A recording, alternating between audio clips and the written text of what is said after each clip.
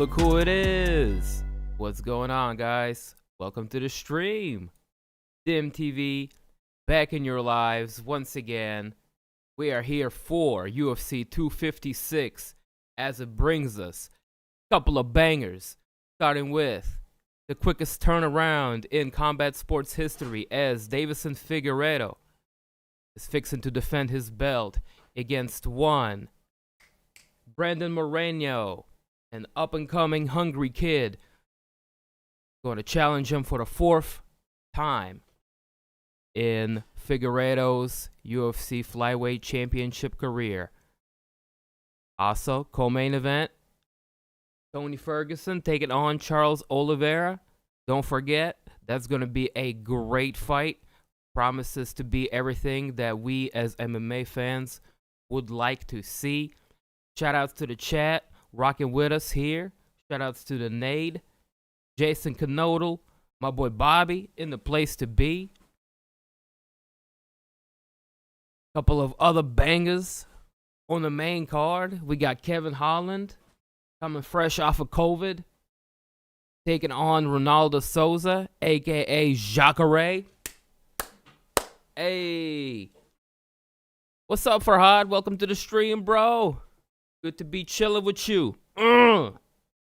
We got Mackenzie Dern with her big old booty taking on Virna Jandiroba with that lazy, dangerous eye she's got going on. Don't let the lazy eye fool you. When she locks it in and gets that jiu-jitsu focus, you're in trouble. Uh-oh. It's going to be a good fight as well. It's going to be women's 100 and strawweight, whichever that is.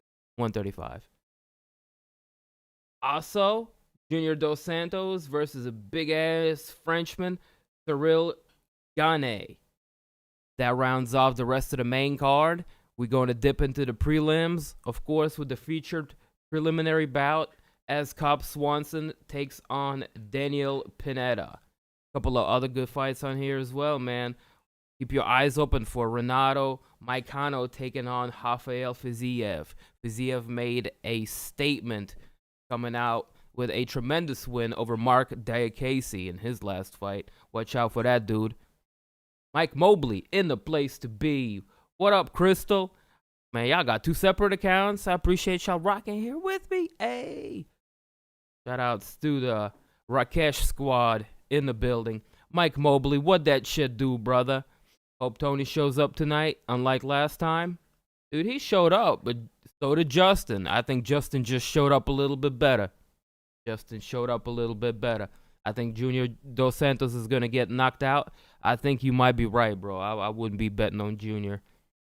Hey, if you want to make a parlay bet, I talked to Bobby about this earlier. There's a lot of fights you can go ahead and make a decent amount of money on, especially if you bet through DraftKings. Not that they're my sponsor or anything like that, but they say they can triple your winnings tonight. So if you're walking away with like $100, that's easy 300 in your pocket. Hey, Ginger brother, what's up, Rockwell? Rockwell, we will indeed, sir. I had to go and break out a little bit of reefer. That's why we started a little bit late today. Never fear, the Ginger is here. And we got some chronic on deck. We got some cookies. Tremendous. That light greenery. We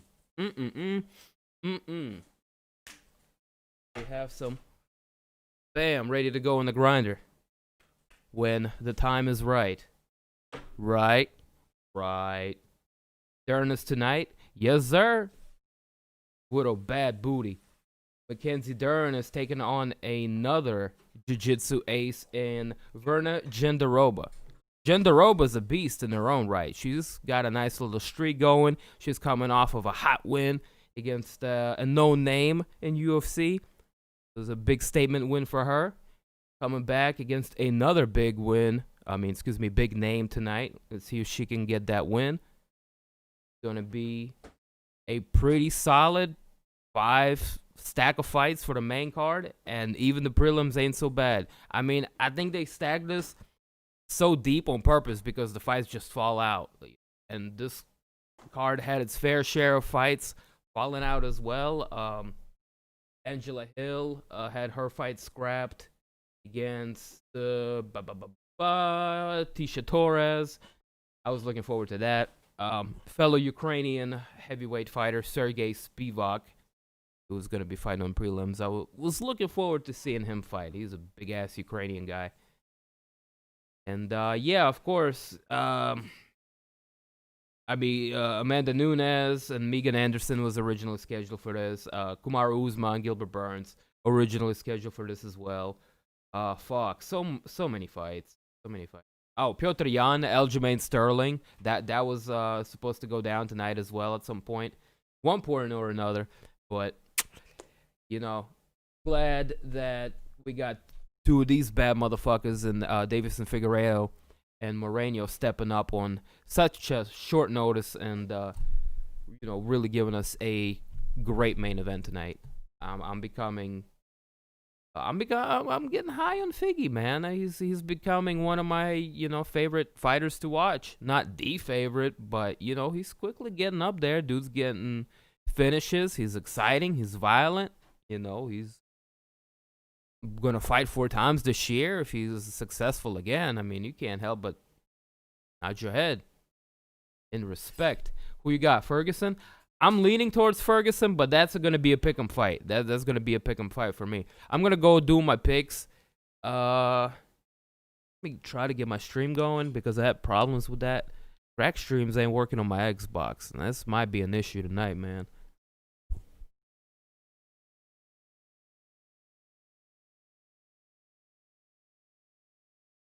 What do you think about Logan Paul versus Floyd Mayweather? Circus? You know what I'm saying? Circus?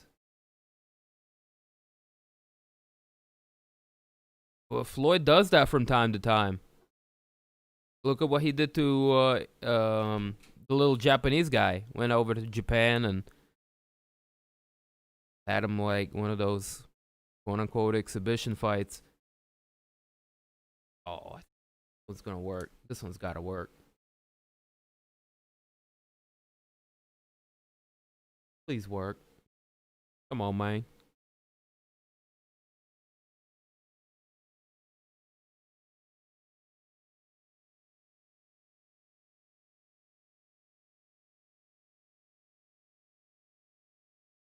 Damn, my box acting low as hell right now.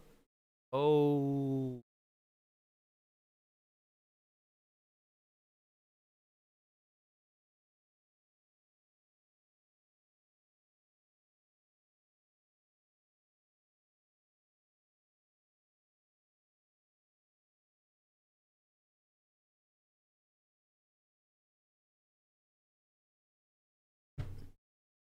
Logan Paul hasn't fought any good. Floyd will win for sure. Yeah.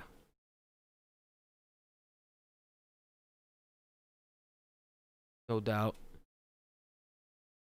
I think we're getting close up to 7:30. I'm pretty sure they said they were going to start the early prelims at 7:30, which means Chase Hooper and Peter Barrett is getting ready to go off.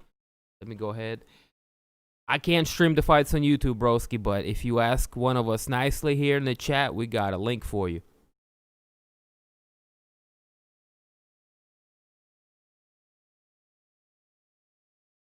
And that way you can watch the fights, kick it here with us. Feel so inclined.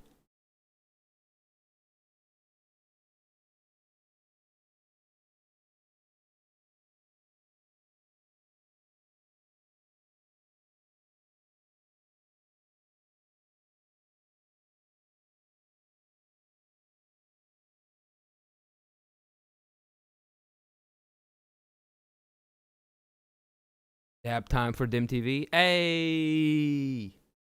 Your mind right.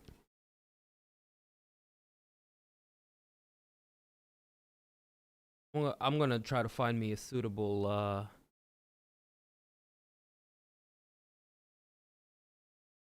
kick things off on the right foot. You know what I mean. Uh-oh. Uh-oh. That's pop-ups. That is lots of pop-ups.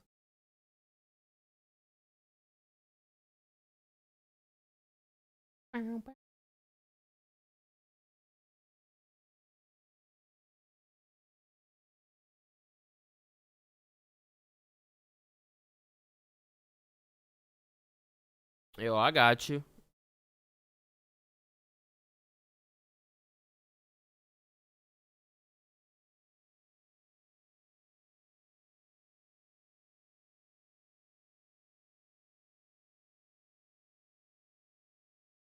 Keep that. That should take you right where you need to go, and you search around over there. That's gonna have the boxing fight on there as well.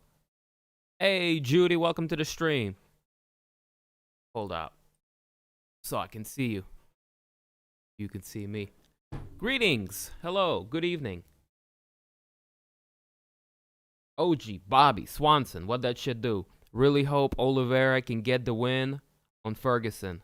That's gonna be the biggest win of his career. I mean, and Oliveira's been around for a minute. I think he's peaking. He's been peaking. Reached his peak. He's been hot. Now is the time to strike while the iron is hot, right? This is a great opportunity for Oliveira, and can he get it done over a potentially, still injured Tony Ferguson? He took a beating, Tony did, in this fight against Justin. Will he be the same Tony? I mean, that's hard to tell. Are we smoking? Or are we gonna blaze? Or are you gonna have to do solo dolo? Hey, let me find the stream so we can smoke, okay? I'm trying to pull up one on Xbox, and it is acting a fool. I'm not gonna lie.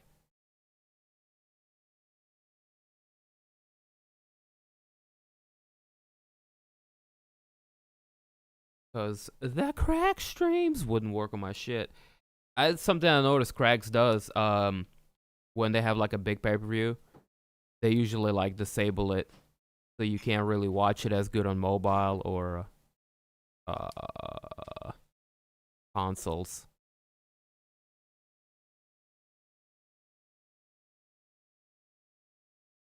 But that's just my little theory. I don't know if that's true or not. Can't wait for the Tony fight. I mean, that's got to be the people's main event right there.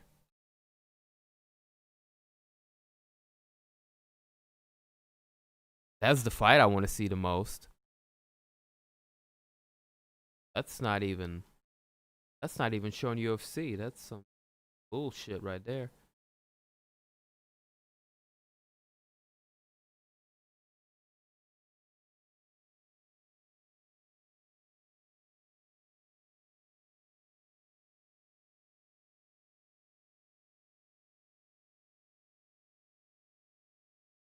I would watch it on Crags, but I gotta keep my my little motherboard going so that I can control the stream. Otherwise, it might be a little bit too much. I wouldn't want it to crash and or lag. Plus, I enjoy watching it on a big TV, so if I can just find something stable. Oh, if. It's a big if, though. Turn it off. Let's see how it looks. Keep it off. Looks good. I put the light here. Hey, what up, Jason? Good to see you, buddy. Welcome to the stream.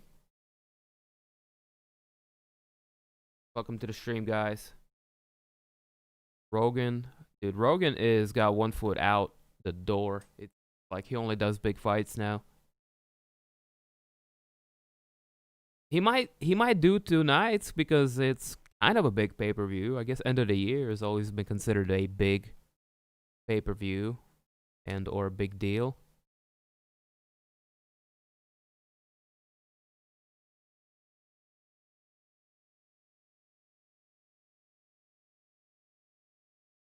This is #1 bullshit right here. I can't really find a stream.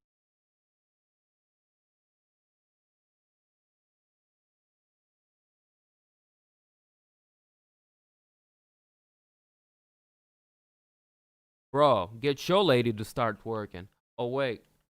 Probably don't got a lady because you don't got manners. You don't know how to behave in public. What it is, it's a public forum. You making an ass out of yourself, fam. Tisk, tisk, tisk.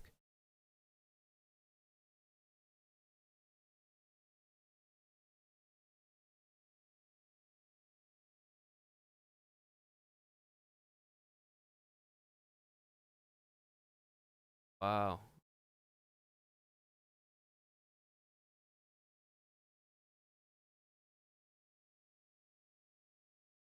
Hmm.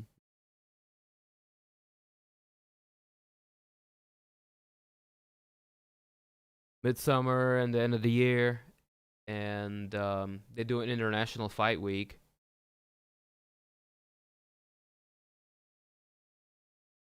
Well, I guess that could be midsummer.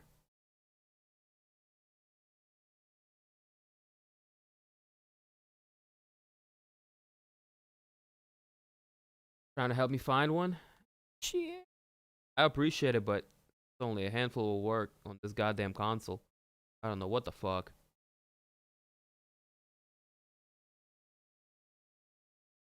Good, everything should be everything.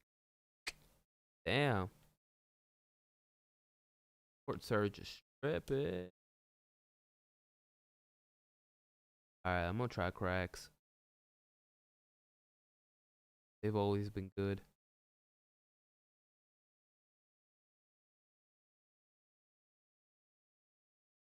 Don't try crack. Nope, it won't even load. Wap, wap, wap, wow.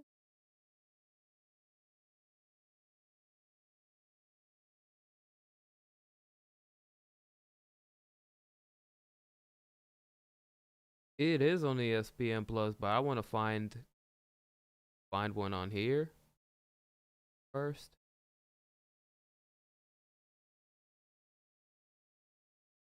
That way we just stay on it. Possible.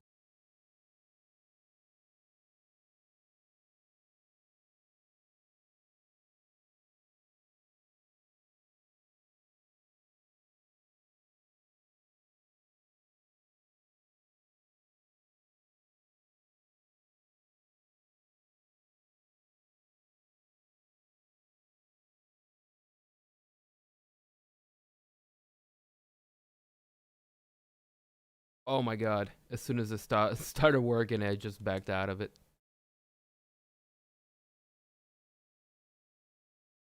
Yeah, go ahead and smoke one without me if you feel so inclined.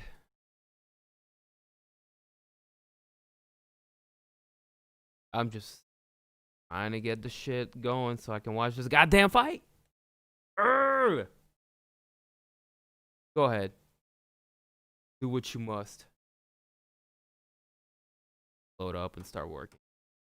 Fingers crossed.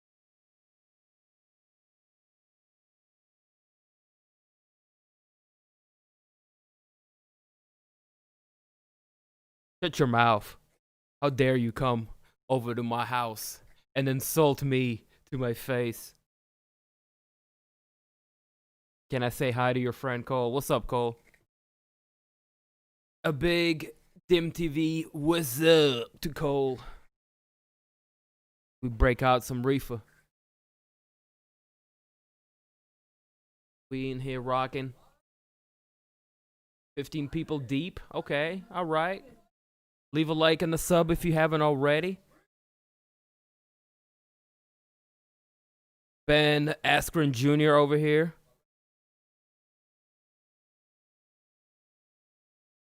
Getting ready to go.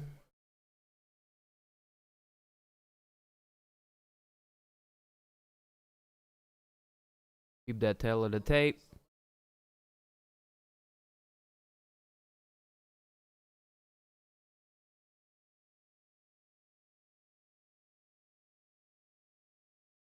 Alright, here we go. Round number 1. is underway. Blue trunks for Hooper, black trunks for Barrett. Kicking things off for UFC 256 is our first preliminary bout. As my boy Ben Askren Jr., aka Chase Hooper, takes on Peter Barrett. My stream is already struggling. Damn.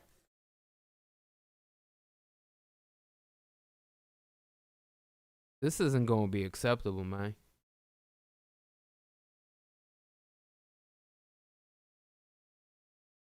We're off to a bit of a rough start. Let me know if the stream is working okay for you guys. Please, if you don't mind. I would appreciate it. Hooper may get whomped again. Hey, baby.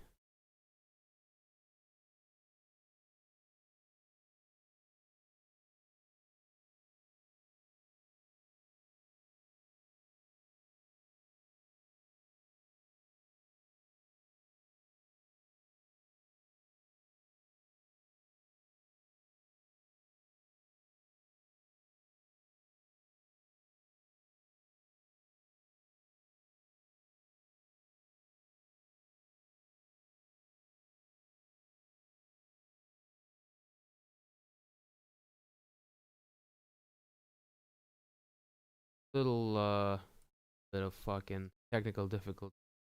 I'll have to pull up the fight on the.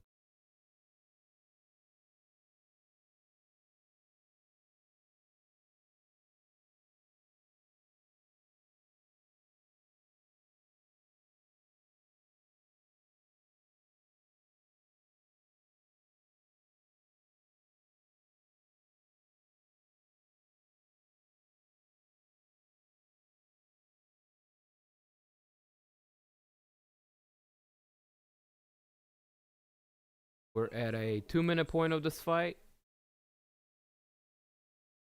Yeah, I just wish I could get that one to work on my box, but I got it up right now on the computer. It's working decently.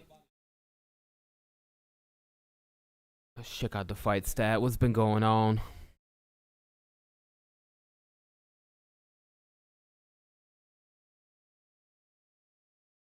Got a nut shot. They've been exchanging nut shots.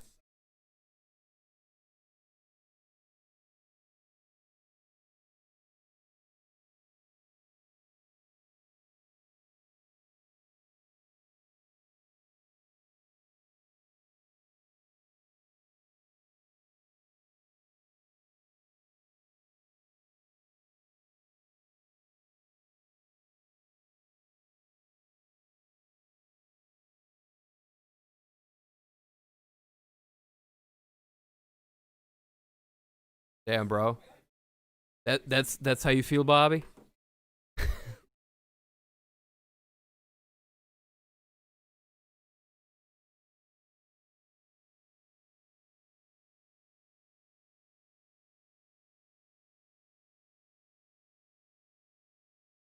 He is a little scrawny, but he makes up for it with reach and height, I suppose.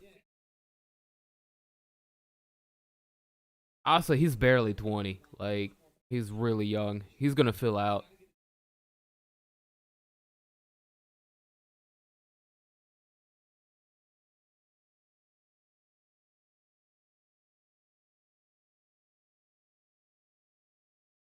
I got you, SX.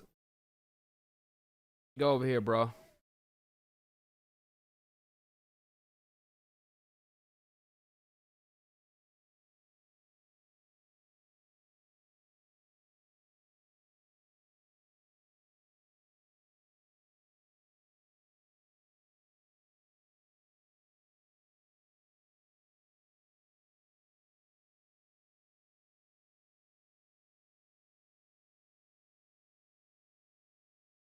Hooper's got Barrett up against the fence, but he's having a hard time trying to get that single leg, or trying to get anything for that matter.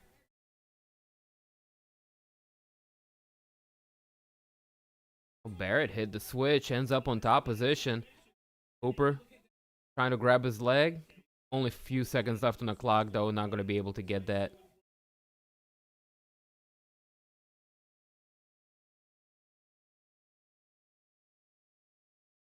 Yeah, man. No problem. Enjoy the fights, alright?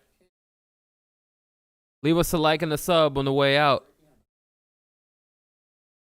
Or feel free to hang out with us. We got weed on deck. We got some food. We got fights, boxing, MMA. People here pretty solid, other than Bobby. What are you going to do?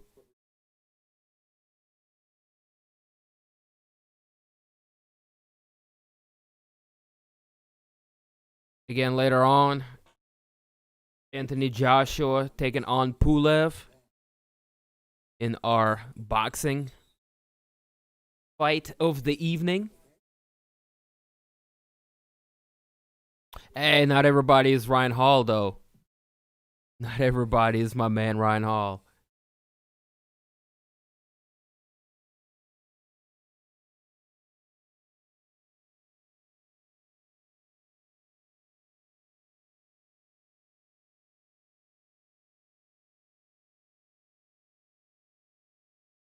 All right, here we go. Round number 2.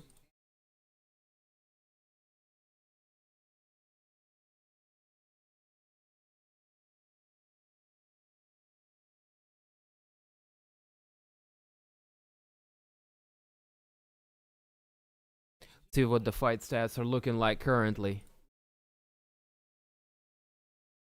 for this fight. Pretty close fight so far as far as overall strikes landed go.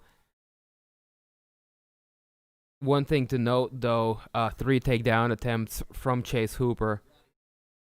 Non-successful. Good left landing for Hooper. The 4-minute mark. He's trying to fire off the same punch. Don't telegraph now. Oh, Barrett's going to work with some leg kicks. Uh-oh.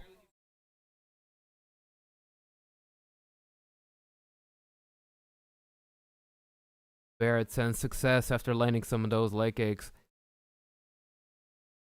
Hooper is not as sure-footed as he was. He's starting to see some redness also behind the knee. Yeah, he's having a hard time putting that weight on this foot. Oh, Barrett's constantly going downstairs with that leg. Oh, yeah. Hooper shoots in for a takedown. He doesn't like it. He doesn't like it. He's having a hard time standing up. We're at a 3-minute mark here. Oh my God, what?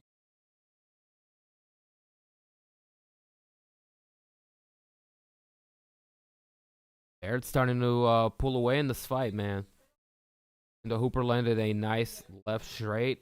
Barrett started to really put it on him with the leg kicks. So far, 15 leg kicks landed for Barrett. Yeah, I got you, Chase. If you scroll up in the chat, we posted some links above, so feel free to do what you got to do, bro. We're at a halfway point here. Beautiful work for Barrett. Hey, whoever said Hooper might get whooped on again, bro, he was right. He was right.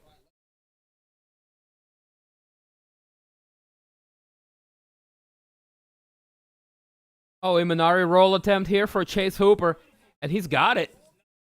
He's got it. That's a good attempt. It wasn't the cleanest, but he's got the fight to the ground, right where he wanted it to go.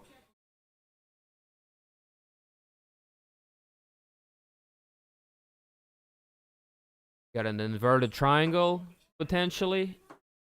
Hooper is also trying to grab a hold of one of the legs. Set up another heel hook attempt, perhaps. What's up, Art? What that shit do, partner? We here watching the first fight of the evening as Chase Hooper take on Peter Barrett.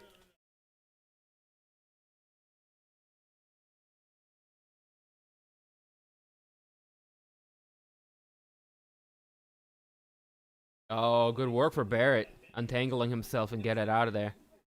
1 minute left on the clock here. Cooper doing a good job setting up some scrambles and constantly attacking the legs here. But now Barrett has got the advantage up on the striking realm here. And let's see if he can take advantage and land some more of those devastating leg kicks.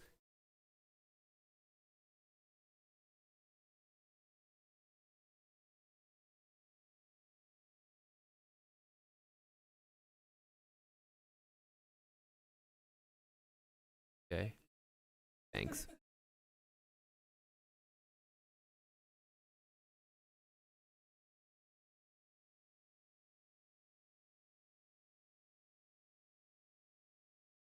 Get it, baby.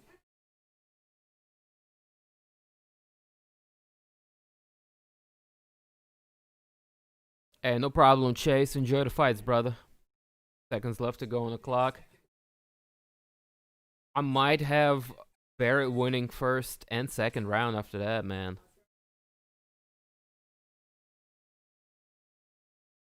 Oh, Chase, you know, he did his thing going after the legs, but other than getting himself a little bit of control time, I don't know. I don't think he's done enough to win that round in my books. I think Barrett definitely did more by doing the damage with the leg kicks, really taking away that lead foot of young Askren.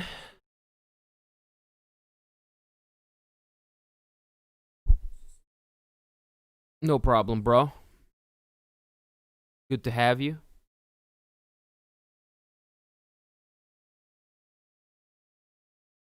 Mike says hello, Cease. Wait. Wave again.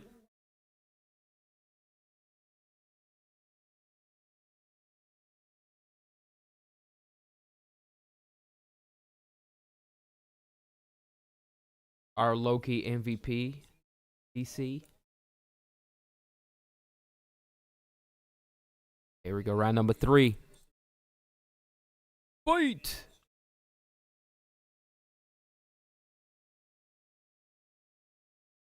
We got DC and Rogan on the commentary.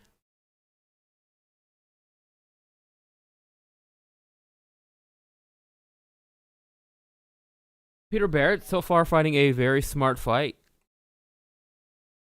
His wrestling defense is pretty good. Just catching the kick of Chase Hooper there, sending him to his ass. He didn't follow up, preferring to keep it a stand-up fight. Smartly so.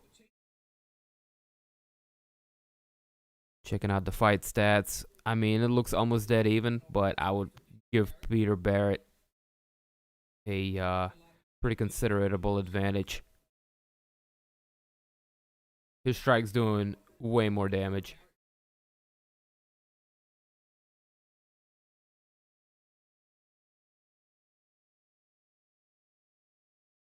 Barrett's starting to put on the pressure. Hooper, a moment ago, was kind of looking for a desperation takedown. Barrett shrugs it off yet once more. 3.5 minutes left on the clock. Another Imanari roll attempt here for Chase Hooper. And it lands. He's got a hold of one of the legs, the right leg of Peter Barrett. Despite not finding success in single legs or double leg takedowns, Hooper utilizes his jiu-jitsu. He gets the fight to the ground, once more utilizing the Imanari roll.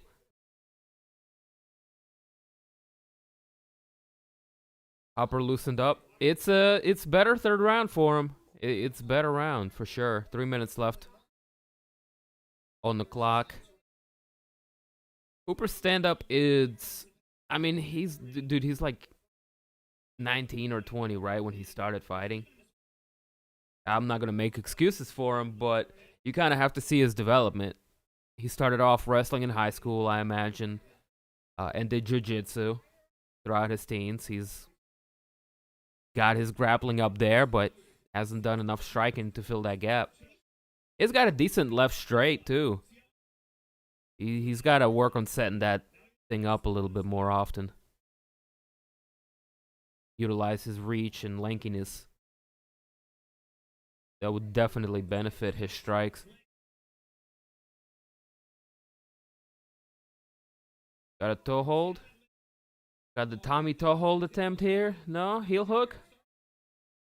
Got a little of the heel hook. That one's deep. Oh, beautiful. Hooper. Finally. He was fishing for that for 3 rounds, bro. Mini Askren doesn't give up. Holds on to the leg and gets that sub. I know Farhad is happy as hell. Jiu-jitsu wins. Yeah, good shit, man. He persevered. Got over some trouble, and look at that. He fakes the 1-2 into a Minari roll, and it's beautiful. That was much better than the second round attempt.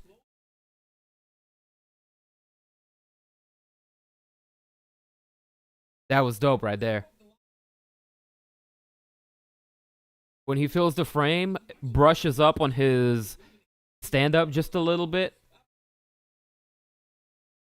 That frame will be a problem whether, you got to grapple him or strike with him. I think they're 145er. Yeah, 145. Featherweights. Yeah, they're 145ers. So, yeah, I mean, he's got a good frame for 145. Tall as hell. Lanky.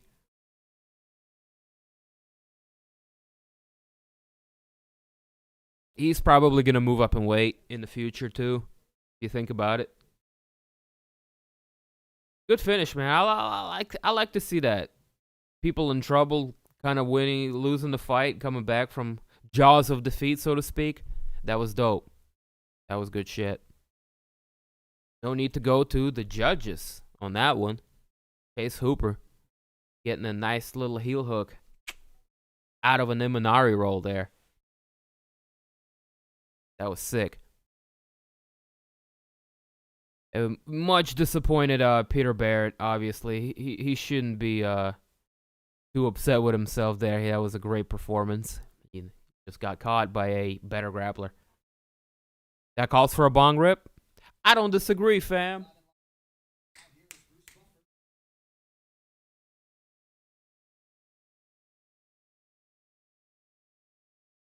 Not disagree.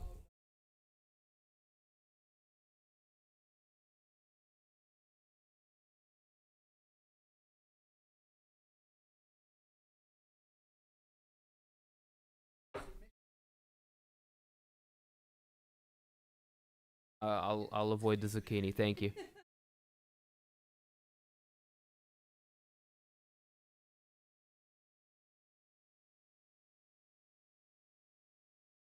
Beautiful finish.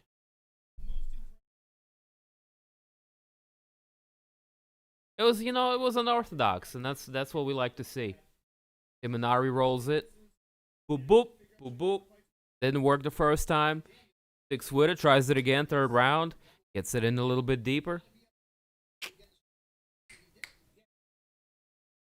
Lovely. All right, y'all. We'll be back in few short minutes. Don't go anywhere. UFC 256 preliminary card coming up in a few short minutes. We'll be back with a bong rip and many more dope fights to go. Bam.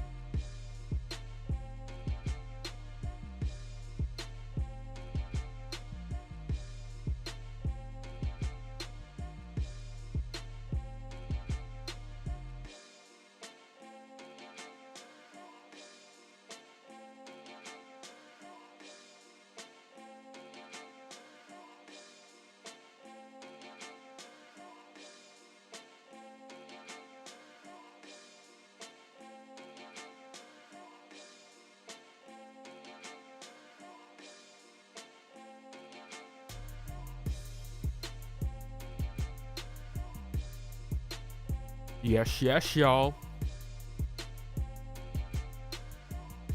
We back up in this thing, y'all. Oh, shit.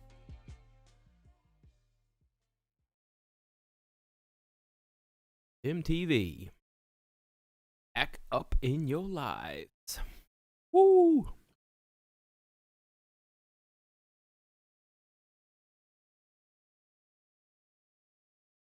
Oh, yes, marijuanas. There will be plenty of marijuana smoke tonight.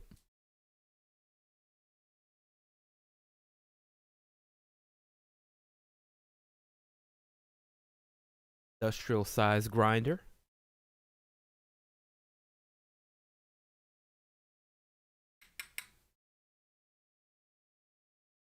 Peep the scenery. Check the aroma. Mmm. 2 hits of this will put you in a coma. Oh shit, them got bars tonight. Oh shit, them got bars. Not really, not really. I got good chronic though. Barrett's knee is probably gonna be hurt. Yeah, you could tell he was hurting because he was like, he was Vincent on his face and he was tapping really, really, really fast too. I just hope he's not injured.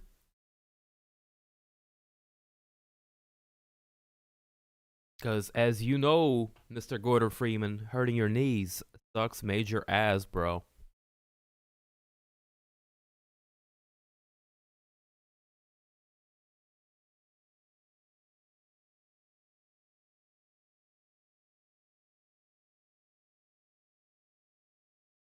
But before we get things started off with the bong rips, baby, can you pass me can you the stars of death, please?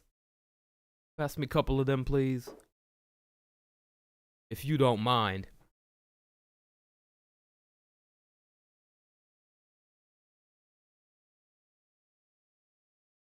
You can take one too.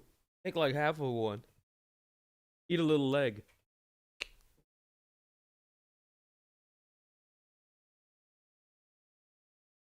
You be zooted.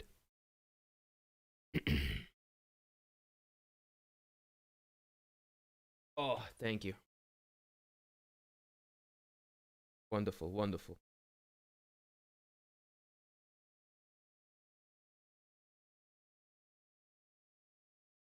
Dun, dun, dun, dun, dun, dun, dun, dun. Like Super Mario, you see the little star coming along.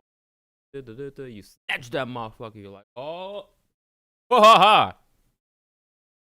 Pop one of those suckers. You feel them in about 30 seconds, 30 minutes. Yeah, 30.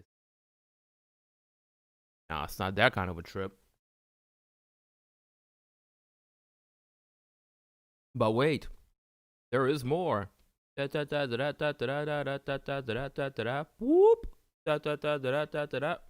Gotcha. Dun dun dun.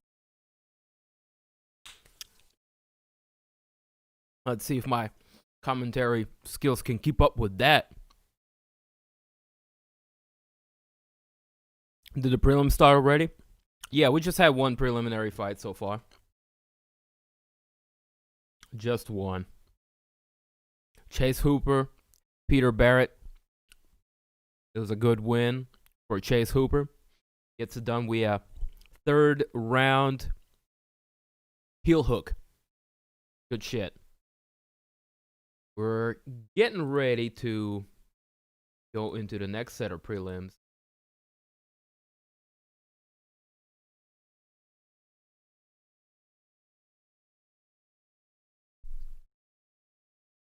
Kicked off with none other than Tecia Torres and on late replacement Sam Hughes.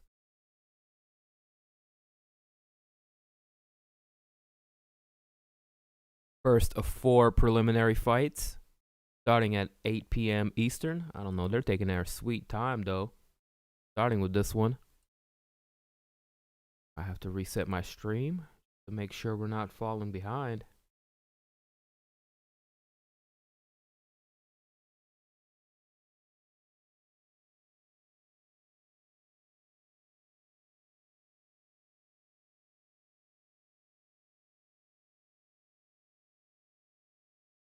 I'm turning this Xbox screen right here off. This thing is huge.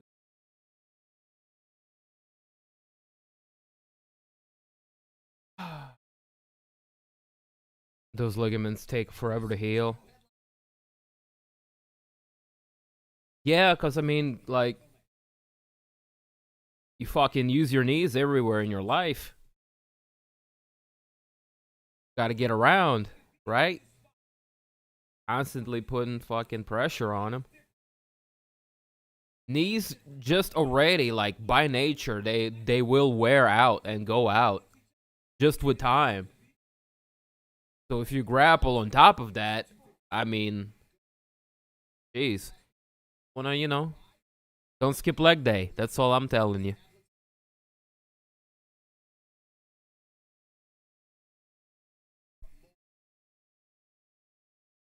He was slippery enough for the hoop.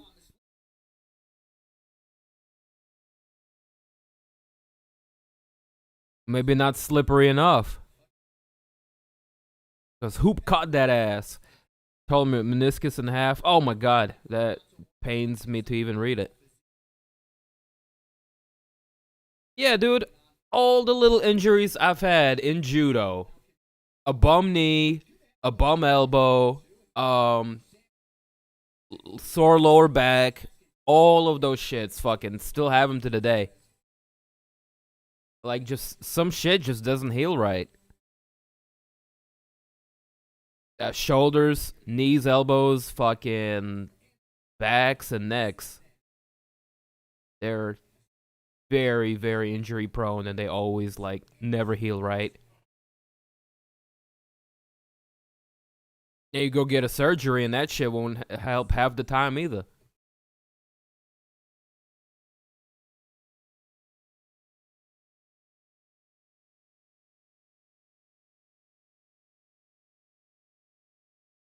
But I think, combat has taken sports medicine in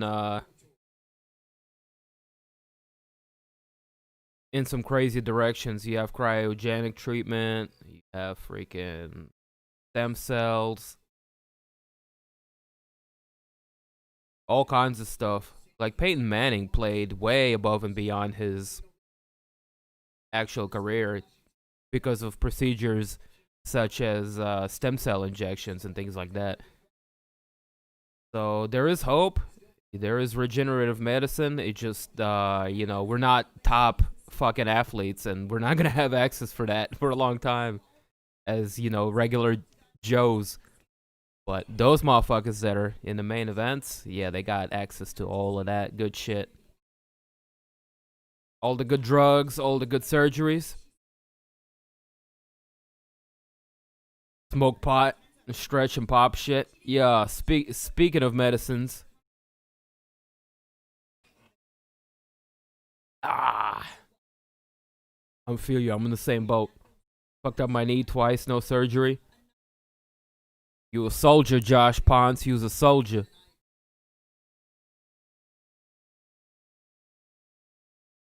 I think same size will be too much for Tecia. I think Tecia will have a wealth of experience over this girl, as well as she's been preparing, whereas Sam Hughes is stepping in on 2-fight notice. That's a tough ask. That's a tough ask. I think she's a little bit of green, and Tecia Torres might, just out veteran savvy her.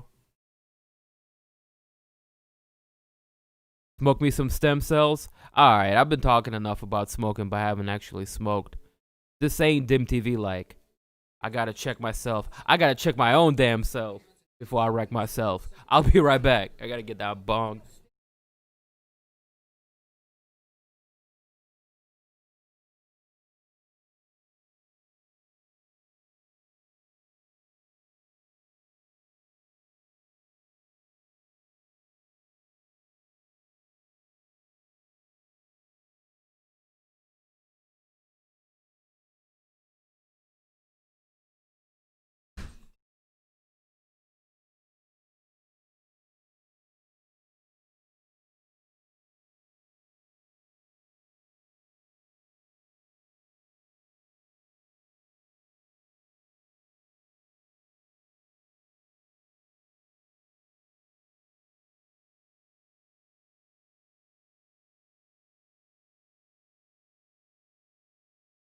Well, I'm gonna light this thing up. CC, light the menorah, baby.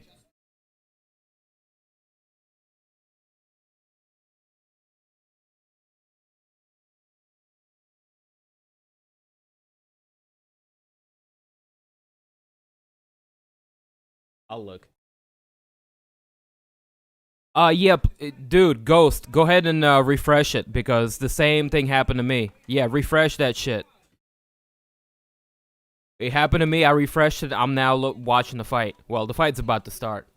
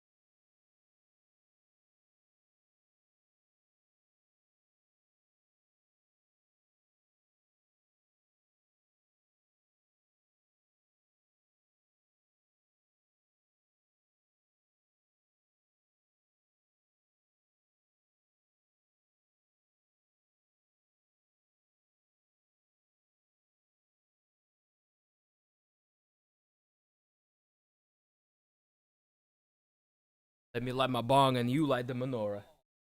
Hey. Happy Hanukkah to all my fellow Jews in the building.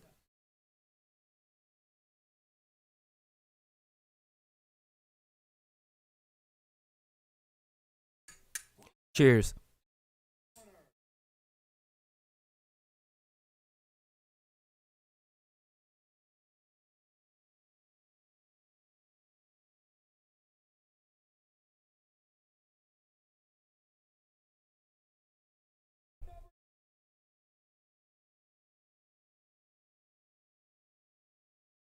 Oh.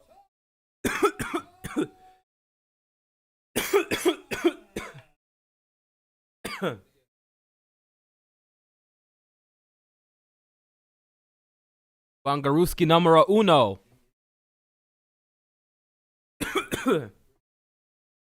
Amaka? Right here.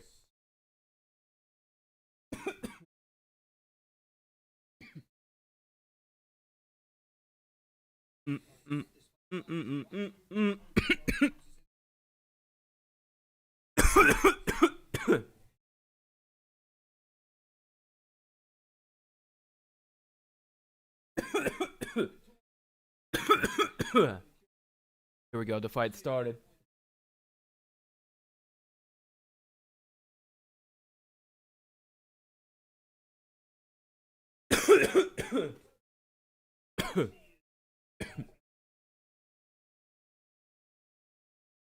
Tecia coming out, throwing all that heat. Woo! Oh man, Tecia with combination pressing her opponent up against the fence. 40 seconds into the fight.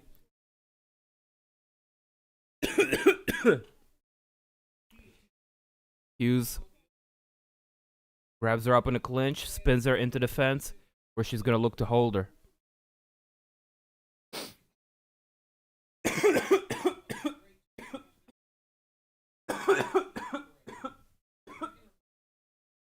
Damn, that's some gas. Woof.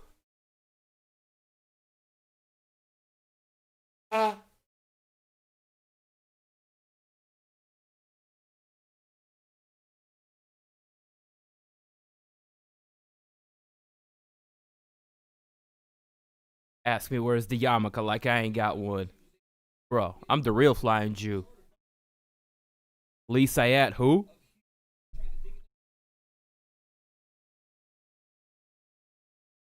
I'm just kidding. I love Lee. Shout outs to the little flying Jew. Little fat bastard. Hope he's doing well.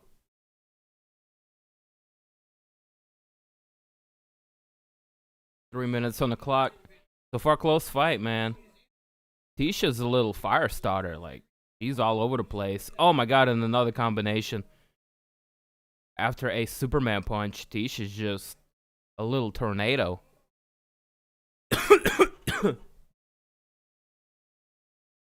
I've been doing this thing for about 2-3 years, something like that.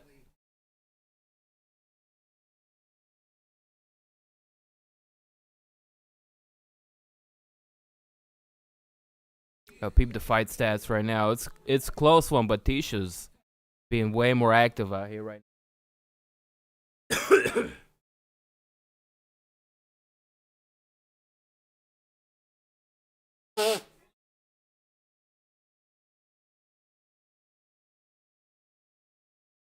A little over 2 minutes left on the clock.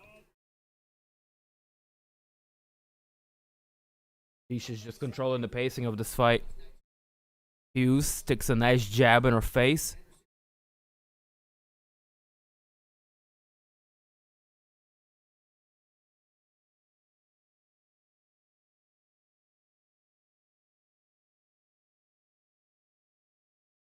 Very active. If Tecia Torres can maintain this kind of output, she's gonna win this fight, if not end it via TKO.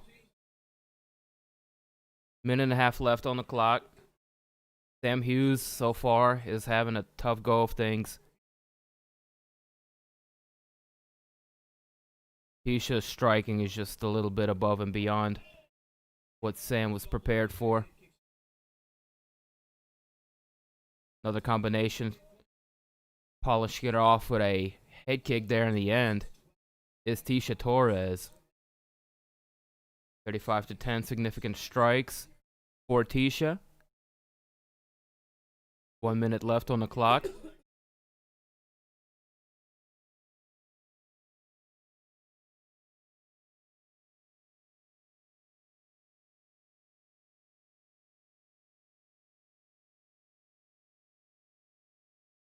Tecia coming out in spectacular shape. I really wish Angie Hill,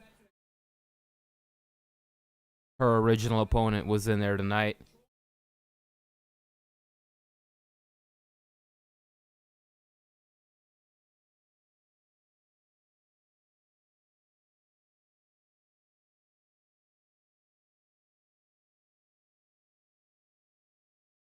Tecia continue to press forward. Superman punch followed by a plum knee, landing for Tecia, and a big takedown there with seconds left on the clock for Tecia. That was a dominant round for Torres. Holy shit. This girl is not fucking around. I want them to go ahead and make the Angie Hill rematch. Well, not the rematch, but they go ahead and book that one.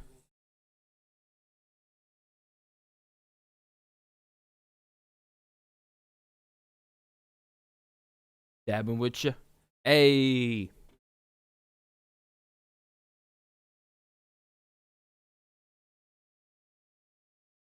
Torres ripping this girl apart. Pretty much.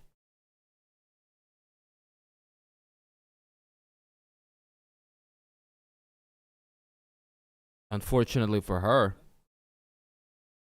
I gotta give her respect. You know, she's stepping in there. Last minute replacement. But Tecia's doing her thing right now. Whew. She don't want the smoke. It's been stopped. This is gonna be it.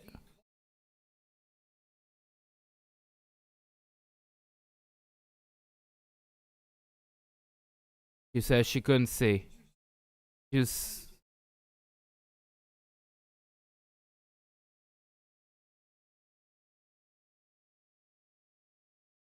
Look at DC try to be the company man. It's like, Rogan, don't complain. Don't complain. Let's just try to explain this.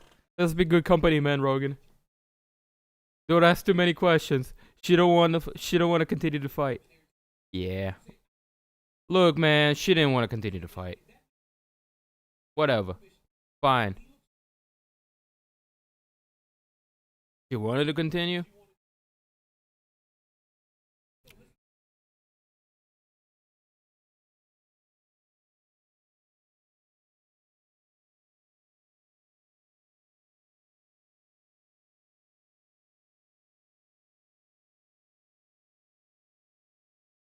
So we're looking at the replay. What happened on the corner?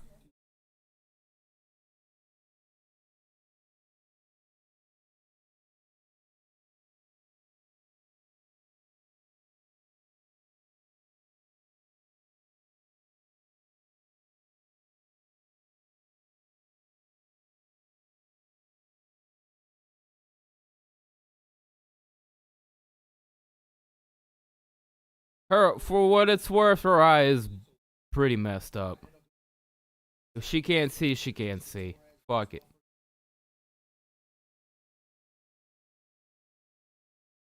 Tecia was gonna win that fight no matter what happened. From how that first round went down. Wouldn't you say?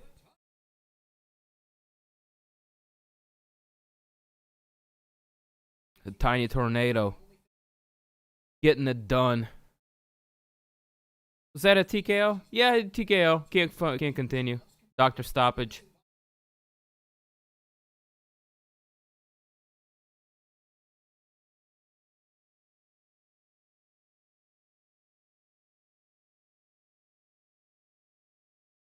Another solid fight.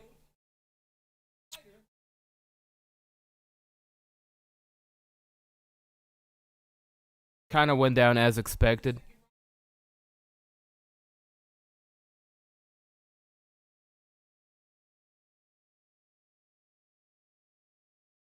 Yeah, one eye, no depth perception.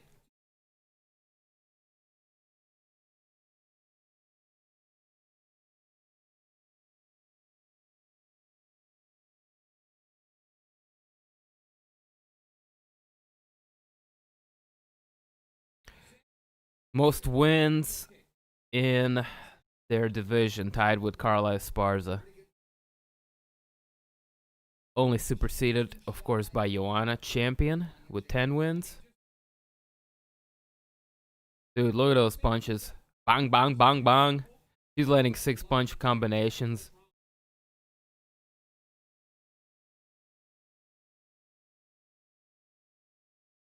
And then the takedown there in the end.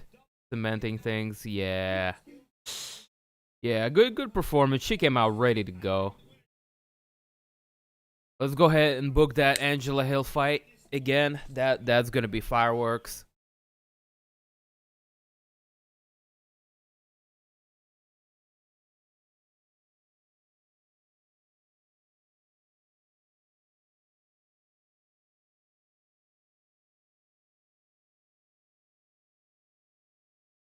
Peep what's happening next here. Okay.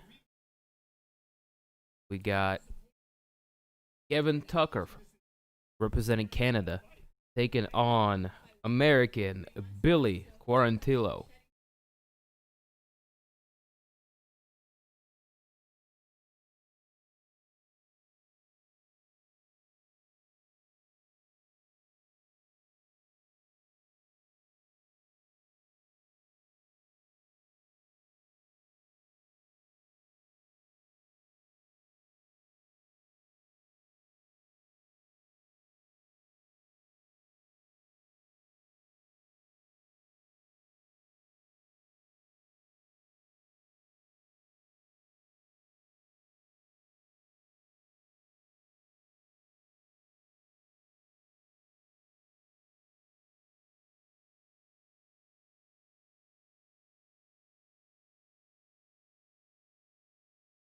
Love her nickname. It's so appropriate.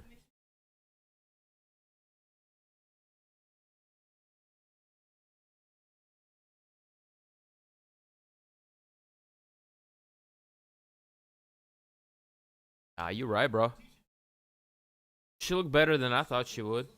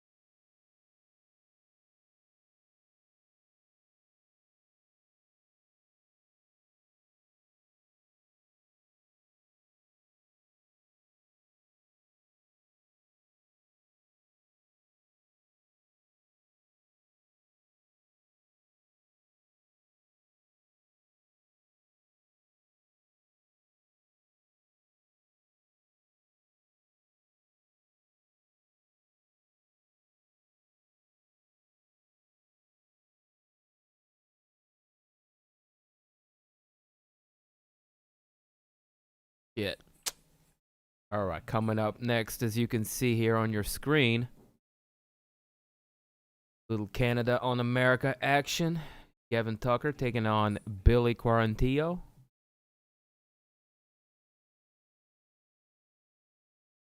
Southpaw versus Orthodox. But Billy's going to have a sizable reach and height advantage on his opponent. Yeah, this Billy could be a problem, man. He's riding 8-5 win streak. He's been looking good. Made his UFC debut a while ago. I think he might be a contender series guy. Definitely a good pickup for the company. Let's see if he can keep that big streak going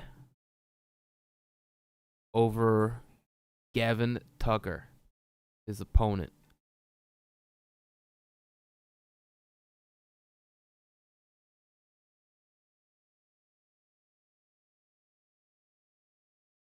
What up, chat? How y'all feeling, man? Appreciate y'all coming through, rocking here with me. I'm here rocking with you. Dim TV in the place to be. Leave a like and a sub if you haven't already. That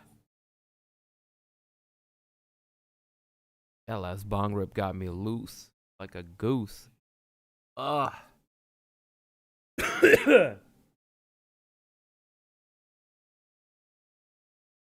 Still to come on this prelims. Renato Moicano taking on Rafael Fiziev. That should be a great fight. Really looking forward to that one.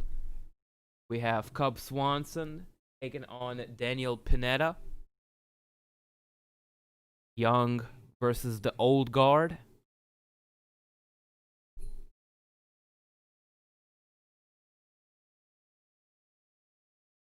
Yo, what that shit do, man?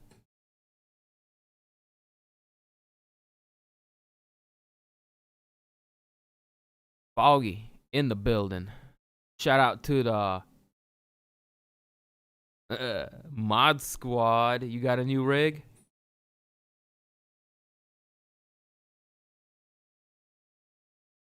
Hell yeah, just in time for the holiday season.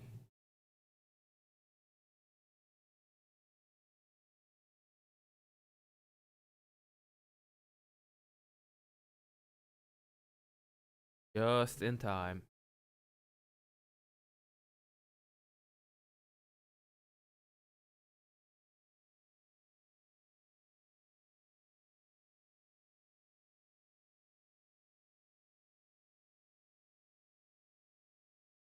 Alright, let's peep the situation.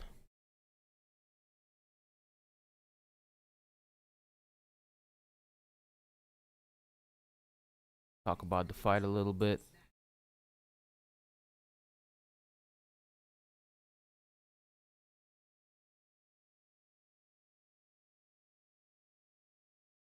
Give y'all a little background on Gavin, aka Governor Tucker. 12 wins, 1 defeat. Currently on a 2-fight win streak. He is representing Titans MMA, fighting out of Halifax, Nova Scotia.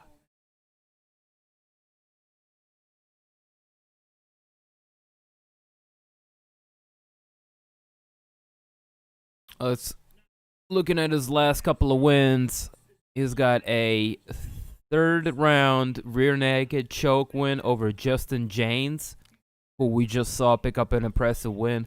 Kind of fucked up my predictions there. I haven't picked a fight wrong in a minute, but that one fucked me up. But guess what? I don't mind being wrong from time to time, especially being surprised like that. James came out like a bat out of hell. That was tremendous. Anyways, Gavin Tucker has a win over him. Also beat Thong Woo Choi. Same fashion. Third round rear naked choke. So this guy is a bit of a cobra, you know? His only one win, loss, comes to Rick Glenn, which was that his UFC debut? Nah, that wasn't his UFC. But yeah, 12-1, representing Canada. Pretty solid fighter, decent record. Billy Quarantillo is going to be a big test for him, no doubt about it, as he's got a pretty good record of his own, sitting at 15 wins and 2 losses. He is fighting out of Tampa, Florida. He's a bad motherfucker. 8-win streak. Some wins on that resume. Kyle Nelson, which was a finish. With a nice right bazooka. 7 seconds into round number 3 over Kyle Nelson. That was Spike Carlisle, a decision win over him. A triangle win over Jacob Kilburn. You know, he's got punches, knockouts. Got a potentially well-rounded game. He likes a triangle choke. He's got a couple of triangle choke wins I'm seeing on his record.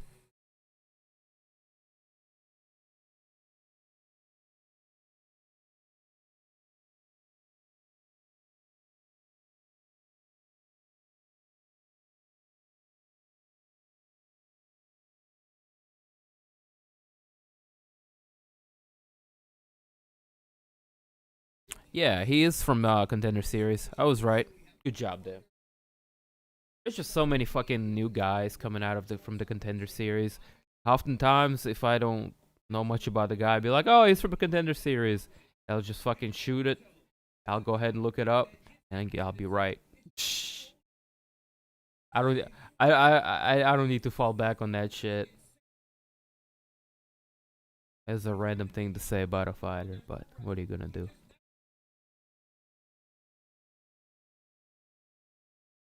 Hey, post it up on the Discord page, brother. Love and respect to you as well, Foggy. Good to see you, fam.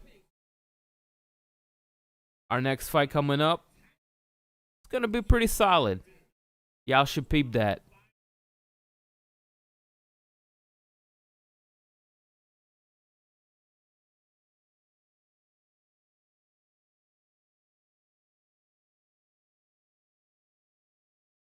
Quarantillo making his way out to the cage. Getting ready to throw down. This is a tall, lanky son of a bitch. This is Billy Quarantillo.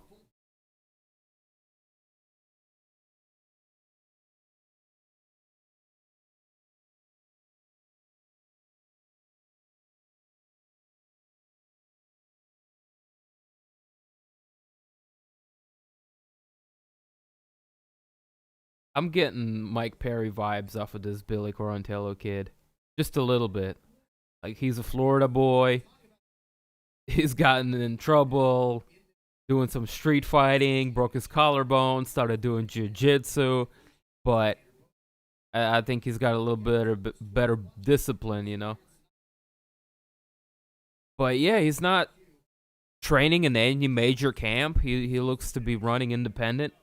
I mean, I'm looking at his topology page, and yeah, there is nothing of note as far as his training camp. This guy right here is raw potential, and that 8-fight win streak goes to show for it. That being said, Gavin Tucker, you know, he's a tough son of a bitch himself. This fight should be a banger.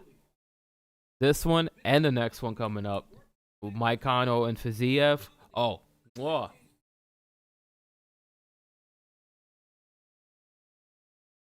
Unsolicited rig picks. Oh, shit. That's funny. That's funny. You got jokes. You got jokes. Jason, Carly, in the place to be. What up, brother? Gas time? Shit, you already know. You come to the right place, fam. We've been smoking.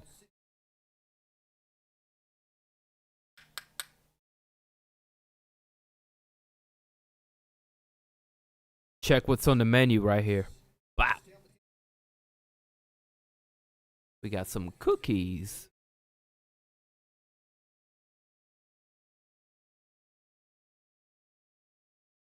Appreciate it, Fogski. Or as best as I can do under the influence of this sticky yicky yicky. Ooh wee.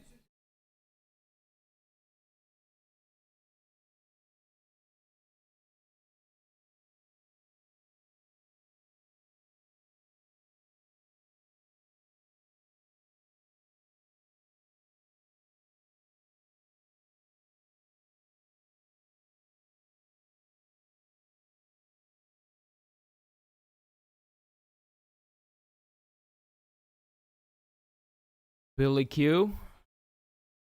Gavin Tucker. I'm expecting a banger right here. I've already said this. Canadian. Yo, what's up, cameraman? They just had eye for us.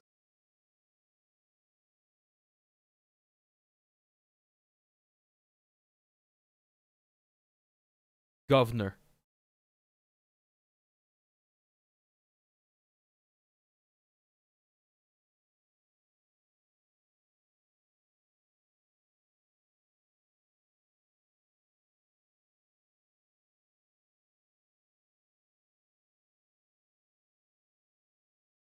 Round number 1. Fight! We got red trunks for Tucker, the Canadian fighter. Black trunks for Billy Q, repping Florida.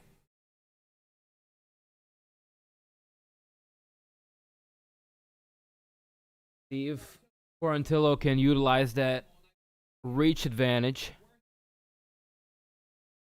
Or if Tucker can close the distance.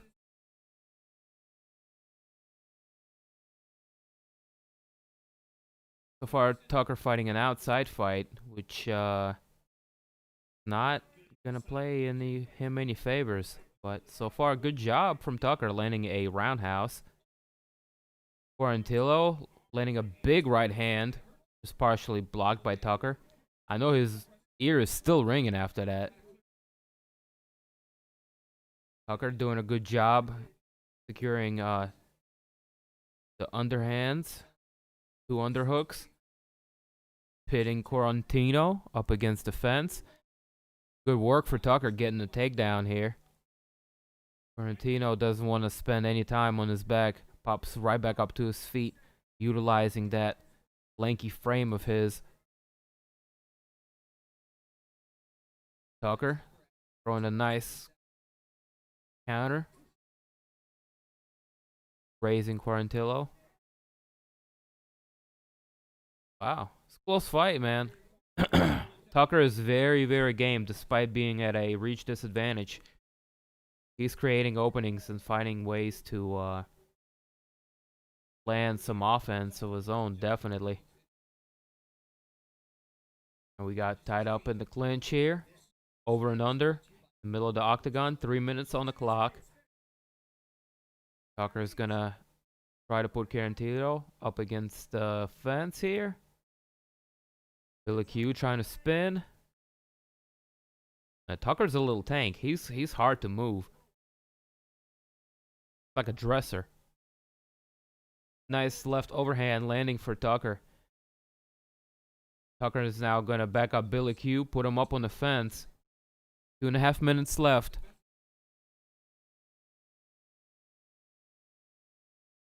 Let's go ahead and peep what's happening with the strike stats here real quick. Billy Q leading on the scoreboard with a little bit more control points for the Canadian governor, Gavin Tucker.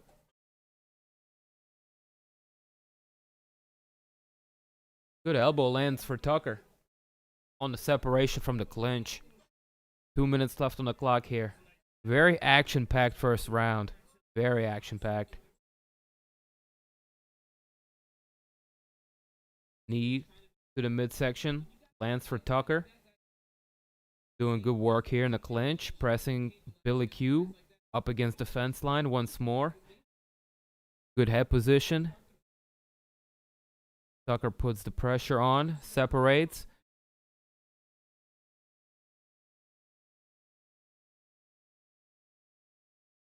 Oh, man. Good right hand landing for Tucker. Tucker's distance management is just a little bit better here. He lets Quarantillo come in.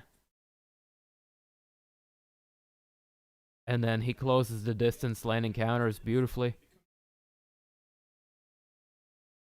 1 minute left on the clock here.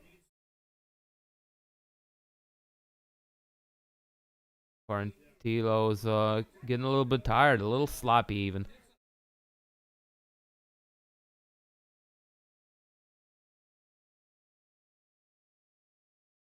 Billy chases Tucker a lot and ends up getting getting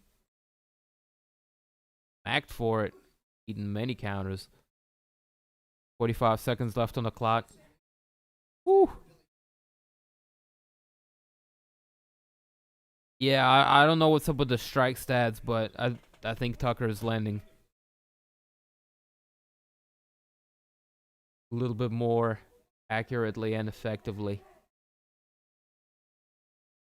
Oh, shit. And a head kick lands for the Tucker. The governor. Billy looking to change levels and get a takedown. Gets his marbles back about him. Oh, good strikes for Billy in the clinch. Tucker with a takedown as we go to second round. God damn, that fight was hard as shit to call because it was just something different every single second. That was madness. That was lots of action. That was stupid pace. Oh, man. Yo, MJ, welcome to the stream, bro. This fight's a banger, as expected. Hard as hell to call. Either I'm slow or because I'm high, or these guys are putting on a hell of a fight. I think both of those things are accurate. Yeesh.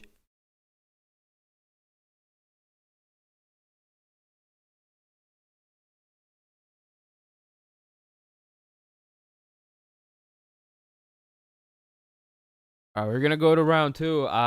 Man, it's tough to say. I want to give this round to the Canadian. I think he had a little bit better control. He got takedowns. He landed better counters. But yeah, this is still anybody's fight. Set my stream. No. Come on, buddy.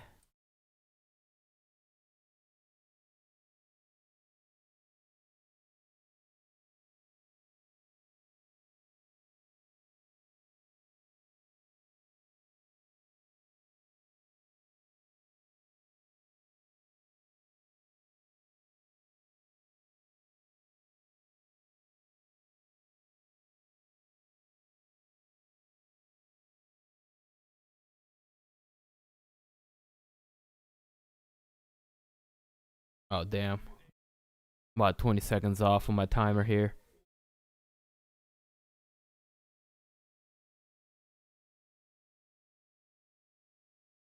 I missed it. Fucking with the chat. Anyways. We're about at a 4-minute mark here. Coming up on 4-minute mark. In the fight. Second round. Great action. Gavin Tucker, Billy Q.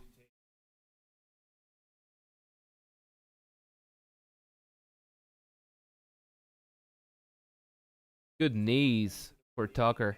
Continuing going downstairs to the midsection of Billy. And they're slowing him down as Trevor Whitman just pointed him out.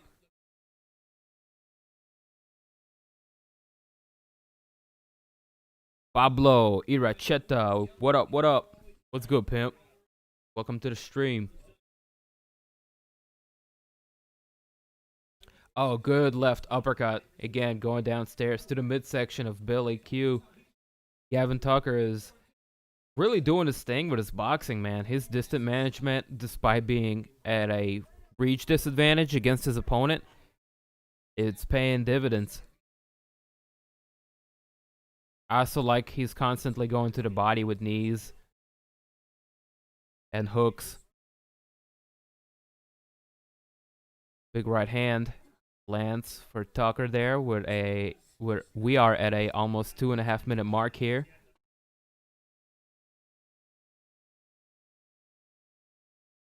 Well, Tucker's a badass Canadian. 12-1 record. Tough son of a gun. Oh, shit. Exchanges. Both guys land.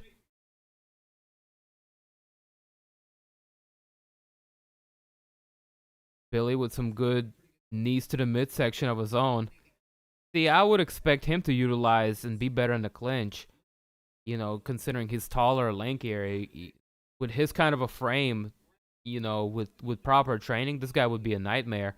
But his lack of a proper camp, I think, is really showing in this fight.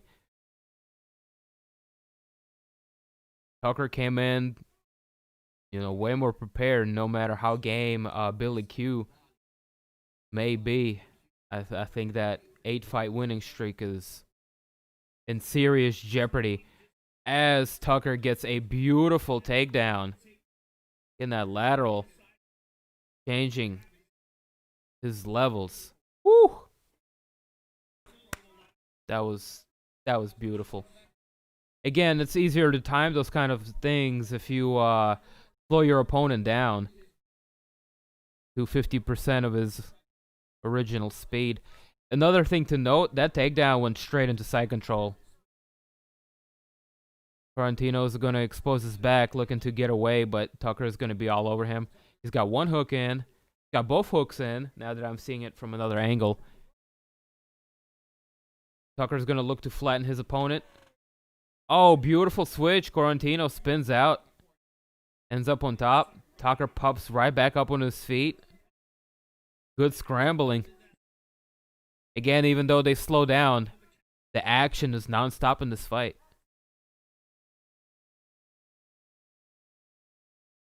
$30 left on the clock. Oh. Vicious knee from Billy Q to the midsection of Tucker. He's giving him back some of those. Again, that's the strike, I think, that changed the pace of this fight, because Tucker was able to land a lot of those to Quarantillo. Quarantillo slips there for a second as we go to an end. Round number 2. It's in the books. Hey, man, great fight so far. Holy shit. Closer than I expected. I mean, it's really close. I thought Billy was gonna be doing his thing out here, to be honest. Now I'm kind of glad I haven't officially put my predictions up on the little panel up there. Because I would have gone with the guy that's on an 8-fight win streak.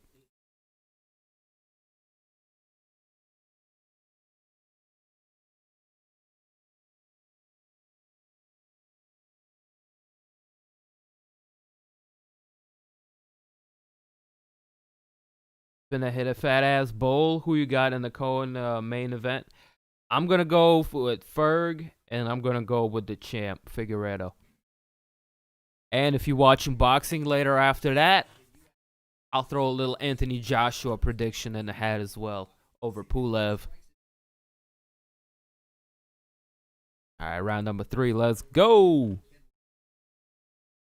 I'm gonna join y'all in the smoke, in the little smoke after this. Woo! Bop. Tucker landing a nice little combination. Opening seconds of round number 3.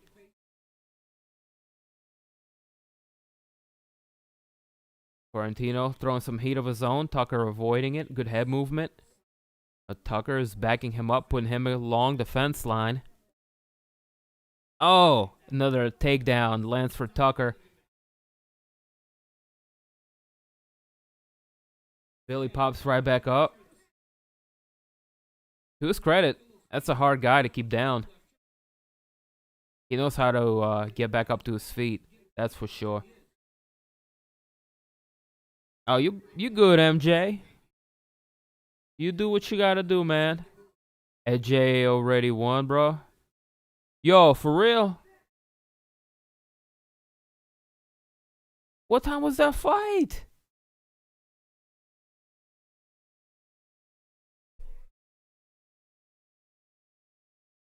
Welcome, bro. Welcome to the stream, by the way, Akil. Bam.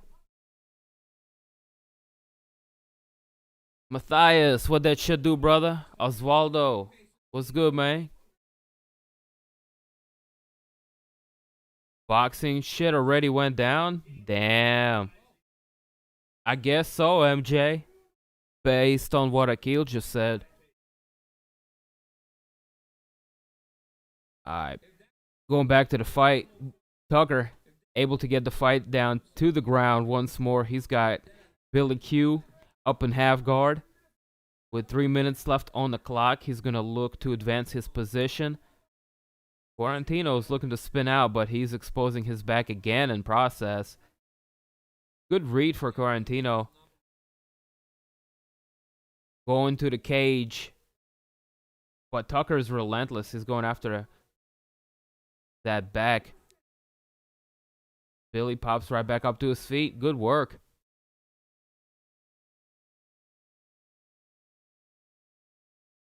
Billy's cut. Are they going to look at that cut? Is that what it is? Oh, they're not going to stop it. Okay. They're going to reset the fight. Clash of heads happened. That's where that cut came from. Oh, as soon as they reset, Billy just threw. Sheesh.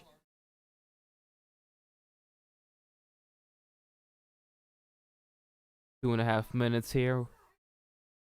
Left on the clock.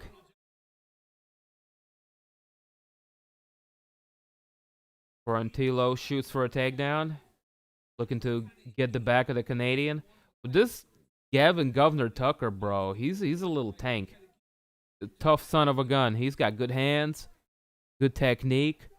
He's well-rounded.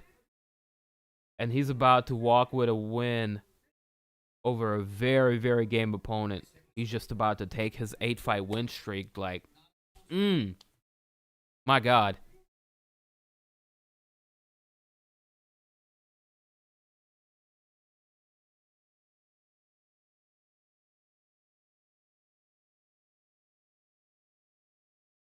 That was a couple of hours ago. UK time. Uppercut. Fuck out. Old ass Pulev. AJ looks good, but Fury will lead that ass, though. Yeah, I had AJ winning that fight. Who you got in the main event? I got the champ retaining, Figueiredo.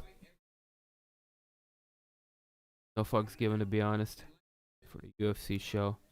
Yeah, I mean, we kind of prioritize on MMA here. And if boxing doesn't really interfere with the main event, we'll check that shit out as well. Usually, the way that they have it is boxing comes on after UFC. But I misread the tonight's situation. I thought boxing was going to be after tonight's UFC. But it was UK time, so we missed it.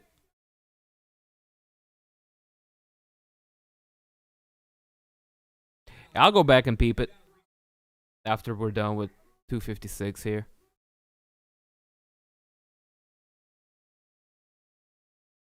Oh, and another big takedown for Tucker. I mean, at this point, this is just out of principle, you know?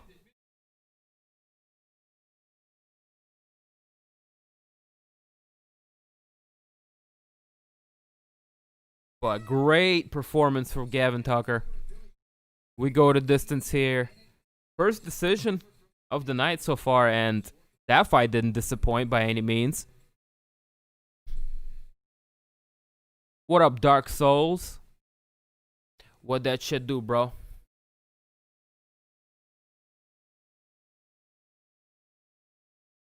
Welcome to our little fight stream we got going on.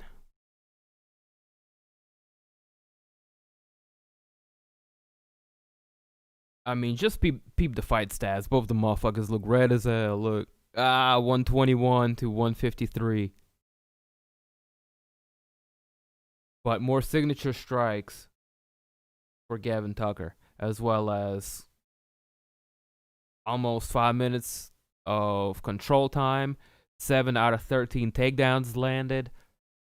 I mean, Gavin Tucker had a tremendous performance.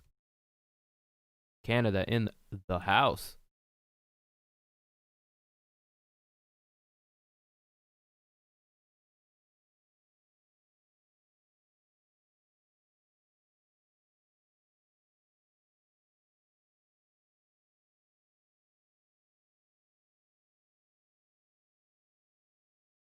I mean, dude.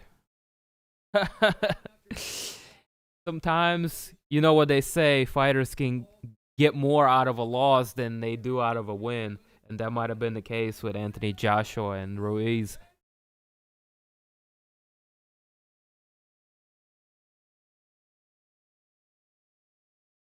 There we go. Gavin Tucker getting a unanimous decision win, as expected. Great fight. Snaps that streak in half. Be on the lookout, man. Gavin Tucker looking good out here. Beating a very, very game opponent in Billy Quarantillo. Go ahead and check out what we got coming up next. Oh my god. Oh my god. I am so excited. It's Renato Moicano and Rafael Fiziev. Yep, the guy who beat Mark Day Casey in a very, very impressive fashion. He out-flashy kickboxed the flashy kickbox. Representing Tiger Muay Thai, Fiziev has been making quite a mark in the UFC in his last couple fights.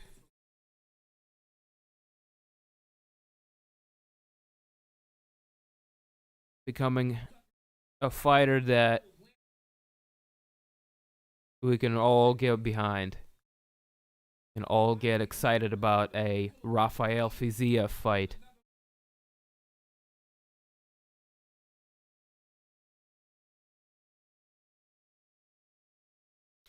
What up, man? I see you, homie. Heart looks healthy tonight. Hell yeah. That's why we here. That's why we rocking. Brandon White, what that shit do, brother? Good to see you. In the place to be. Pablo, Tony or Do Bronx? Who you got? I'm gonna have to go with Tony. But Do Bronx has been looking great as of late. That's a pick'em fight.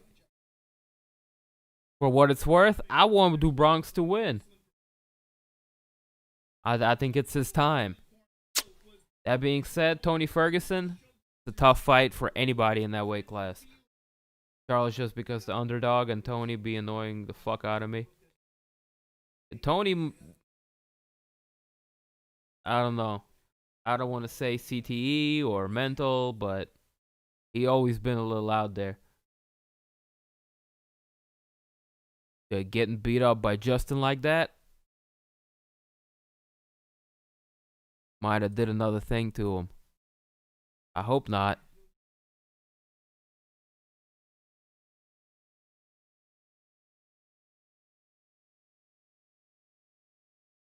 Significant strikes, not signature.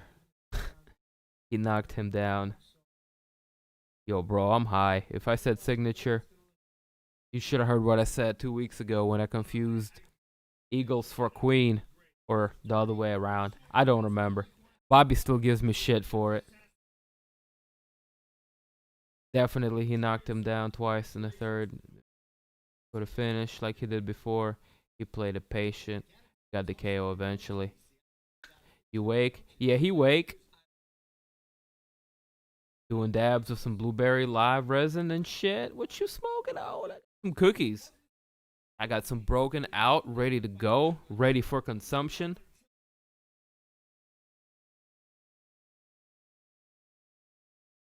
Tony always been out there on Pluto and shit. Hey, who's been out there more? Diego Sanchez or Tony Ferguson?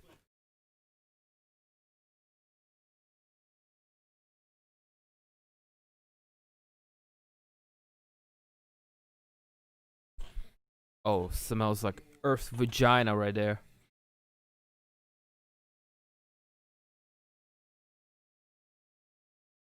He's been annoying before Justin beat down.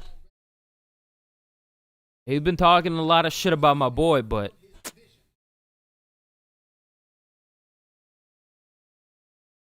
I find him to be more fucking like funny than annoying.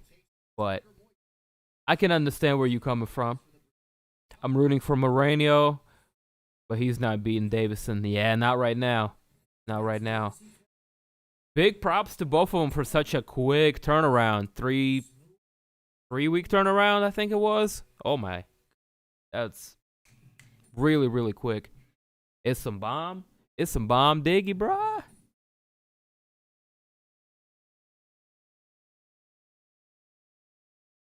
Diego weird too. Thank God for Shatter and Hash. Figgy retains? I think so too.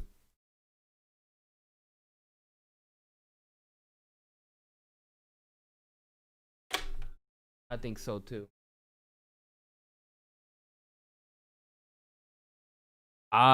Shit. Who the fuck knows, man? I hope so. I hope so, Brandon.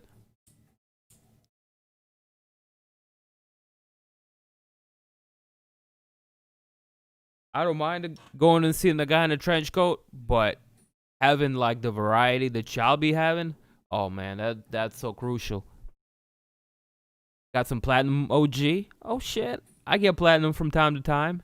That shit comes around. Good bud.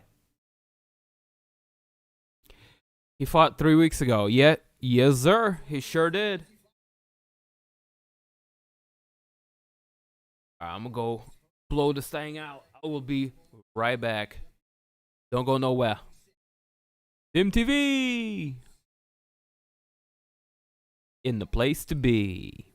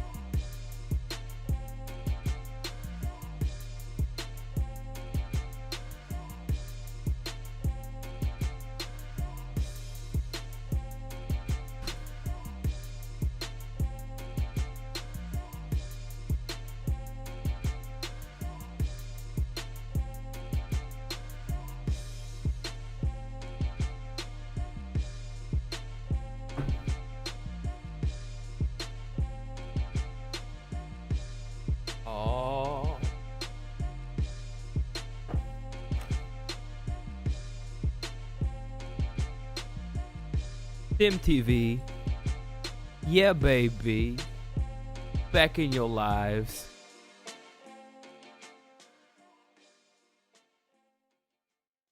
I appreciate you guys being so patient.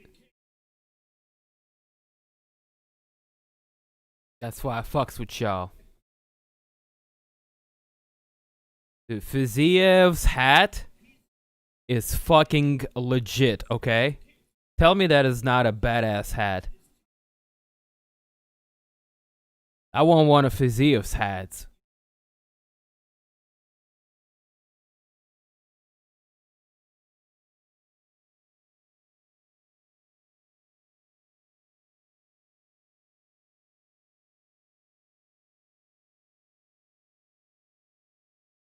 That hat is official, no bullshit. I like it.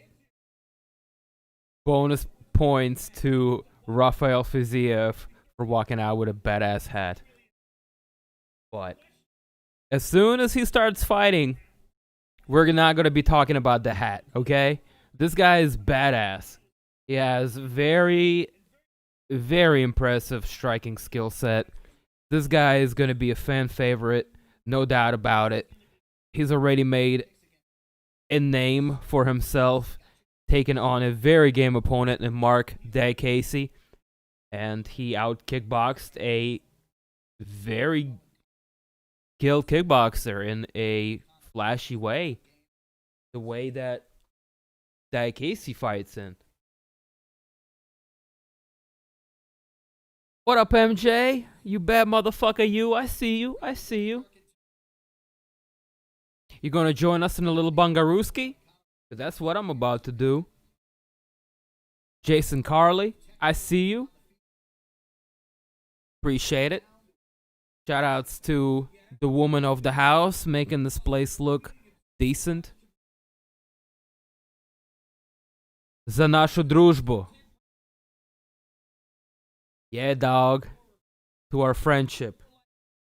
See.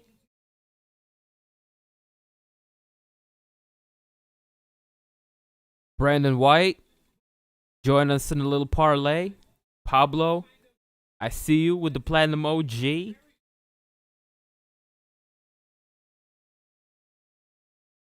As MJ said, let's smoke to our friendship. За дружбу, as we say in my language. Как мы говорим по-русски. Дамы и господа, добро пожаловать на мою прямую трансляцию по... Damn, wrong language. Sorry. Fucking... KGB bug took over for a second there. Snap out of it. I have to suppress it with heavy doses of reefer.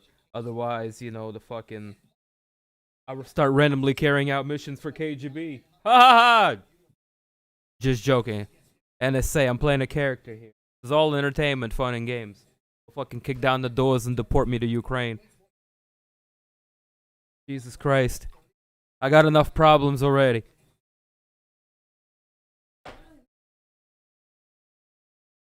Goes in the woods. What do you... He's a wild boy. Steve-O. Pontiantes. That's Bugs. A wild boy. Go and blow out on this first. I got something for you to blow on. Ah! You said it, not me.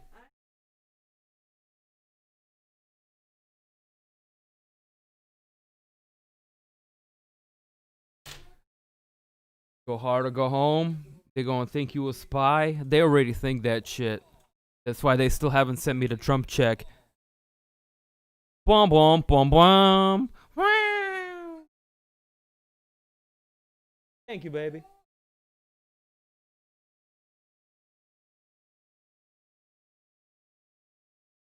Yeah, later. Gotta blaze up here, and I gotta hit the clock on the fight right.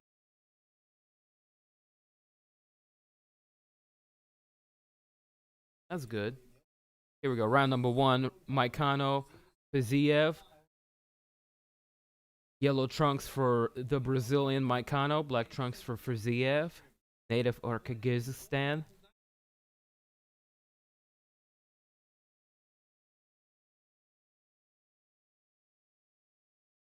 For Moicano. Nah, fam. For Fiziev. What up, Indonesia?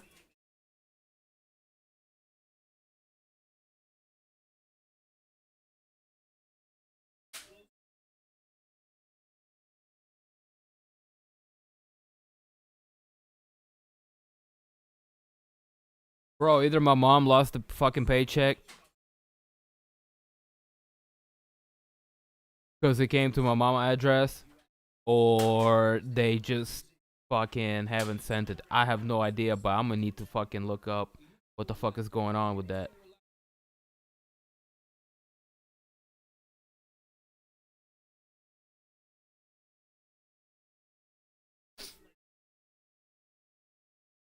Oh shit, Fiziev throwing some vicious leg kicks. What up, Hitama boy? What that shit do?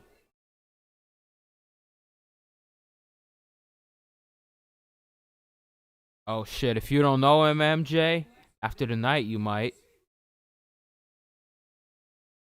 Oh, going downstairs is Fiziev looking for a liver punch, followed by a roundhouse kick. We're at a 3-minute mark here. Fiziev is throwing.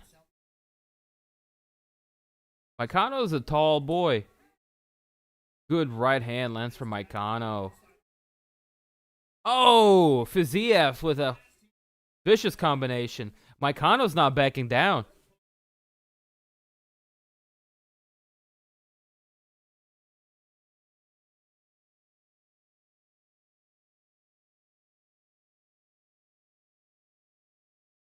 You've been having all kinds of dreams about Cyberpunk? What the fuck? You got future on your brain.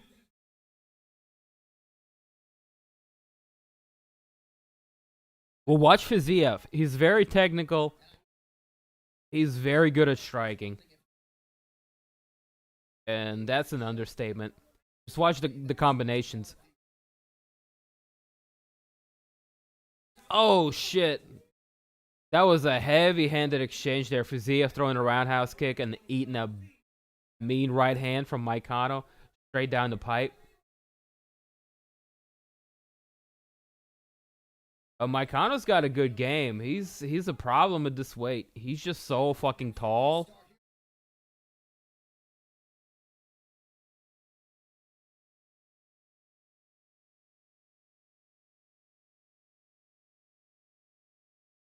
Алло.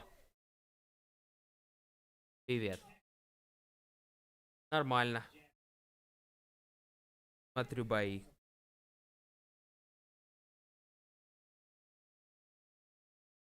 Забыли вчера.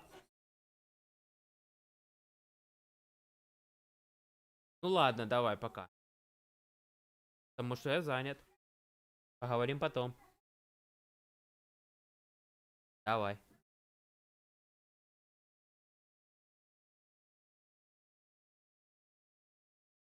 Alright, 1 minute left on the clock. Oh, god damn, there goes Moicano Fiziev with a mean combination, and the referee has seen enough.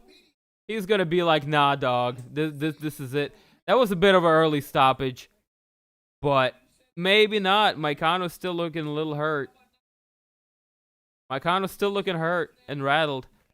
You know what? I think that was a justifiable finish. Moicano still looked hurt there.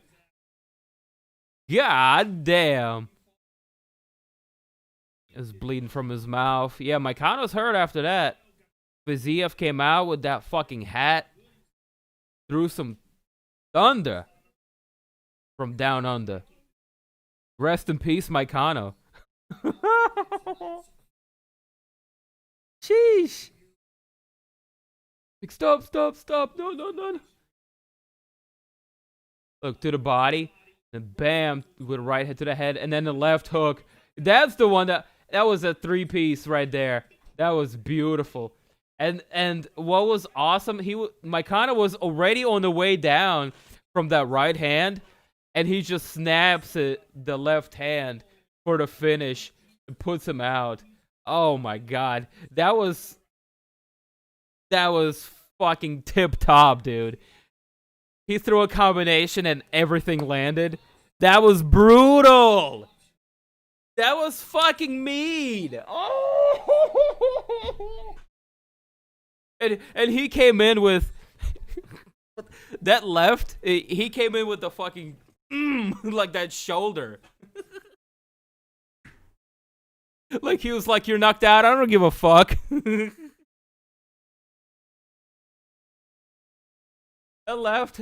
That left on the way down was bad bone to the bone, son. Oh, that was bad to the bone. Oh, I didn't fully like understand the gravity of that knockout until I just saw it on the slow-mo. Hey, I told you this Fiziev was gonna be a problem. Did I not? Did I not? God damn. I gotta go ahead and do the predictions for the rest of the match.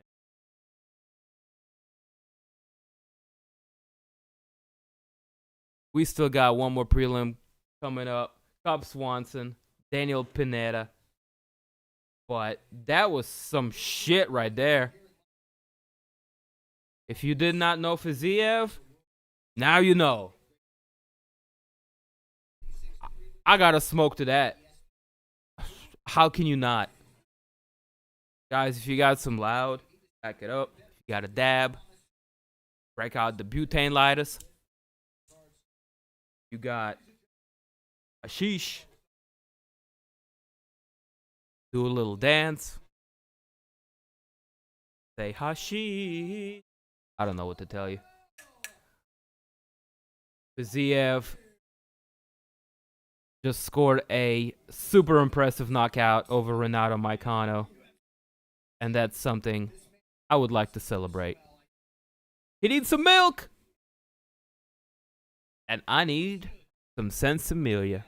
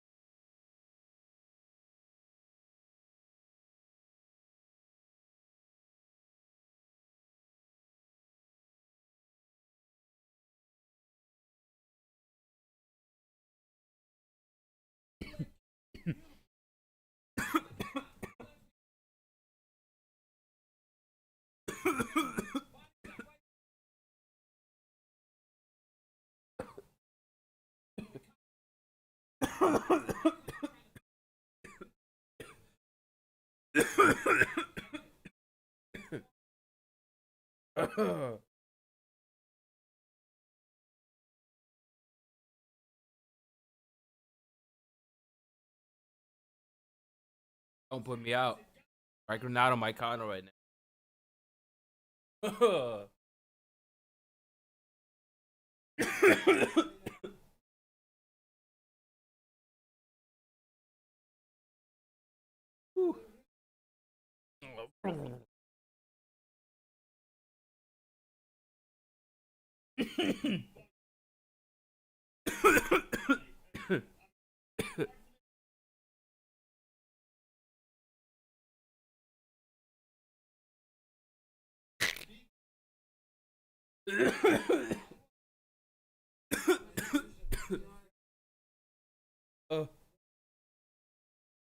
I'm struggling.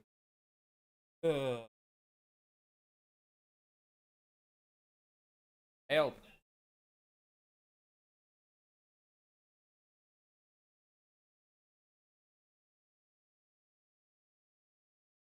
Nuh-uh.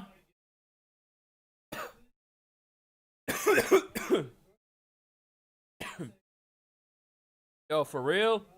Debo passed away. No. I didn't know that.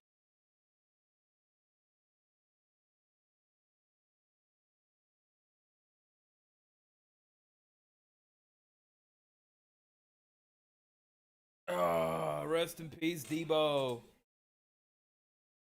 Oh, hopefully, like, yeah, good uppercut finish out of respect for fucking Debo.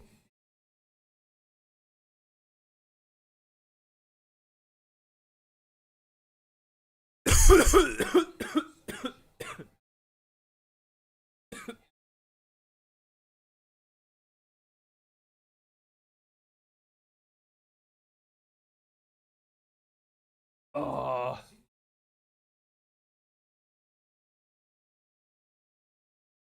that fucked me up, Jack.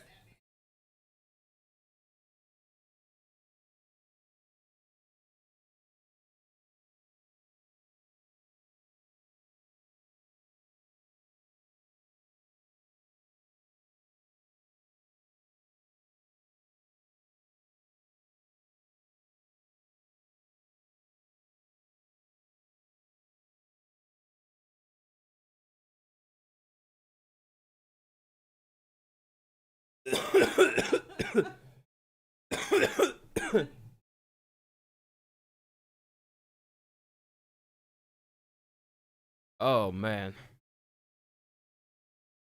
I need to chill out with this reefer. This who's got me fucking. Oh, stoned. Hip top Magoo, fam.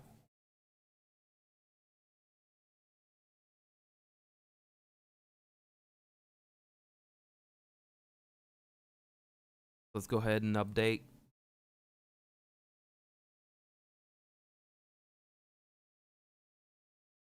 Coming up. Up next. Up Swanson takes on Daniel Pineda. Both men have a wealth of experience.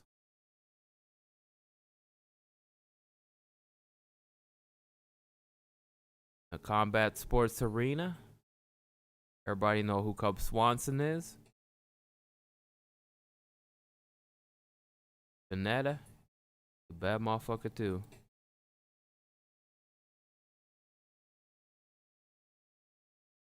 "27 wins, 13 losses.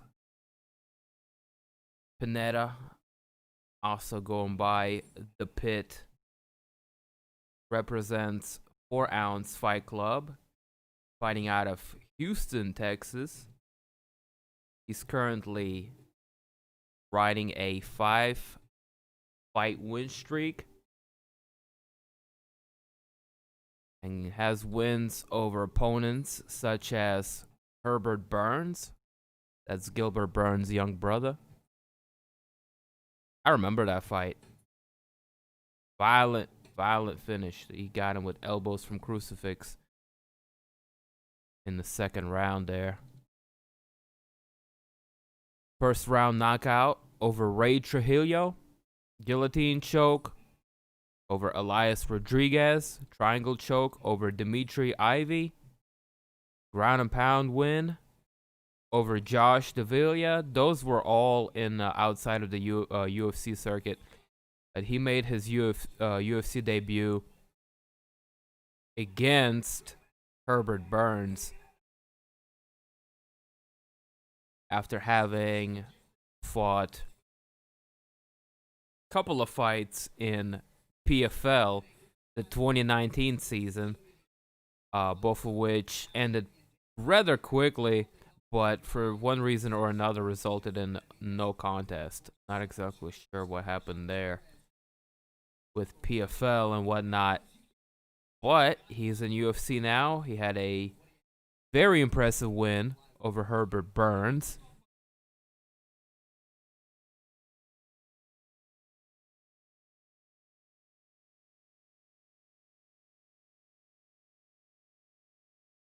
Who the fuck is Bro, you're a noob.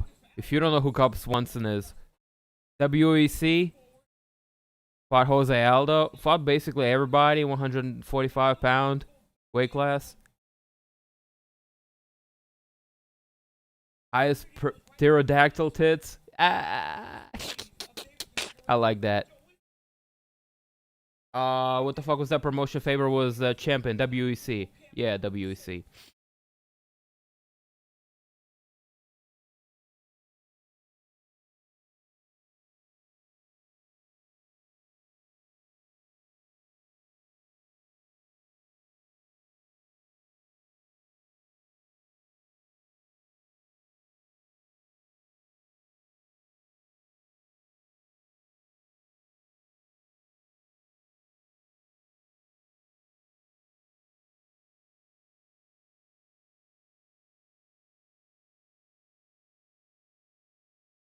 I don't have time to Google. Can somebody tell me? I'd appreciate it. I have 15 windows open here as I'm trying to regulate the stream. I hope you understand.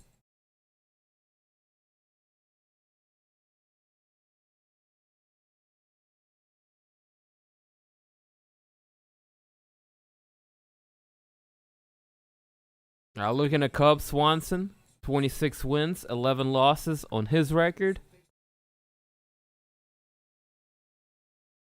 Represented by Jackson Wink MMA, fighting out of Albuquerque, New Mexico.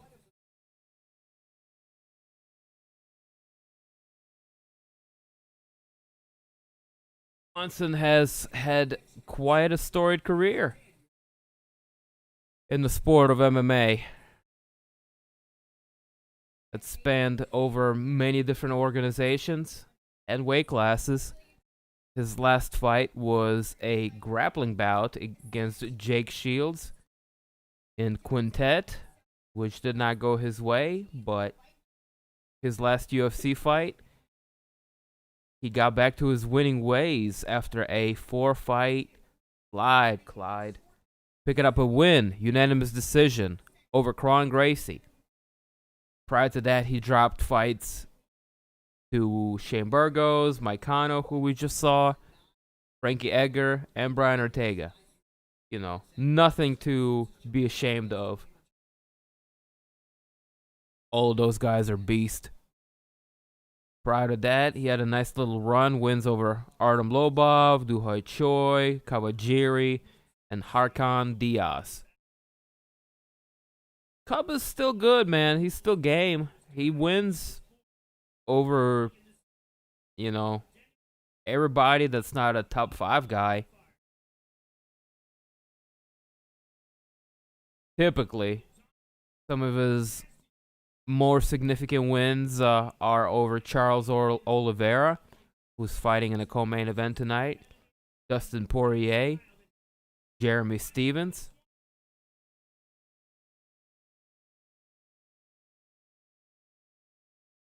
So it should be a pretty good fight, man. Both of these guys bring a ton of experience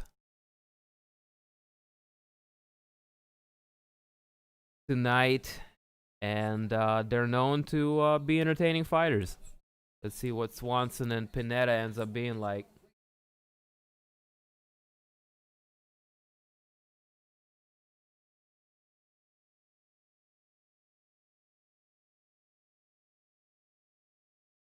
Am I the only, aside from CC chilling in the back? Yeah, Judy. We got a couple of people that, you know, are part-timers, you know.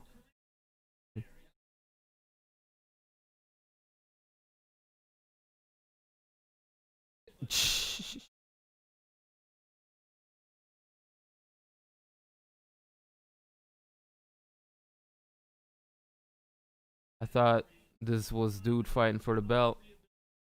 No. Damn, bro, you smoking too? You got some good? You got some good? Got some good, bro? Ah. I gotta pace myself because we still have 6 more fights to go. This is the future preliminary fight. Cub Swanson on his way to the octagon right now. He is looking to be in great shape, actually.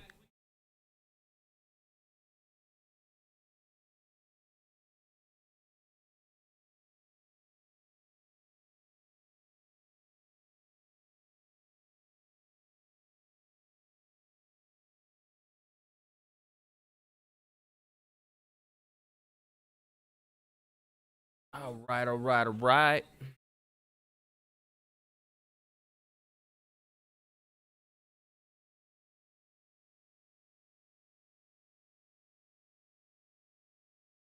Hi to the chat. Say hi.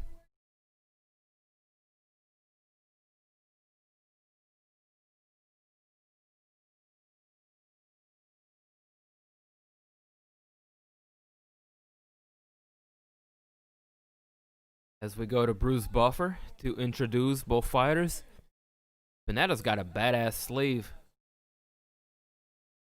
Goes all the way, covers his whole titty. It goes shoulder blade, some of the back, all the way down his arm.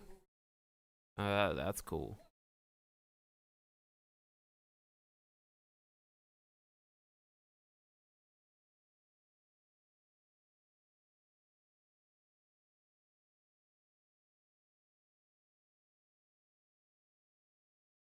Shout outs to the chat, man. Appreciate y'all coming through, rocking here with me.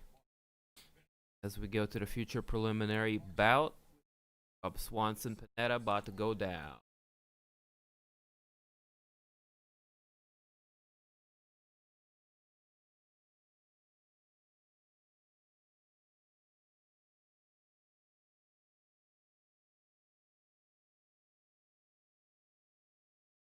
All right, black trunks for Swanson, blue for Pineda.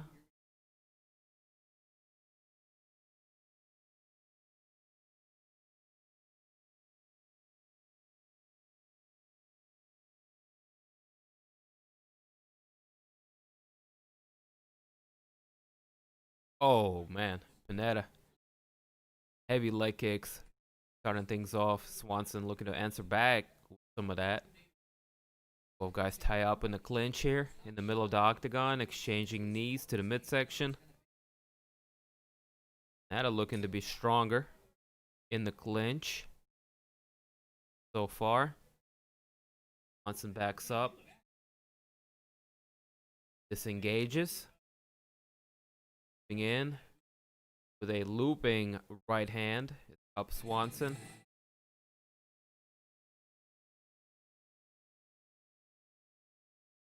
The fuck?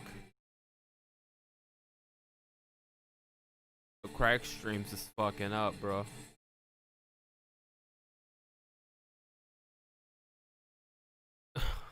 Yo, come on, what are you doing? Yo.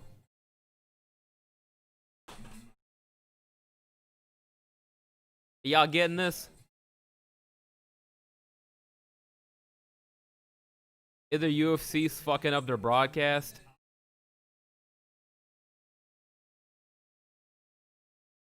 or Crack Streams is smoking that good weed right now.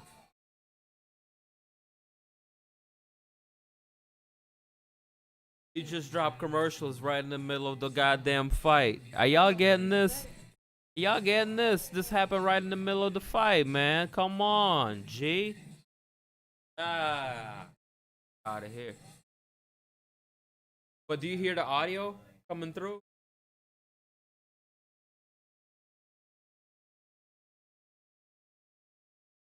They got all kinds of audio playing through. Hey, my people's in the chat, is y'all stream fucked up as to hell right now too? Refresh it if you must.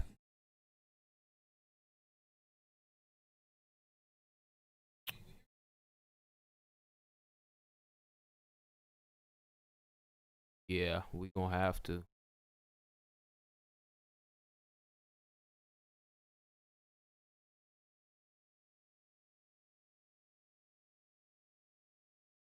I don't know what the fuck happened there, but we're at a 2.5 minute mark here on the fight. So, a little bit ahead. Not exactly sure what happened. I reset. The shit got really weird there for a sec. I don't know what the fuck.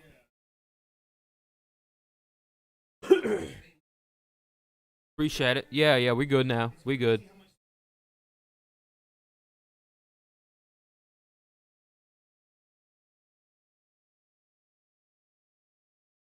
Kind of missed what happened there in a couple of minutes, but Cub Swanson now in top position. Let's see what Pineda guard is looking like as Cub Swanson looks to pass into half guard. Pineda defends well and is threatening with a triangle. Maybe an arm bar now. And Pineda snatches up the arm. Swanson pulls the arm out. Walks around looking to secure the bag. Pineda recognizes it, pops right back up to his feet. We're back up in the striking. Nice leg kick from Pineda. And a spinning back kick to the midsection of Swanson.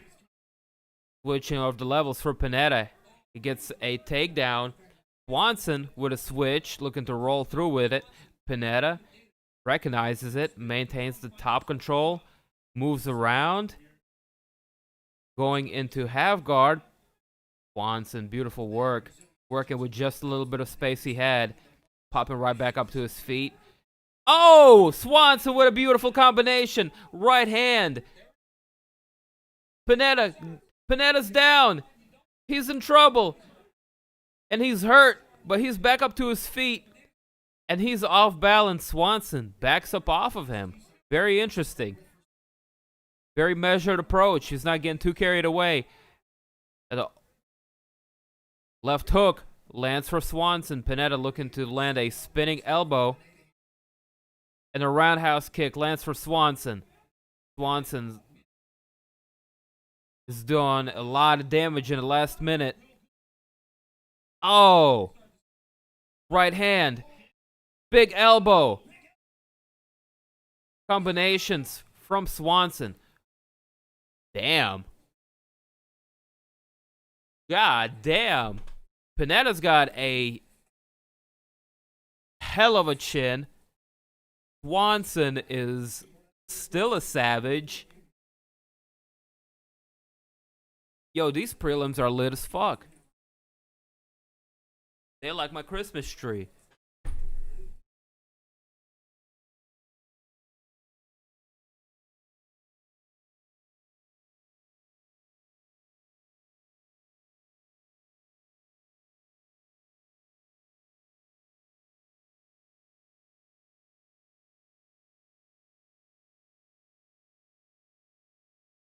Oh, man.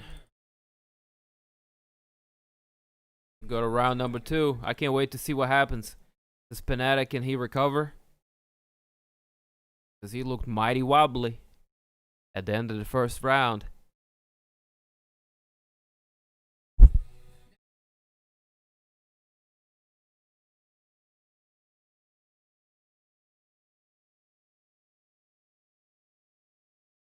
Christmas tree is fresh. Appreciate it.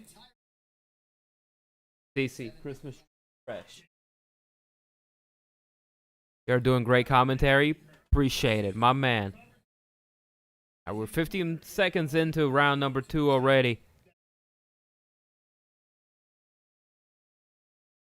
Pineda is key. It keeps going to the lead leg of Swanson, where he's done a lot of damage. Swanson really trying to avoid further leg attacks of Pineda. Is the one that's all tattooed up. Swanson keeps landing those big right hands. Pineda swung. It was hella off balance. I don't know if he's hurt. We're at a 4-minute mark. Pineda charges in, looking to land a high kick, which is blocked.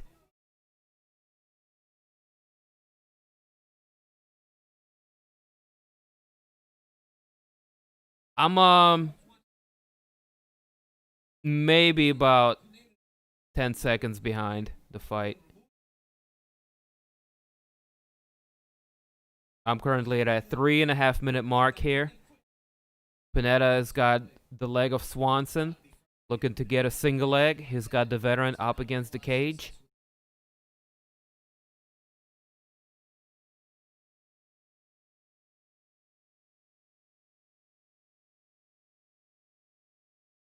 Oh, the uppercut! Followed by a big right hand! Down goes Pineda! And the referee has seen enough. Oh my god. Another vicious knockout. Oh my god. Oh my god. I asked for a D-ball uppercut, and just like the bus driver, Cub Swanson came through and put him out. Oh my god. Swanson's a bad, bad man. How can you not respect him? And he was fighting off the fence too. Just look at those skills. Look at those skills. Oh man. Beautiful combination for Cub Swanson. And then one more to the grounded opponent there. Sheesh.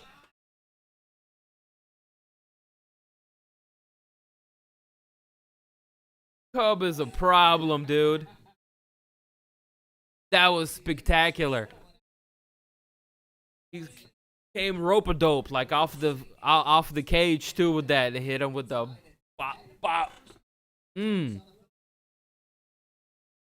It's been a minute since Cub wrecked somebody like this. You're right. That's why he's so happy. That's why he's so happy.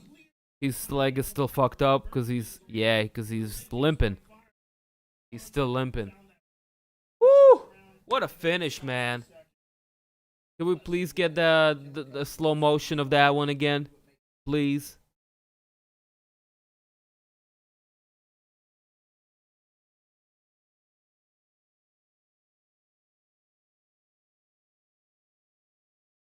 Cub Swanson.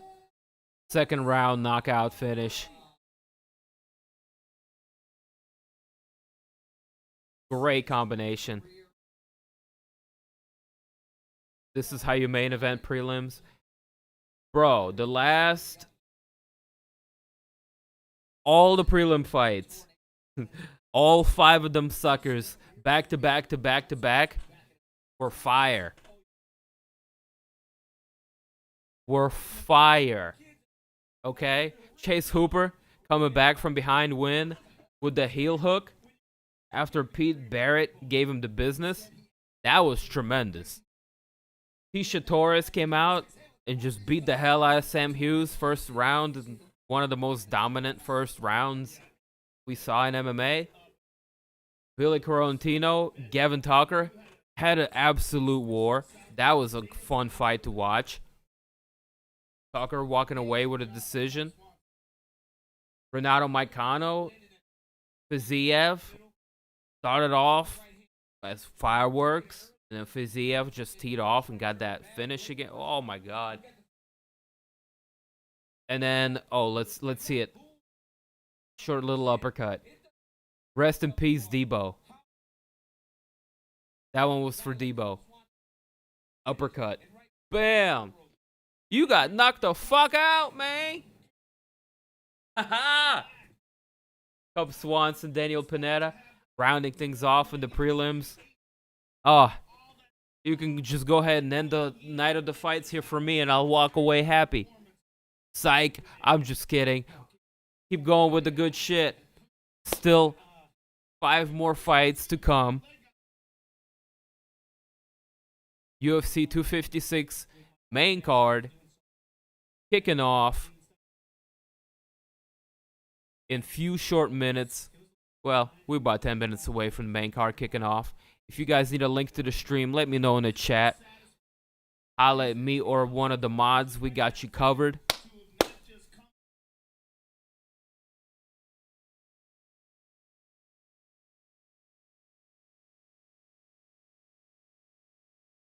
Cub out here with a very heartfelt interview. Very emotional. Getting back to his... Well, not getting back to his winning ways. Had a win against Kron Gracie. But getting back to being the berserker that we know him for.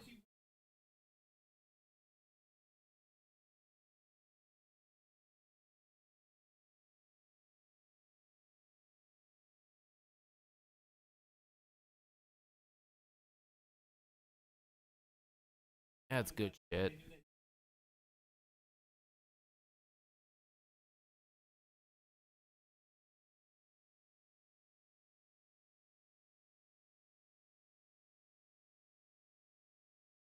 Kicking off the main card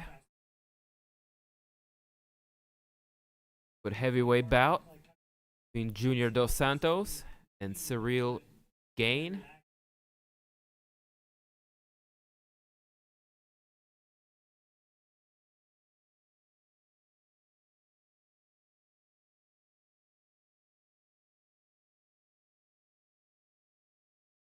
Kevin Holland, Jacare Souza, also on this card. Low-key banger. I expect a finish in that one right there. Mackenzie Dern, Virna Jandiroba, Tony Ferg, Charles Oliveira, of course, our co-main event.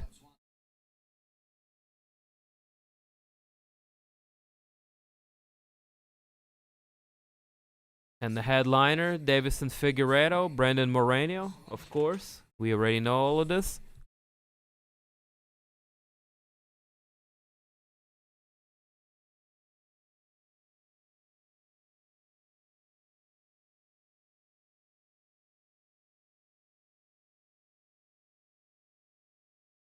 Yup, we got a few short minutes. We got some time to burn. Burn something, we will. Smoke this number right here. Right. We'll do our predictions for the main card.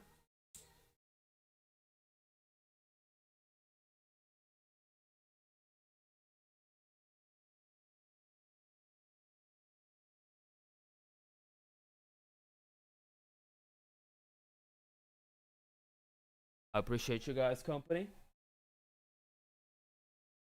Hit a like and sub if you haven't already. Again, if y'all need a link to the fights, just let me and the boys know in the chat. We guys got you covered.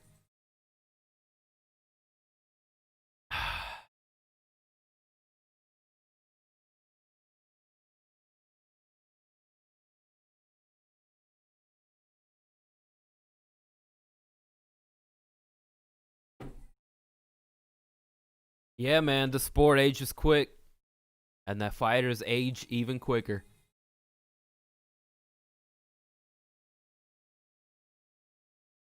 Aldo was the most dominant champion featherweight of all time at one point. But, hey, if the man wants to keep fighting, let him fight. For what it's worth, he ain't been looking too bad, and we have people like Andrei Arlovsky still in the game doing it.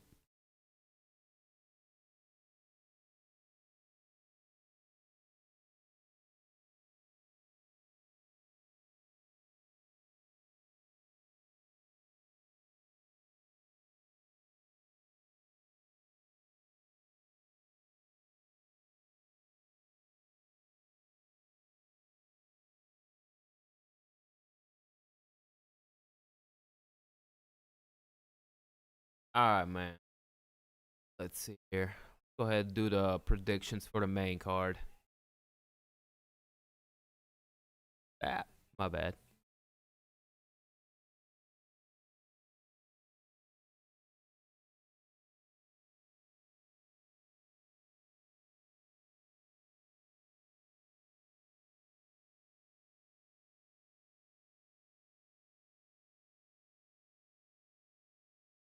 We'll go top, bottom. We'll go for the first fight, the championship, the main event of the evening. I will stick with Figueiredo. I think he's badass. I like what he's been doing in UFC. He's had a really good year, too. Gotta go with the champ for the main event pick. Go ahead, lock that in. Alright. Ferguson and Oliveira. A little bit of a toss-up. I want Oliveira to win. I like the kid. But if I was betting money on this, I'd have to go with Ferguson. He's more of a known quantity in the high level. And a lot of the things that Stu Bronx can do, I feel like Ferguson can do just as good, if not better. So I'll be cheering for Oliveira, but I think Ferguson's going to win this. That being said, it's a pick 'em. I wouldn't bet money on this. Oliveira is a very live dog. Next fight, we got Mackenzie Dern versus Virna Jandiroba. Pretty much same odds as Ferguson and Oliveira, but I think we might see an upset in this fight right here. I'm going to go with Jandiroba, the lazy eye girl. I really, really was impressed by her most recent performance. She's a problem. She is snatching away people's arms. Virna, she'll be contending for a title one day. Mark my words.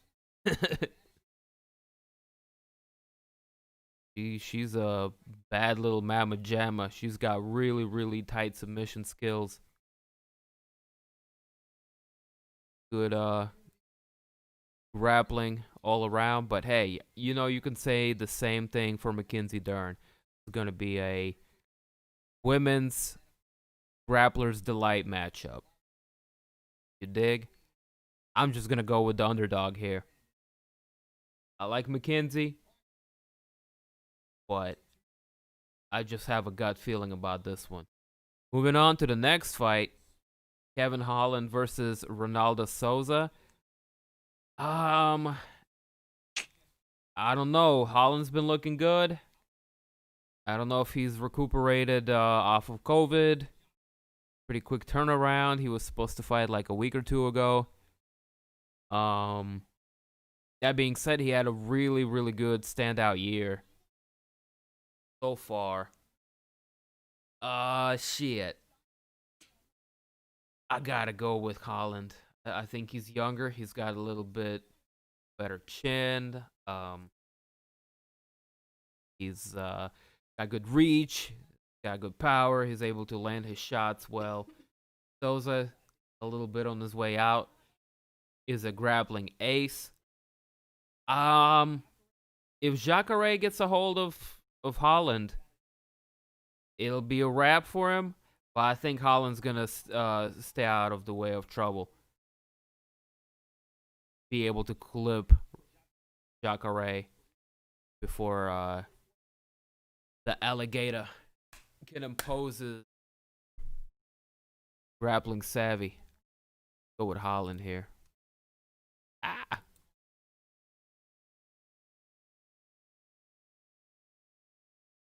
That could be a pick 'em fight though. And of course, the opener, JDS versus Gane. I think I'm gonna go with Gane. Much as I like Junior, I haven't liked how he looked as of late. Yeah, Junior might be on his way out, fortunately. I'll be rooting for him though. I just gotta go with the Frenchman, Ciryl Gane. Those are my picks right there. Idiot said Holland is gonna win on the ground against Jacare because he's longer. Man, fuck what he said. He don't know what the fuck he's talking about. If anything, Holland being longer on the ground is gonna be an advantage for Jacare because he snatch up them long ass limbs. Snap, snap, snap them. I think Holland's just gonna find his way to victory on the feet. Jacare is gonna have to be really too diligent about getting this fight to the ground and doing it on his terms. Like, he can't get silly chasing the takedown. He's a veteran. He knows what he's doing. It just, does he still have the energy, the speed, the youth to do so? We'll see. We'll find out.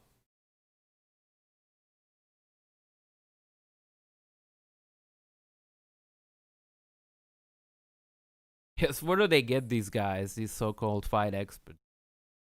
Holland go and win on the ground because Jacare, because he's longer. Yo, that's... Fucking clown. Talking just to talk. That's somebody who doesn't know the sport. Anyways. Fuck what he said.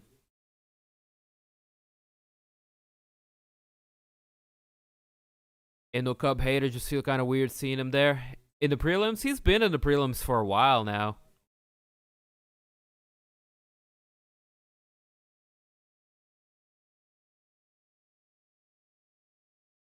Like I said, he was in a 4-fight slump before he won a fight against Kron Gracie via decision. And that was very important for him. Like, he was just as emotional as he was right there.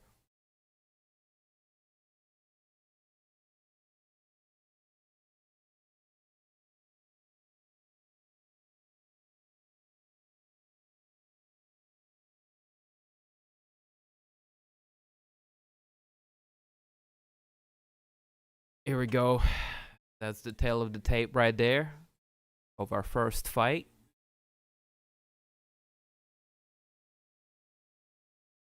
Get that lined up. We'll have a closer look as I talk about both of these guys when we get closer to the pay-per-view. I just had to prime that. The JDS fight? No, not yet. It's coming up.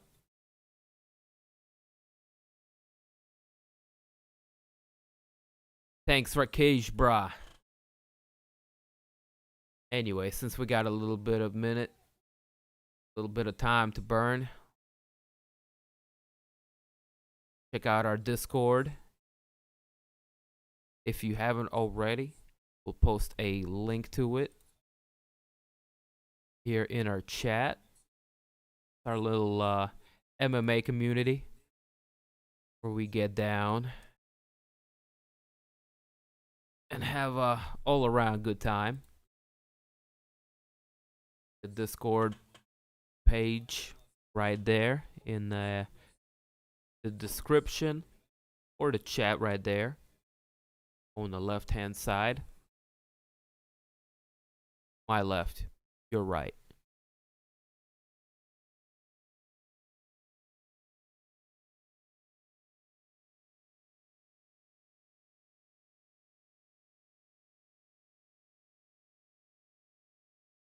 Now that we got that little plug out of the way, we're going to take a 2-minute break. I'm going to go get me some more tea. So bear with me. I appreciate you for kicking it. Oh shit, look who it is. Look who it is. Where have you been? Where have you been?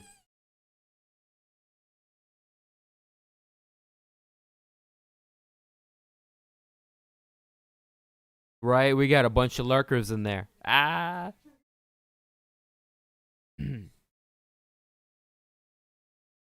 Well,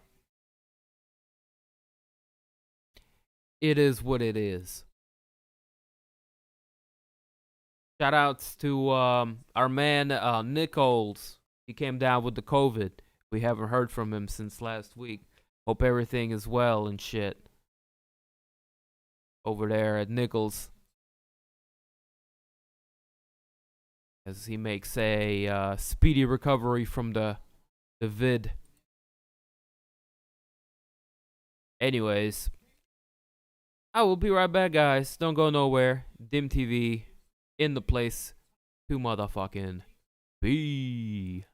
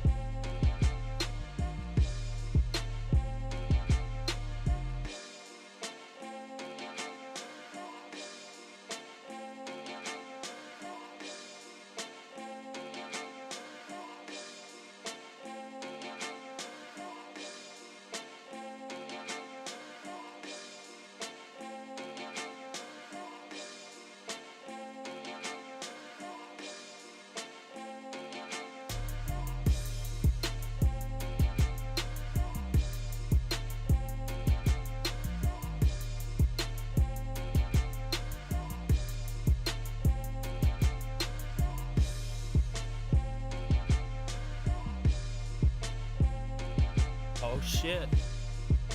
Oh shit. You know what time it is?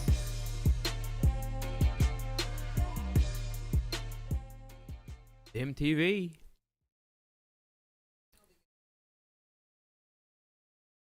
Back in the master control. What's up, y'all? Back up in the stang. Charles for the upset? I hope so. Tony needs this. He most definitely needs this. Did Dern make weight? I don't know. Hard to say with them butt cheeks.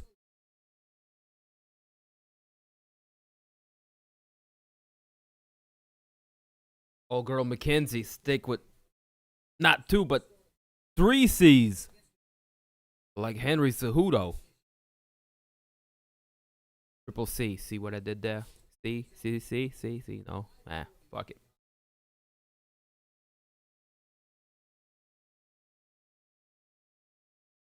JDS, Ciryl, Gane. Opening things up here with the heavyweight.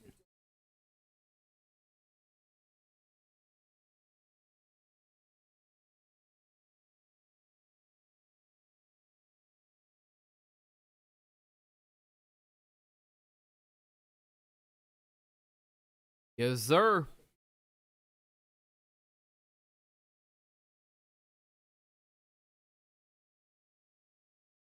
Back on the flight deck. Cruising steady Eddie. At low altitude. We chillin'. Big chillin'. I want to knock out like he did to Verdun back in the day. Oh, those days are way behind him, unfortunately. But you never know. You never know.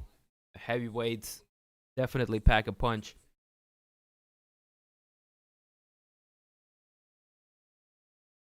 What's up? What's up, internets? A cat. It is. It's the cat.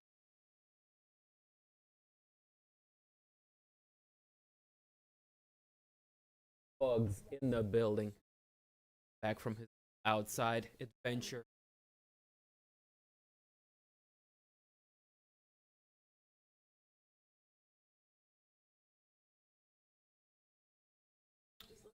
Mwah.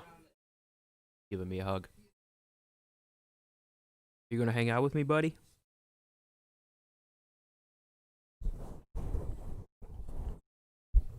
You can make it, baby. Just don't take the CBD. You'll make it. What are you doing? You want to talk on the microphone? Like, what is this? Look at this. Look at him. You're such a goofball, you know? Purring. Oh, yeah?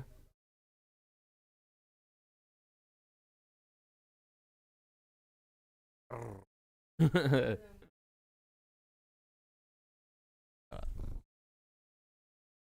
I bring him close to the mic.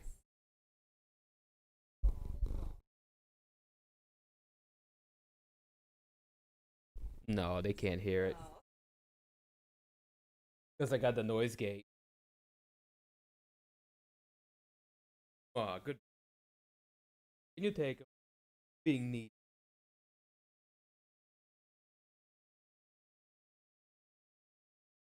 Oh, he's a bit.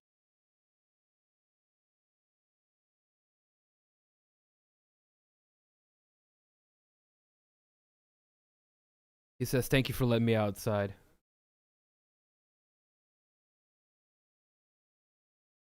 Roaming the forest and killing little animals is just what I wanted to do for the last 3 days. Mm-hmm.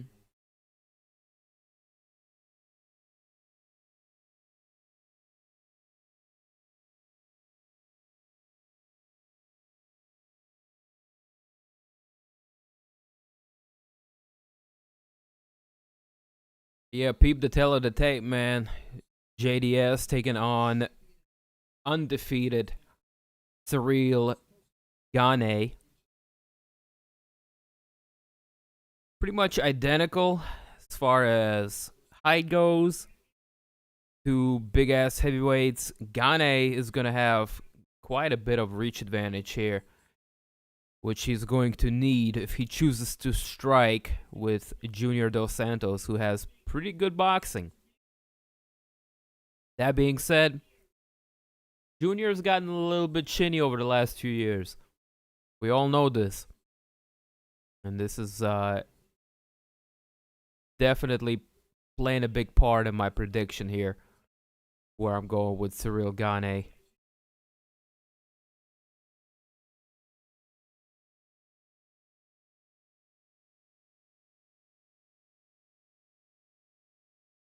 JDS is going to lay against the cage and eat leather. That's kind of what I'm thinking too.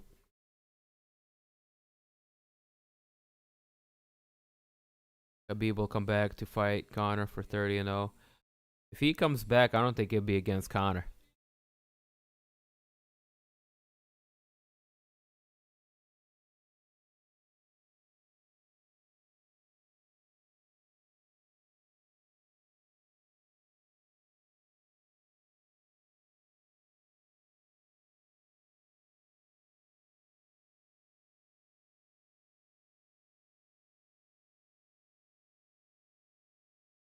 Looking at their body of work, JDS's last fight didn't go his way. Fought Curtis Blades. I think we all remember how that went. Y'all don't. Curtis Blades won via second round TKO.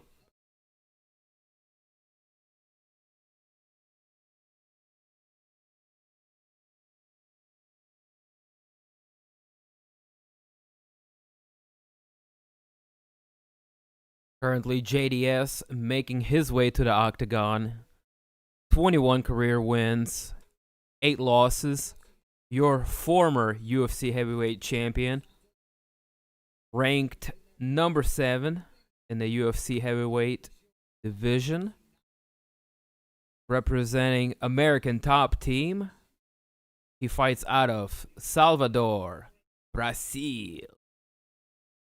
He is Junior Dos Santos. Oh, I'm missing a fight there. His last one was actually against Jairzinho Rosenstruik, who's a bad mama jama. And you all know this. Rosenstruik knocked him out in second round, same as Curtis Blades did. Yeah, JDS has been on a 3-fight slide as of lately.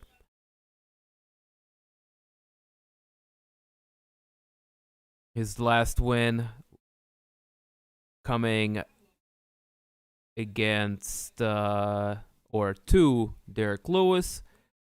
Also has wins over Tai Tuivasa and Blagoy Ivanov in his last 2 fights. JDS has fought absolute monsters.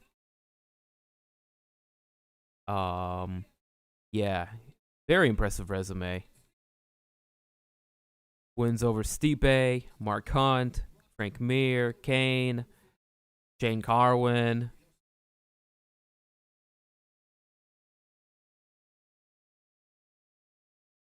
Let's see if JDS still can justify fighting after dropping 3. But hey, if Cobb could come back out of a 4-fight slump, I think JDS can do a little something too. Alright, man. Kicking off. Bruce Buffer is gonna go ahead and announce this fight. And we'll be off to some good MMA action here with UFC 256. I predicted Ciryl Gane to win this fight, as he is a heavy favorite on the Vegas odds. DraftKings has him at minus 455. Favorite.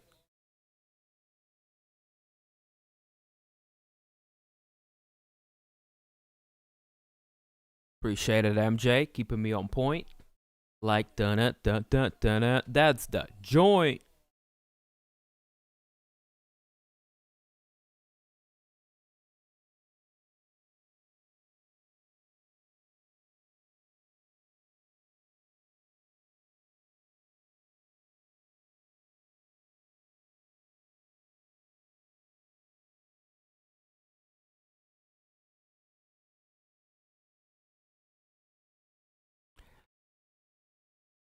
Ciryl is a contender series heavyweight signee. He is undefeated, 6-0. Heavy-handed. Pretty skilled, young, lots of potential. Represents France.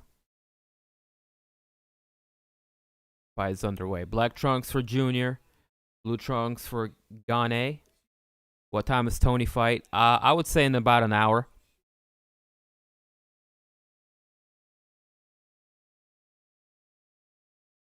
About an hour from now. It's 10:20. Gane threatening with a guillotine temporarily there. He's going to press JDS up against the fence line and kind of follow the same game plan as perhaps Curtis Blades did, where he's going to sap away at the energy of Junior. Good leg kick lands for Gane.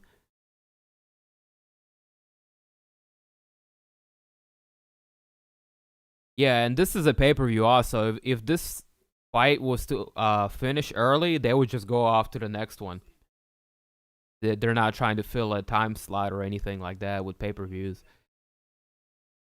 So that's usually an upside.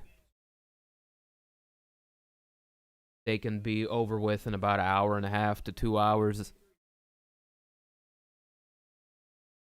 Gane is doing a lot of feinting right now, looking to set up a big head kick perhaps, but he's constantly going downstairs with the low kick, looking to chip away at the base of Junior Dos Santos. Check out the fight stats real quick. So far, no strikes landed for Junior Dos Santos as the Frenchman continues to circle around and land from the outside.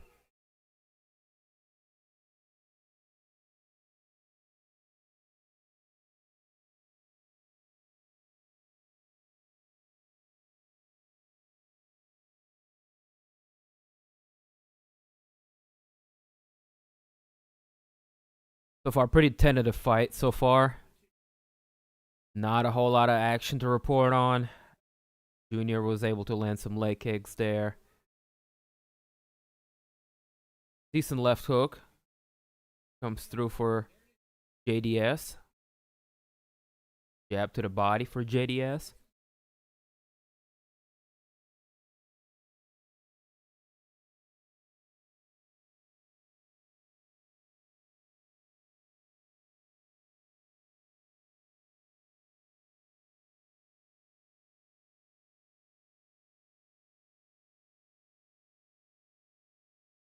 Roundhouse lands, goes a little bit low.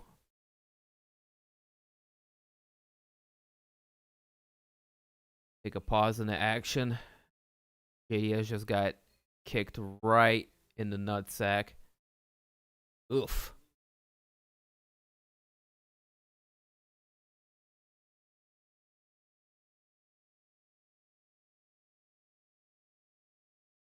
We're about a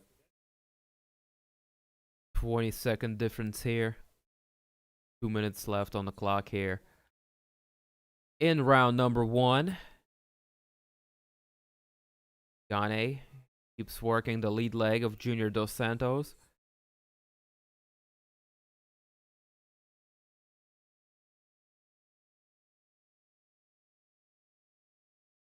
Spinning kick attempt here for Junior.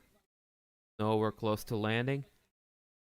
Gane continues to go for the leg kicks, which are successful.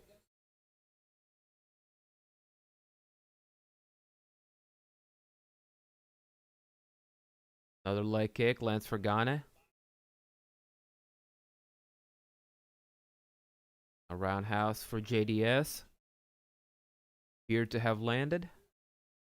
To the midsection. Gane backs him up. Big right hook. Kick to the midsection for Gane. JDS able to catch one of those kicks. Is not able to secure a takedown off of it.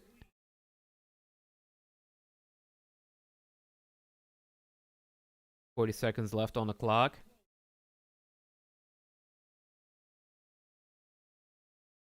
.30 seconds left on the clock.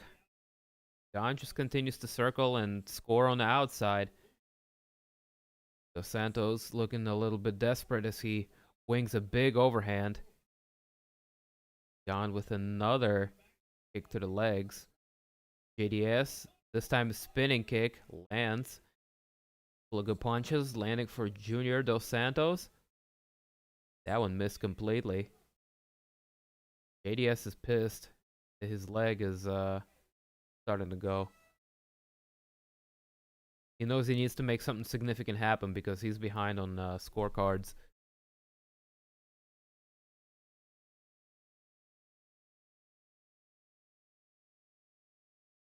The action picked up there towards the end on the first.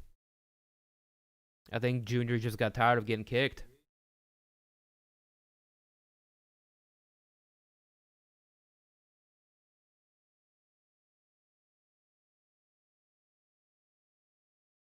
So far, this is all Gane. This is all Gane right here.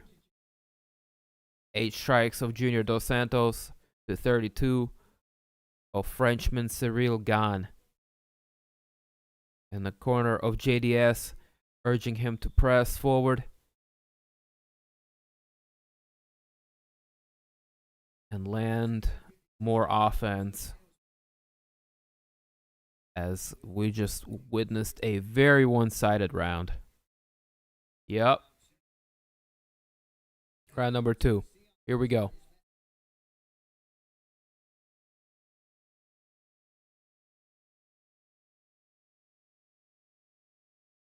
I think this is Gane. I think this is where Gane is gonna get the finish. I predicted a second round finish for Gane.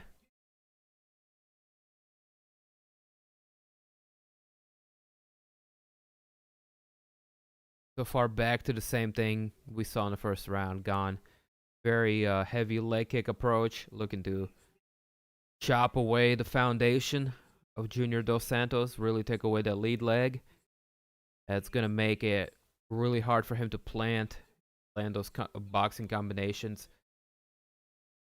Junior is been known for. Junior loads up looking for a big right hand. Able to land that one. 4 minutes on the clock. Gane's moving around. Not really allowing Junior to land anything.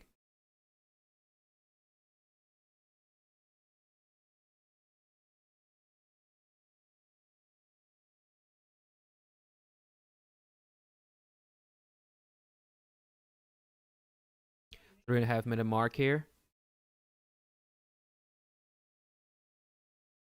JDS landing a nice little right hand. Gane clinched up, pressed him up against the cage.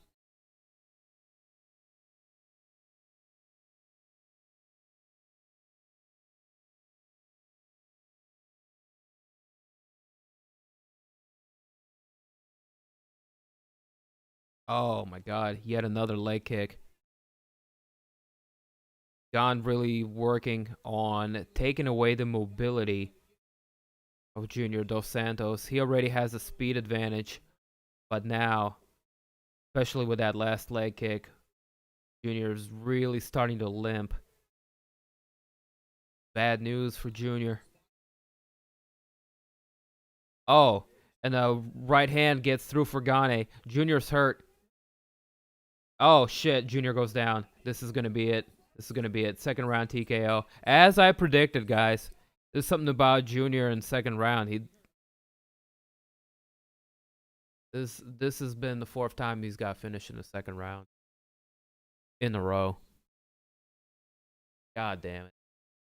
I hate to see it, man. I mean, JDS was one of the best. He's a nice guy.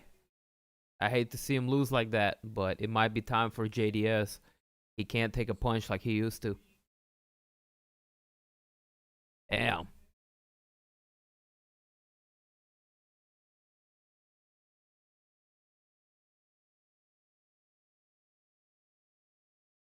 Oh, the follow-up was an elbow. Junior was hurt, threw an overhand, and another elbow followed up by Ciryl Gane. A little bit of ground and pound there for the finish.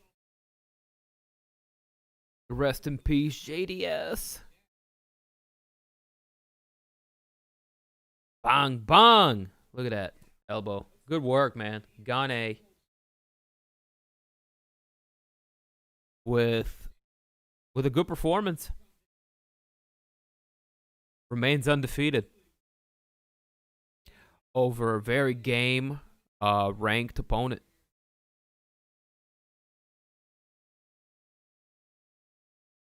Dana will let him go? Yeah, probably. There's a lot of cuts coming at the end of this month.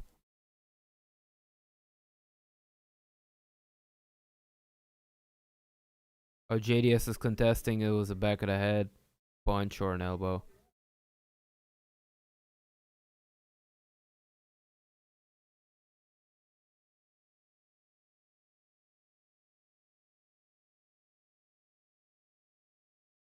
JDS is complaining about a shot to the back of the head, but we all saw what was up.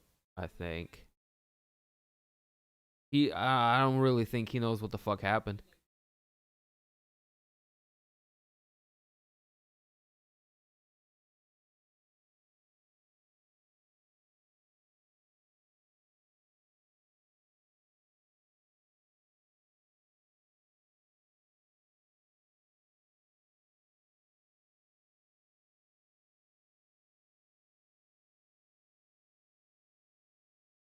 They hit him to the neck, kind of to the side of the neck. Bah!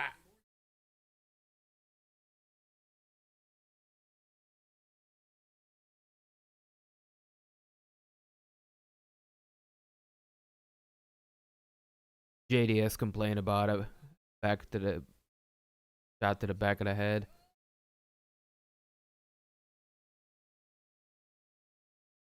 But the truth is, he was getting worked before that, and it was gonna be that kind of an outcome. Whether he hit him with an elbow to the back of the head, to the neck, to the ear, whatever.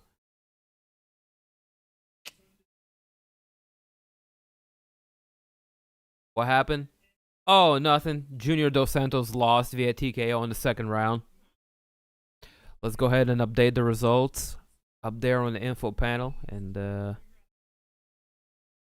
we are 1-for-1 so far. Coming up next, Kevin Holland taking on Jacare Souza.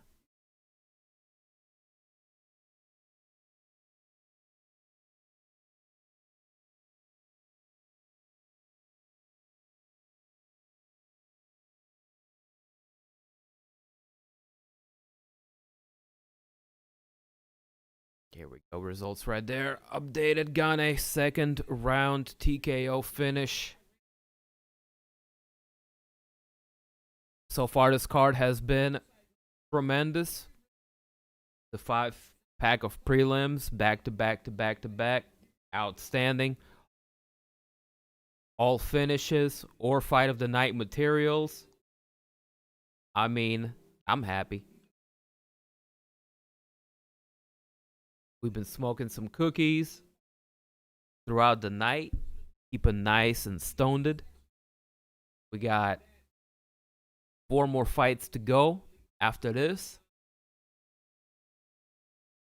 Next one being Kevin Holland, Ronaldo Souza, a.k.a. Jacare.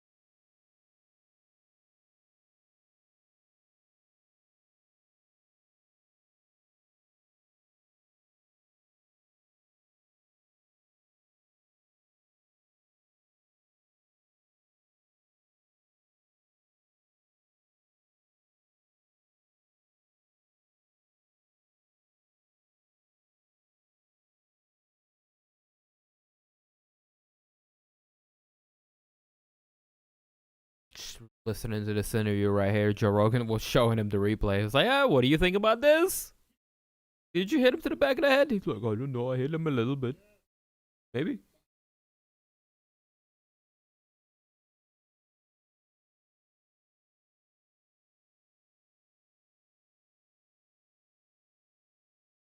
Three wins by knockout, moving to 7-0. Ciryl Gane stays undefeated. Let's see him fight somebody in the top 10 next.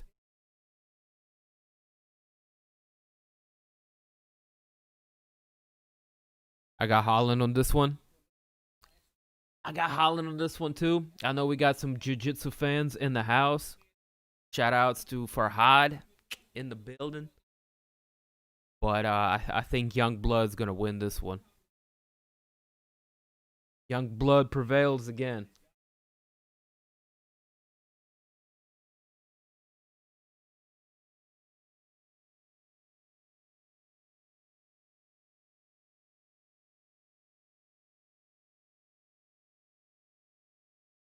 Holland recently cracking the top 15. Getting a number next to his name. Jacare coming back to the middleweight division.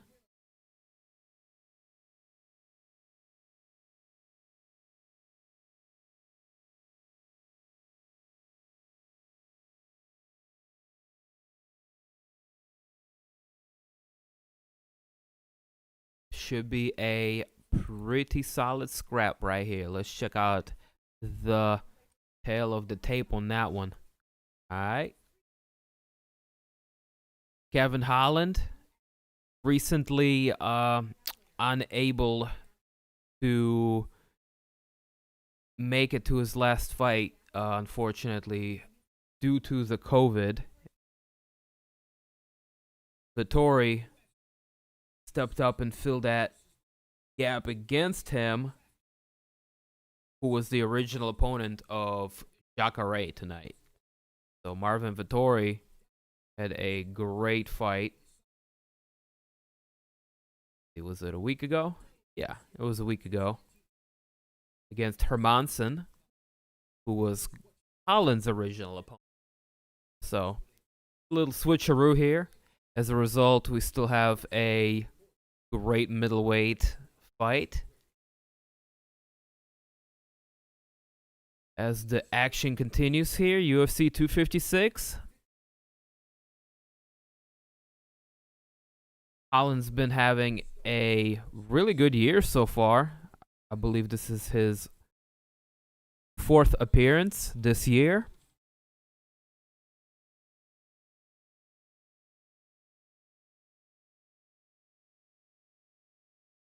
Yep. And I'm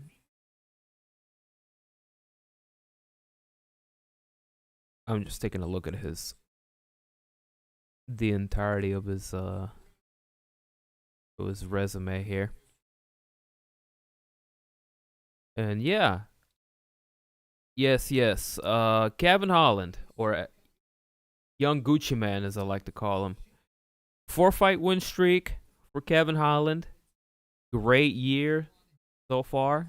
If he can go 4 for 4, that will be almost as good as Figgy.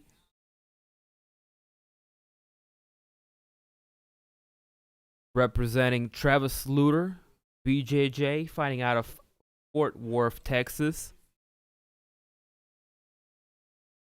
We saw his last win over Charlie Ontiveros as he slammed his opponent, and unfortunately for Charlie, injured him.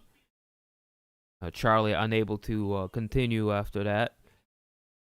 Also picking up wins over Darren Stewart and Joaquin Buckley, who he finished with a devastating right hand in the 3rd round. And Joaquin Buckley, as we all know, he's a problem himself, coming off of potential KO of the year contender. Another win to start off that fight streak for Gavin Holland was Anthony Hernandez, which was also a 1st round finish. Started off with a knee to the body, followed up with some ground and pound.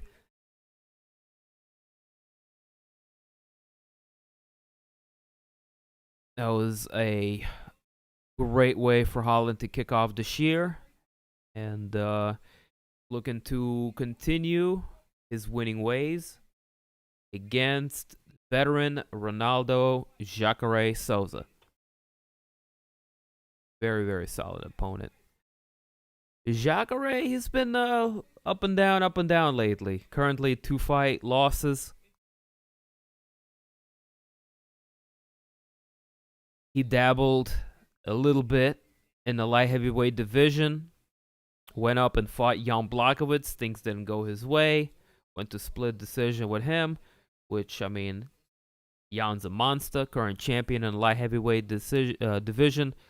We all saw that. How that went. Fought Jack Hermanson. Was a close fight. Went to a decision with him. Beat Chris Weidman 2 years ago. Got a finish over Weidman. But as I've said, it's kind of been up and down. L against Kevin Gastelum. Wins over Derek Brunson. Loses to Whitaker. Wins against Bowych. You know, he beats who he needs to beat, but usually loses to top 5 opponents, and that's kind of kept him out of the title picture. Despite that, he's one of the best middleweight fighters to fight and never hold a championship belt, in my opinion.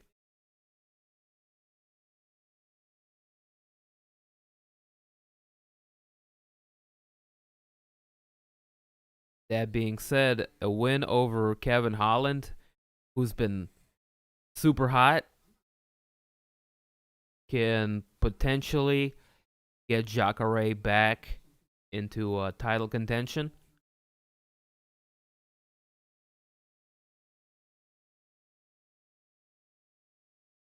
Because things are going to be interesting. If Izzy wants to move up and leave the division wide open, that creates a little bit of uncertainty, and, you know, we'll see what happens there.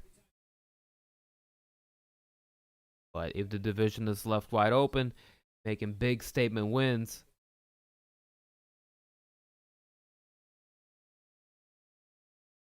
definitely going to get you one step closer to that title.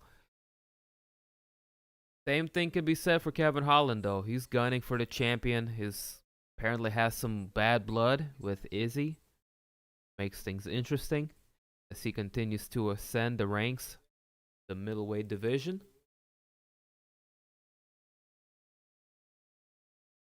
Getting an opportunity against a legend like Jacare. You know, Holland's definitely going to be looking to capitalize on this. My only X factor, the unknown, is how Holland is able to overcome the COVID, which affects people in different ways. Some people, it wrecks their respiratory systems and they have to recover for a long time. Other people, you know, it hits them like a cold and it comes and goes.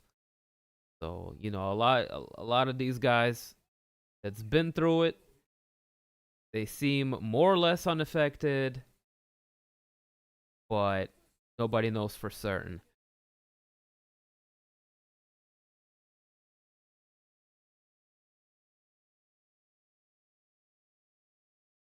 Another thing these guys share in common is, you know, both of them popped or pop positive. Jacare was one of the first fighters to get pulled from a card for getting tested and getting COVID. So yeah, hopefully, you know, they're fighting at their best.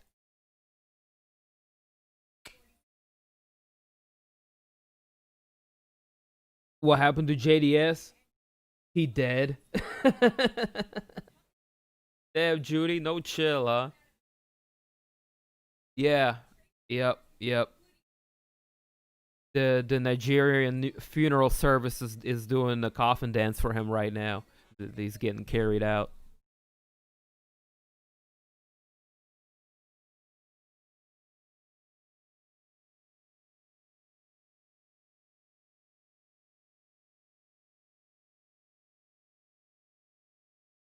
Jacare making his way out to the octagon.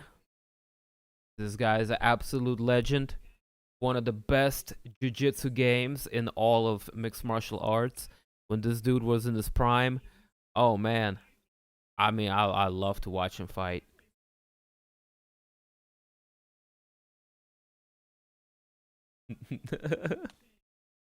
Yo. Hey, I predicted Gane was going to do that to him. Beat my predictions, boy. I'm usually pretty accurate.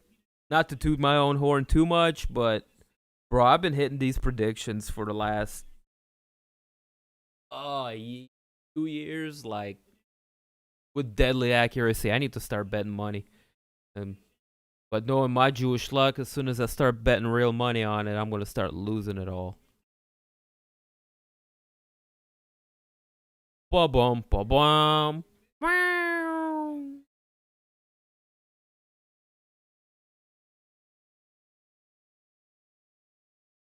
Who's ready for alligator? I appreciate it.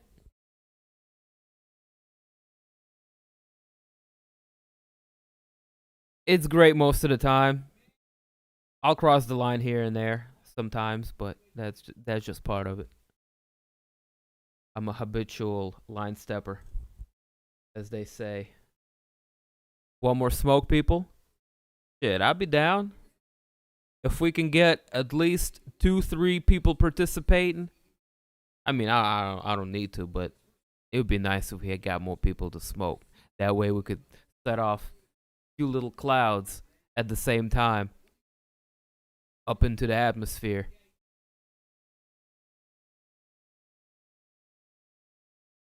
Not the Price is Right drop. Yes. How much money do you want? I don't want any money. If you wanna donate something somewhere, I got the live chat popping. Think that's open. You can make a little something. Actually, don't donate it through the live chat, because YouTube gets to keep 30% of that. I got my Streamlabs or Cash App link in the description below. But I don't even. I'm just trying to chill, man.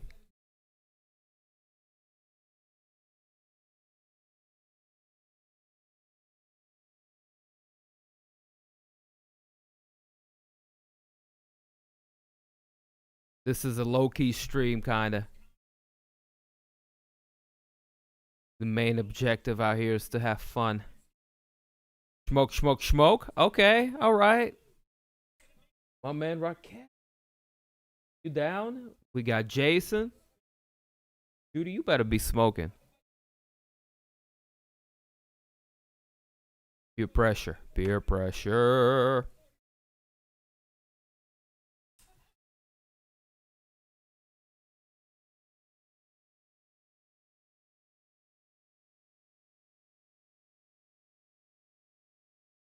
That wasn't the real hit. That's just clearing the last.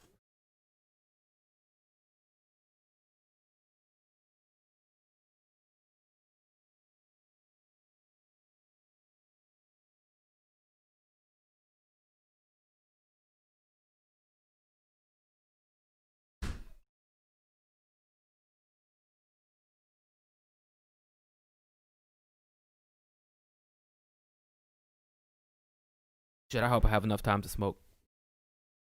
I should. I was smart today. The weed out before the stream started. Preparation is key.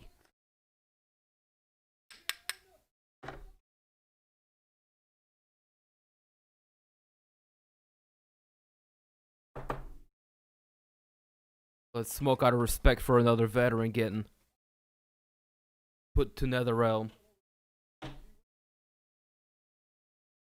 I predict is what's going to happen here. Unfortunately. But it's a young man's sport. And I have to predict with that in mind. Cheers, guys. The action's finna start.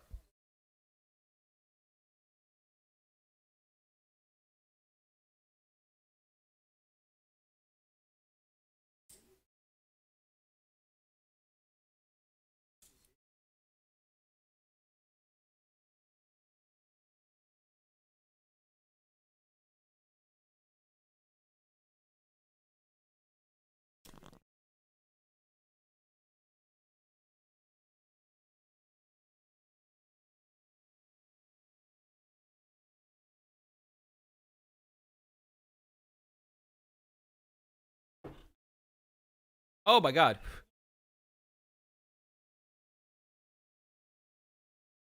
Right off the bat, takedown from Jacare. Now Kevin Holland is looking to show some jiu-jitsu of his own, threatening with a triangle. Jacare's been in this position once or twice before. Holland with some elbows from up close, some ear slaps.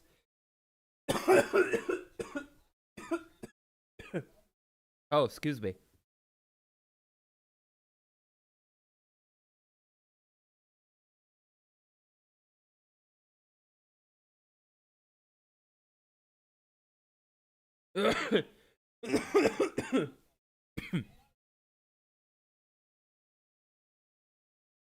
Jacare able to secure another takedown. Holland with a pretty active guard of his own.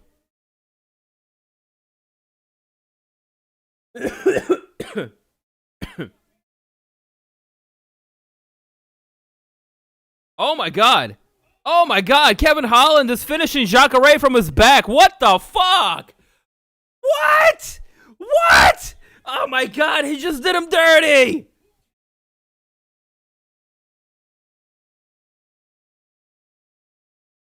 No! No! No! Jacare, no! He's still wobbly, bro. Oh shit! He's got a split lip like Overeem. No! No! No! He did him dirty. No! Not like that. Not like that. God! I told you Kevin Holland's a problem. He's like, fuck you, Jacare. I got a guard. I got jiu-jitsu tricks for you. I got punches from my guard. What the fuck? Look at that finish. He just bent him backwards like when Lyoto Machida folded Rashad backwards. But they were fighting on their knees. Yo!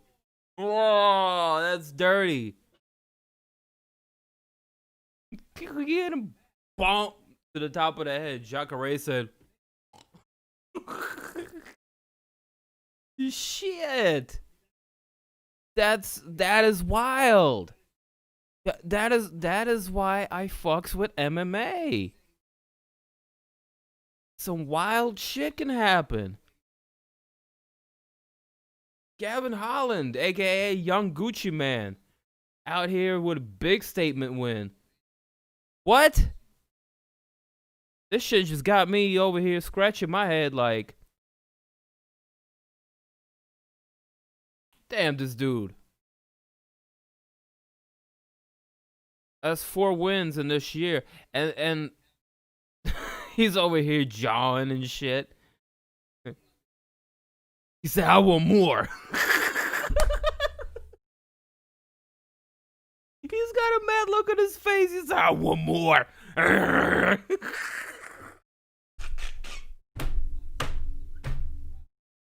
I'm done. Yo, give him Izzy. Give him Izzy. Fuck it. I'll watch that shit. Izzy, I'm crazy, boy. I'm coming for you. You better believe it. You wild, Kevin Holland. I love it. Oh, my God.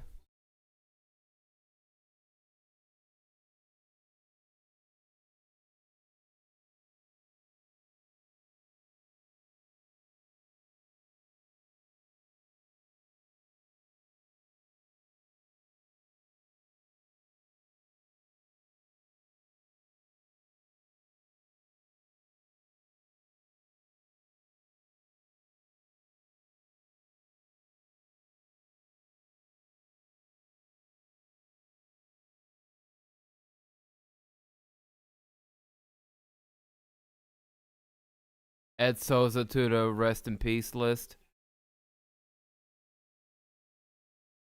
Yeah.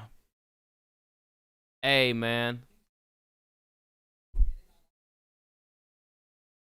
I hate being right when it comes to the expense of veterans getting sacrificed and sent to Shadow Realm like that. Oof. Oof.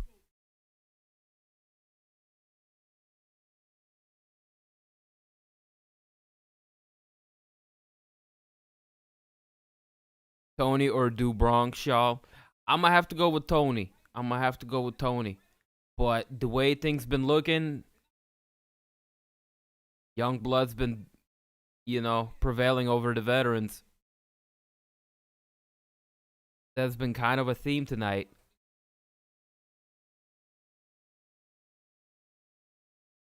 I know, right? Right. Right. Sometimes I hate to be right. Nico Price. Yeah, that reminded me of Nico Price where he was doing him with hammer fists. But Kevin Holland with his long ass limbs fucking getting like a overhand in the bottom. But he hit him with some elbows and hammer fists, and that was wild. That was wild.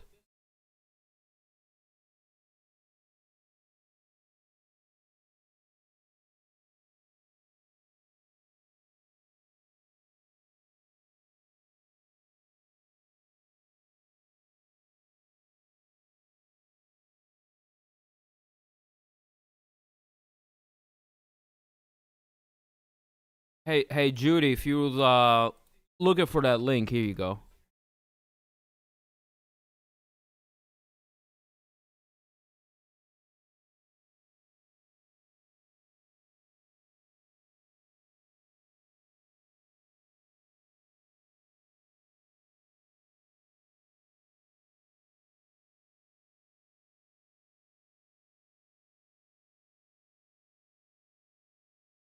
Kevin Holland is game as hell.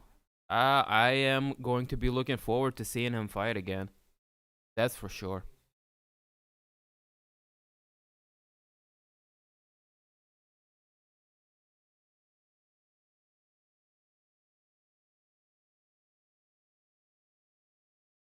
Oh, and he's asking to fight again a week from now against Kamzat.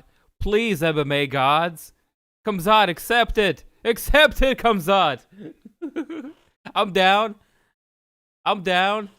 Hey, yo, everybody out here, Kevin Holland asking for a fight. Can we get this man another fight? Can he go 5 fights in a year? I'm down. I'm down.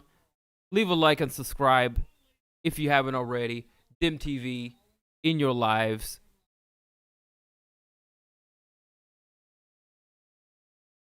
Once more, yo, we're getting ready to go into our next fight. One more before the co-main event, in which we see Tony Ferguson taking on Du Bronx Charles Oliveira in a very, very anticipated fight. He took no damage. He'll be back sooner than later. Yeah? He's like shots himself into the punch. That's madness.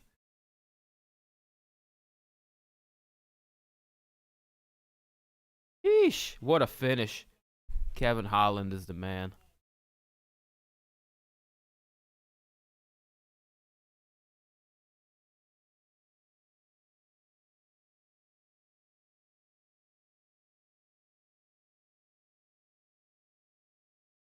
He said, wipe your booger, and then knocked him out. This dude is out of his mind. DC's losing it, and so am I. That was mad.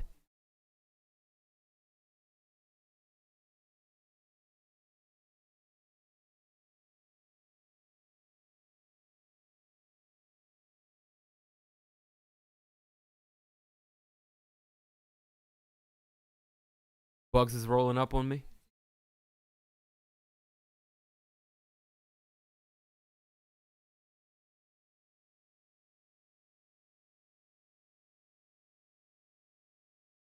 I don't want to come over. Dad is here. I must interrupt. I must interrupt.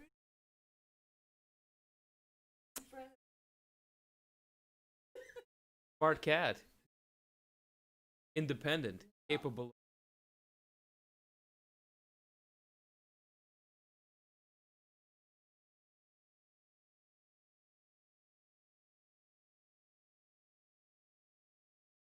Smart cat. Mwah.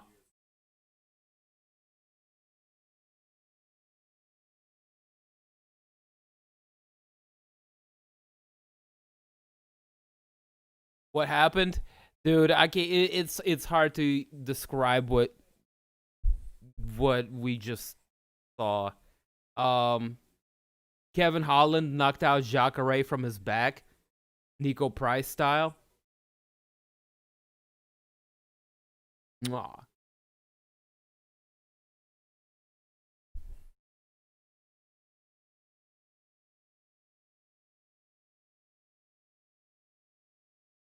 I just love this fucking such a sweet. Mwah. He wants to. Yeah. You gonna do?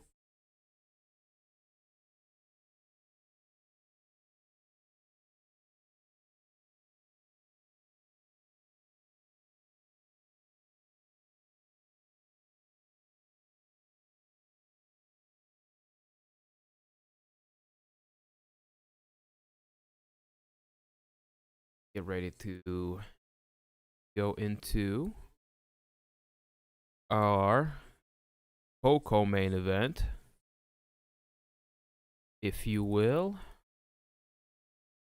Flap. Mackenzie Dern, Virna, Jandiroba. State the result real quick.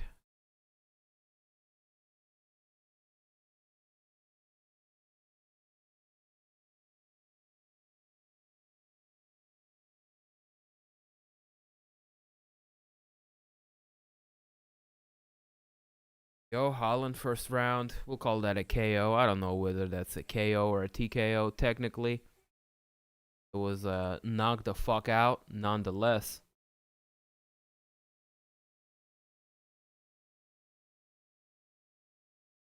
I just got done smoking a bowl too. I was like, lost my shit too. That was great.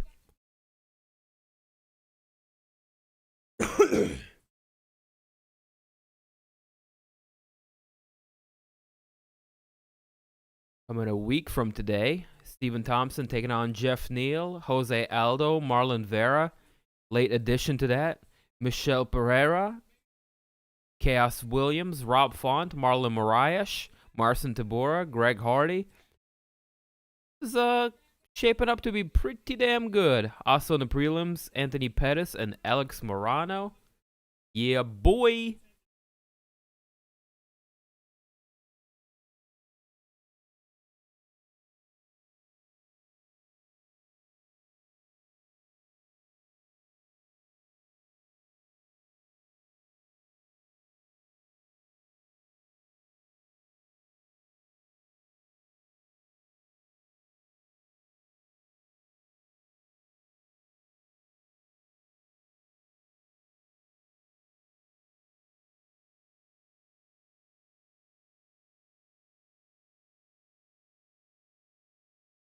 Gotta break out some more reefer.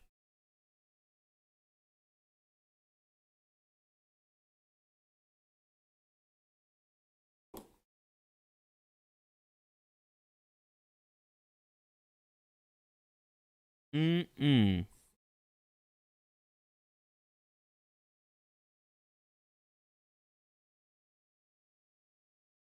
Dude, that December 19th card is gonna be packed to the gills.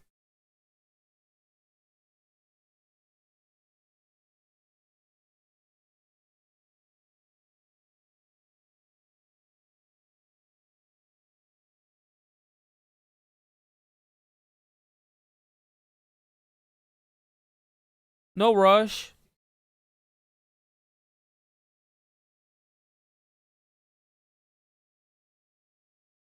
Again, I appreciate whatever you do. And, you know, not asking for any, but if you want to give some, thank you.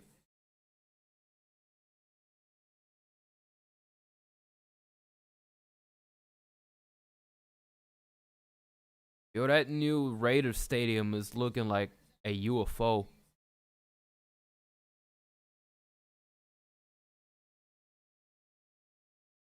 Holland starged the poor alligator bad. Pretty much.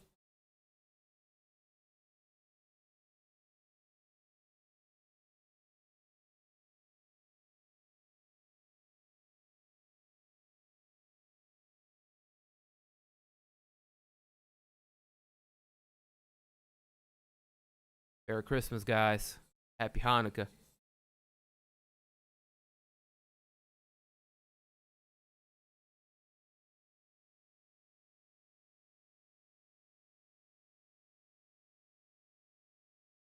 That KO to me was like, be like water, organic and violent.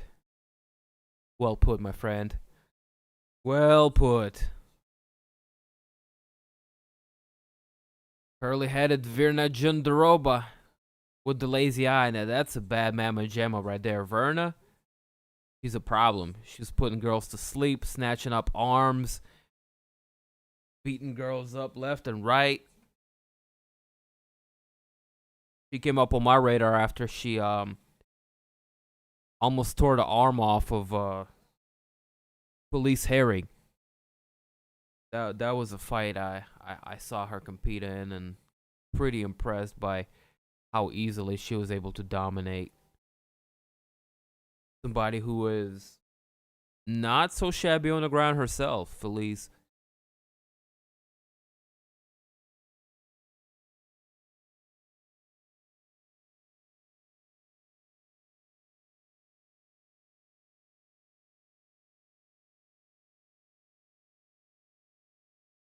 Lance.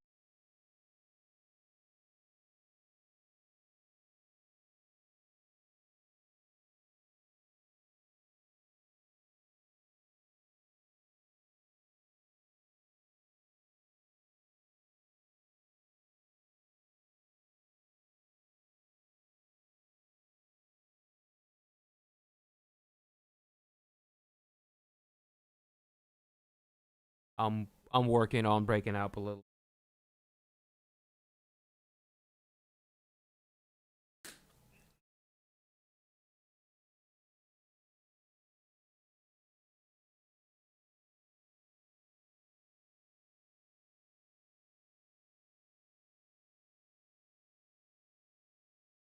"13 wins by submission for former Invicta FC strawweight champion Virna Jandiroba, quickly making her way through the ranks of UFC strawweight division. She is already ranked number 13.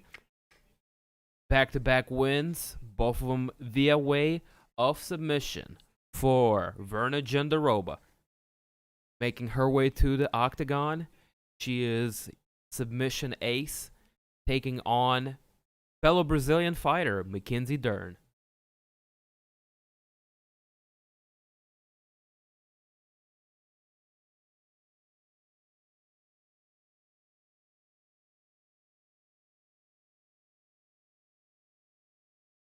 She's not a prima donna.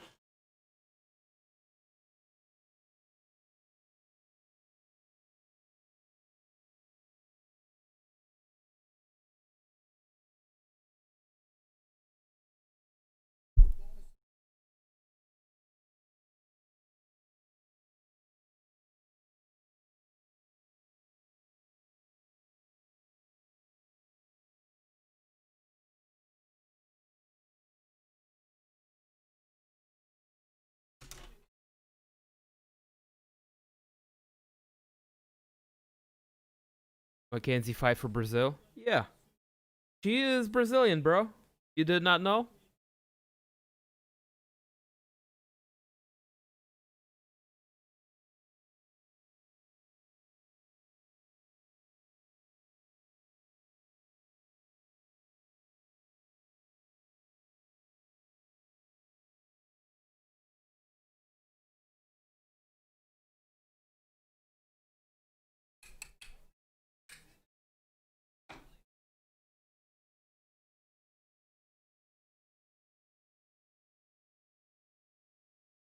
Man, Mackenzie Dern.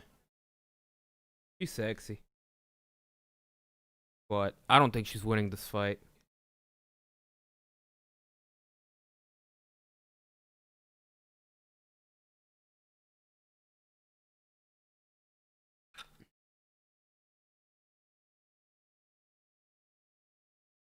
That being said, she is a favorite to win this fight. Guys, like to bet, there are still a few minutes left before they start this fight. Put some money on Virna. She's a live dog. Very live. This be Askren versus my female version. Yeah.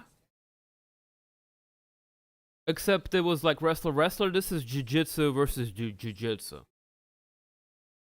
But who would this be like? Maybe fuck.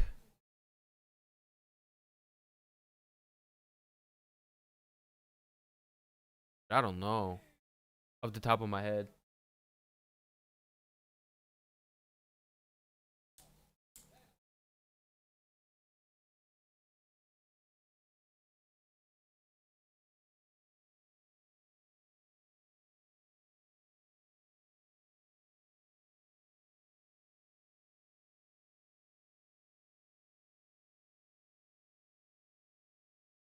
Just leave each other alone. You leave him alone. He needs to be alone. Probably wants to go to sleep. That's why he bit you.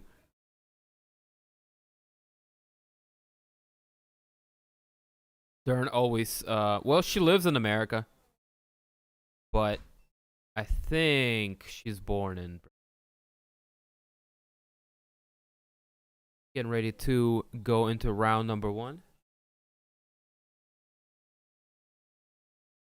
Have to wait until the end of this.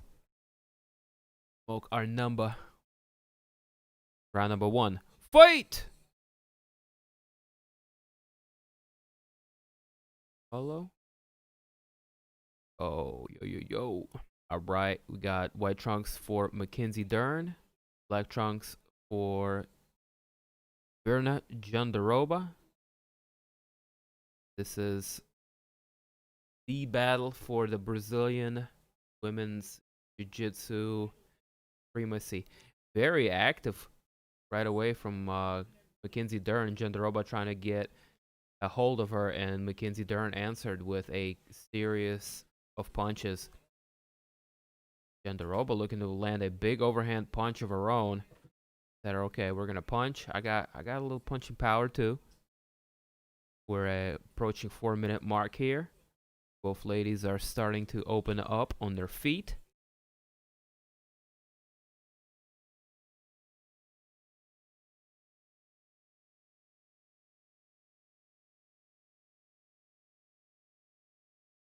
He charges in. Good footwork for Jandiroba, circling out, taking the center of the octagon.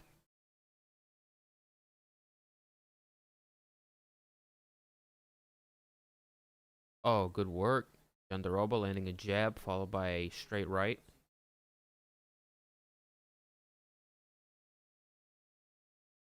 Counters from Virna so far.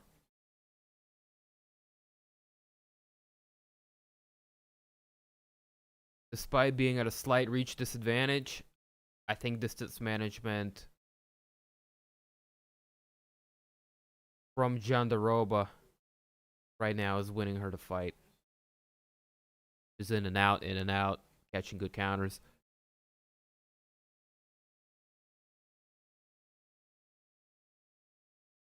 Three minutes into this fight. 2 minutes into it. Excuse me. 3-minute mark. So far, not a lot of grappling. Mostly a boxing fight.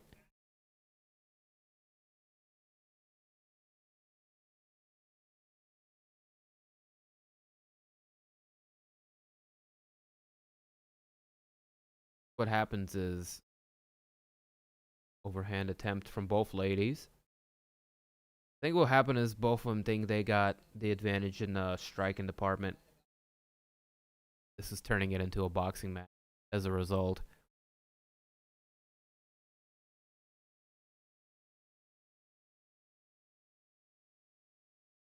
Thank you for being a follow along, buddy.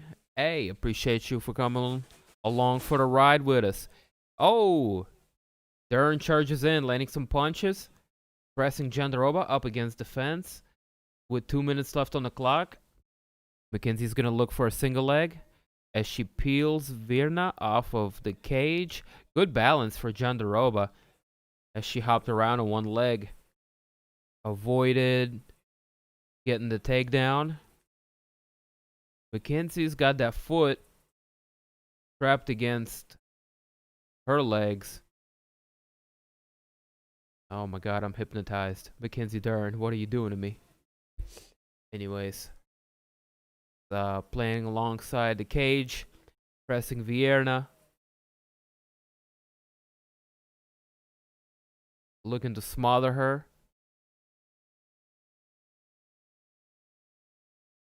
Both ladies exchange on a separation from the clinch and retain the center of the octagon with 1 minute left on the clock. First round.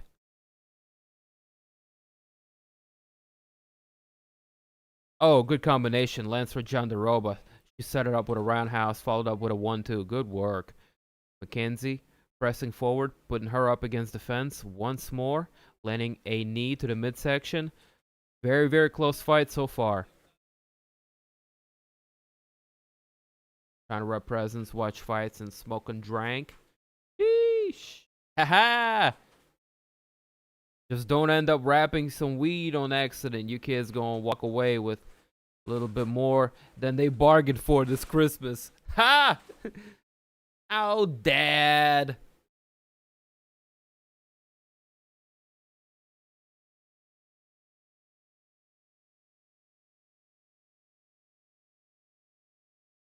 Good 1-2. Getting in for Virna. Clinch punching. Mackenzie getting some left hands in. I got Virna taking that first round. Just giving Mackenzie a really, really tough fight so far. Very live dog, as I've said. A lot of motherfuckers about to be upset, and them is gonna end up being like, what did I tell you?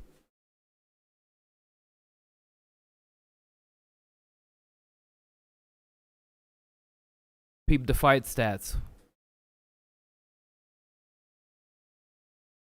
So far, Jandiroba.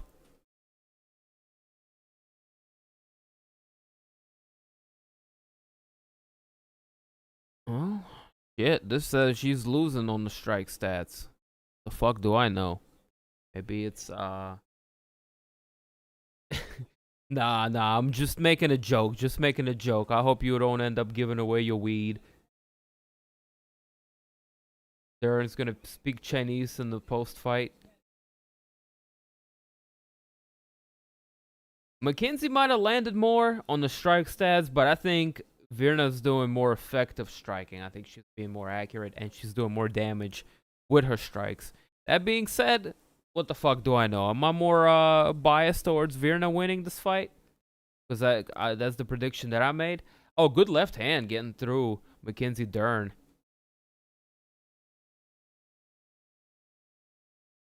Right, straight lands to the body from Dern. Good straight right lands for Jandiroba. Going upstairs with the punches. Mackenzie's going to gas if they keep boxing. Possible.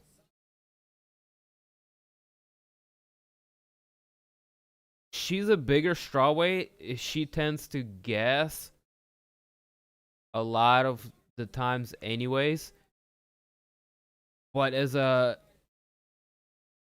upside to that, she's usually bigger and she's able to body her opponents. Virna is just as strong as Mackenzie, and she's matching her in striking power and strength in the clinch.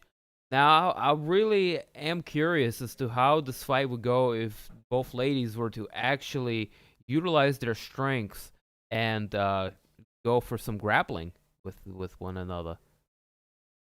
I want to see the ground game. Okay, Dern slipped there for a second. A glimpse of hope for the grappling, but Dern popped right back up to her feet. Continues to be a striking match. I like to see it too, man. Hey, I like to see it too. You're right, MJ. They kind of bullshitting on the feet. Well, they're not bullshitting. Because I think both of them are landing effective strikes, more so Virna than Mackenzie. But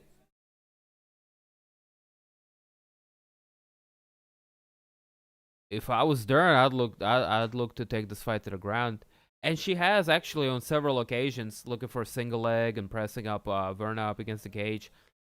Virna, I think, is just imposing and make this stand-up fight.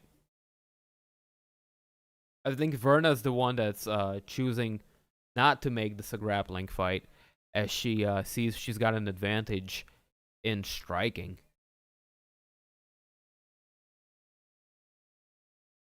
Oh, bad eye poke. Damn, bro. Pretty hard for her to see. You gonna poke her in the eye? What, you thought that was funny?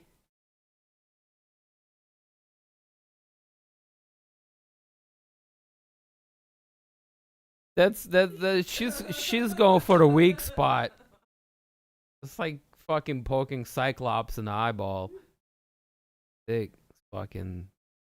I don't appreciate that.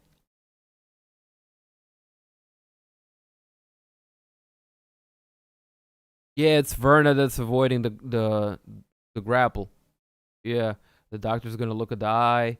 He's gonna say I'm okay. The fight's gonna continue. We're just doing our due diligence here, pretending like we're a safe sport. Da da da da da. Minute of rest time here, and get to wipe the eyeball.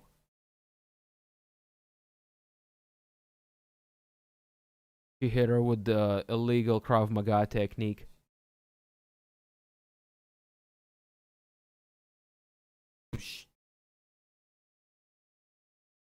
Well, next time Virna needs to utilize the proper defense. We all learned this. Oh man, her eye is like almost closed shut. That was a good poke.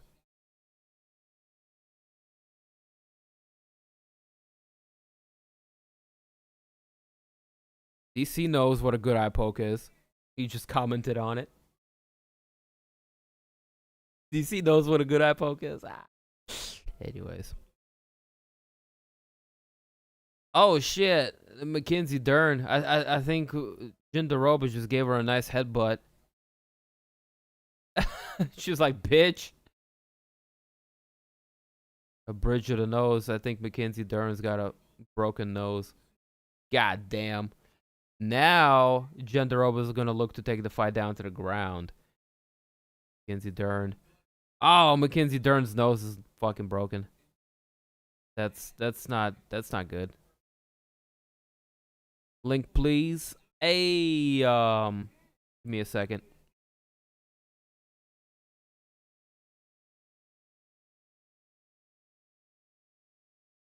Here you go, fam. Enjoy the fights, broski. This is a bad situation. You're Mackenzie Dern. The bad broken nose. Yeah, it's cut open and broken. This is moving it around and shit.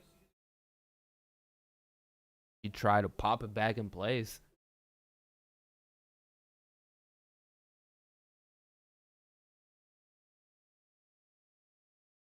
Mackenzie's gonna throw up legs. Looking for an armbar there for a second. Jandiroba's been here before.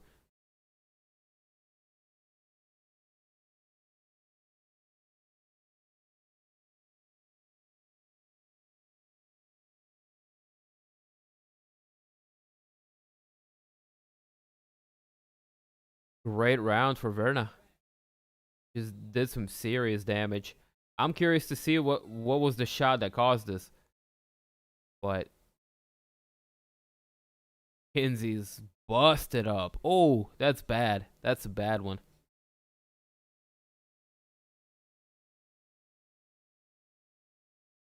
Ugh.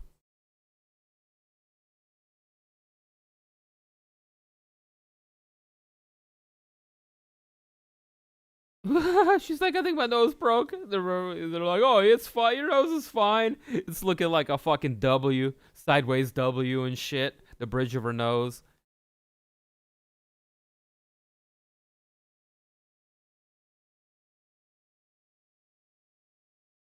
You broke my nose. I'd be like, get the fuck off of me after that round is over. Oh, it was a knee that did it. Flush on the sniffer. And it wasn't meant to be a knee to the dome too. It was a kick to the body.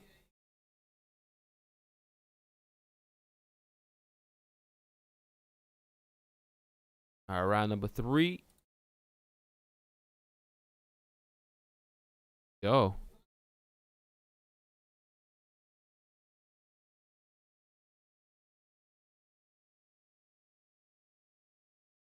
I got Mackenzie down 2 rounds. Down on the scorecard. She's got a broken nose. This is tough. Tough for Mackenzie. I told you this Virna chick was problem.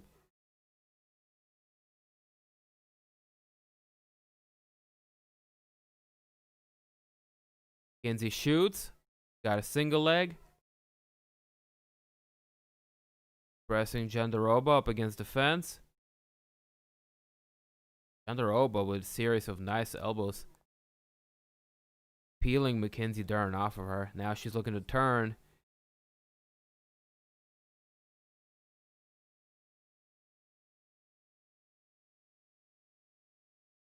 Work here.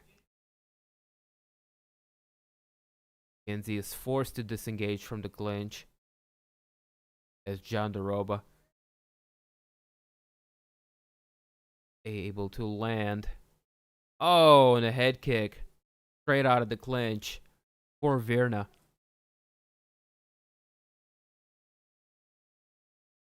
Mackenzie with a roundhouse kick. Still showing life in this fight.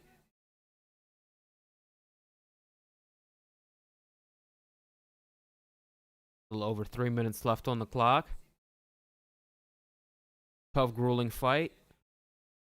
Both competitors beaten and battered. But Jandiroba clearly getting the better of those exchanges.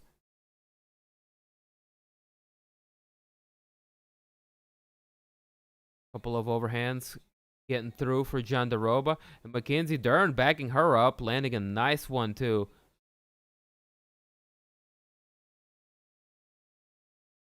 That rattled Jandiroba, but she's taking it well. Taking a moment to recollect herself up against the fence line. Holding good balance. Dern looking to turn from single leg into double leg takedown and finding success just for a second. However, she's landing off balance with Jandiroba able to walk around and almost secure the bag there for a second. Dern reading it just in time, retaining her guard. Now Jandiroba standing over her, looking to land some ground and pounds as Dern is threatening with an up kick. Virna's gonna back up, get back to standing. 2 minutes left on the clock. Grueling fight. Mackenzie Dern's pressing forward, looking to land uppercuts.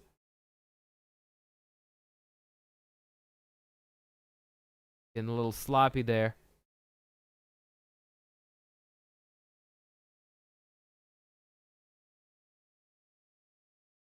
Jab.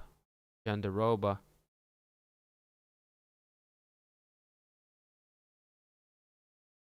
Oh. Rough. Roundhouse kick landing for Mackenzie Dern. That's been key. That's been landing for her all night. Jandiroba's got abs of steel though. built like Terminator.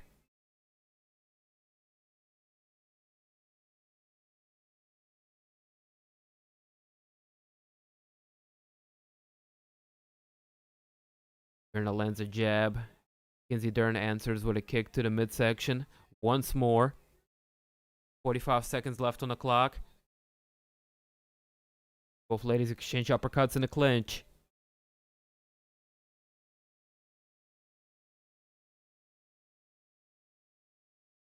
Mackenzie pursuing single leg once more. Pressing Jandiroba up against the fence line. Jandiroba's gonna shoot. Full guard. He's got a hold of Mackenzie's arm. Kind of deep, but there's not enough time. Not the optimal position to pull it off either. I think Dern's gonna spin out, walk around it.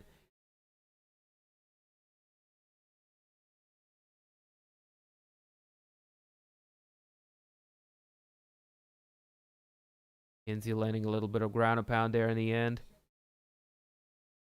And we go to distance. Decent fight. Pretty competitive. I think Virna won that fight. No doubt about it. Let's check out the fight stats real quick on that.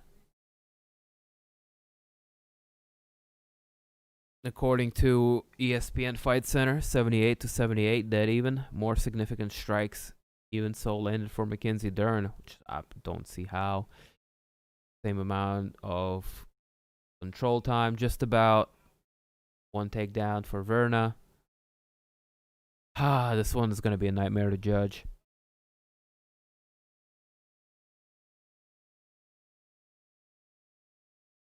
I think Virna won, though. I think V got it as well. Good effing fight, ladies. Congratulations. Hell yeah.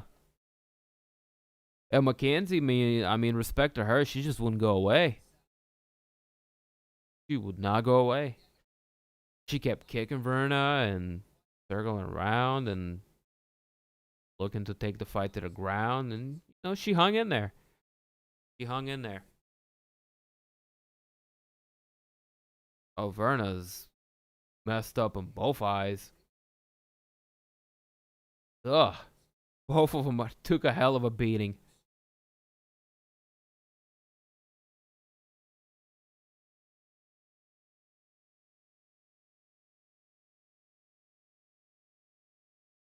Oh, Virna.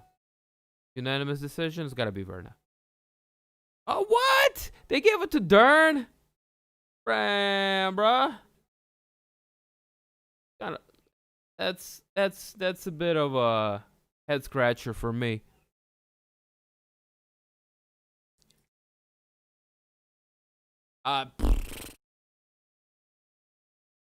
Yo, maybe I'm biased. I was just cheering on the person who I bet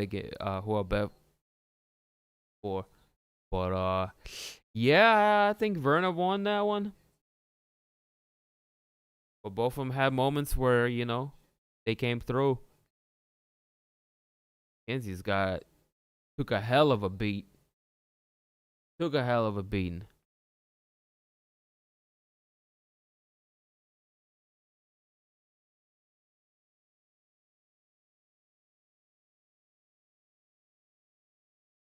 We need to be a split decision. Well, it's only a split decision if it's like one of the judges gives it to the fighter and two of them give it to the other. But three of them saw it this way. I don't know. Yo, I will take a short break and we'll be right back for the co-main event. Tony Ferguson taking Du Bronx, Charles Oliveira. Please don't go nowhere. We got two bangers coming up next. Absolute bangers.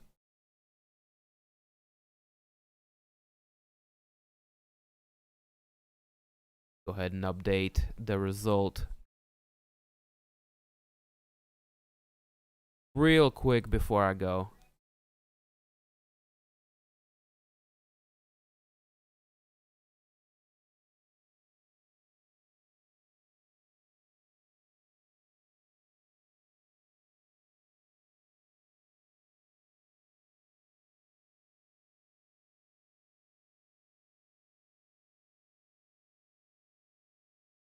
Hey, welcome back, cocksucker. I'm gonna go take a piss and I'll be right back. My damn self. We gonna go smoke a number for the main event? Yes.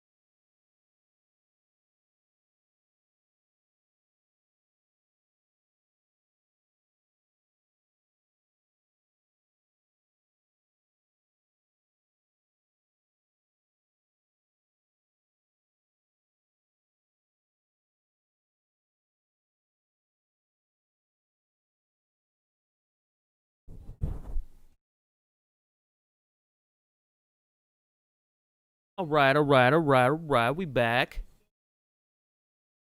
Tony next. You already know, fam. We've been smoking numbers. We have been smoking numbers. Where can you watch UFC? Yo, I got you. Hold on. Bear with me.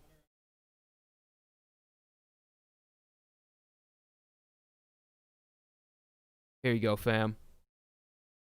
Enjoy the fights, alright? Leave a like and sub if you haven't already. And stick around if, want to join us for a little bit of, which is what we are getting ready to get into next. Before Tony Ferguson takes on Du Bronx, Charles Oliveira in our co-main event of UFC 256. Yeah, boy.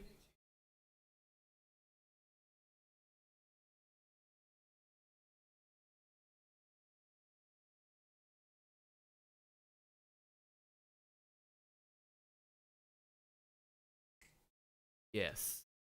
How we do it.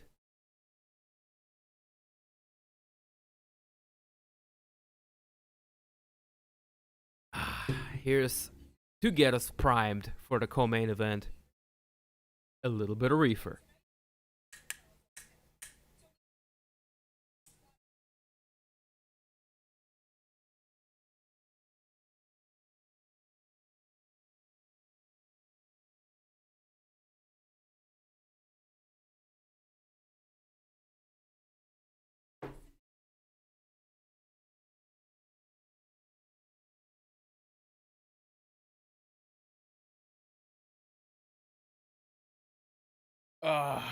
Tremendous.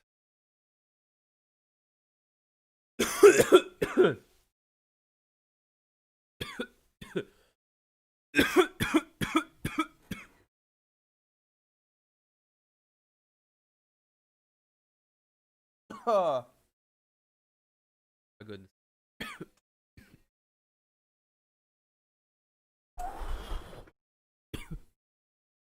Oh, instantly red in the face.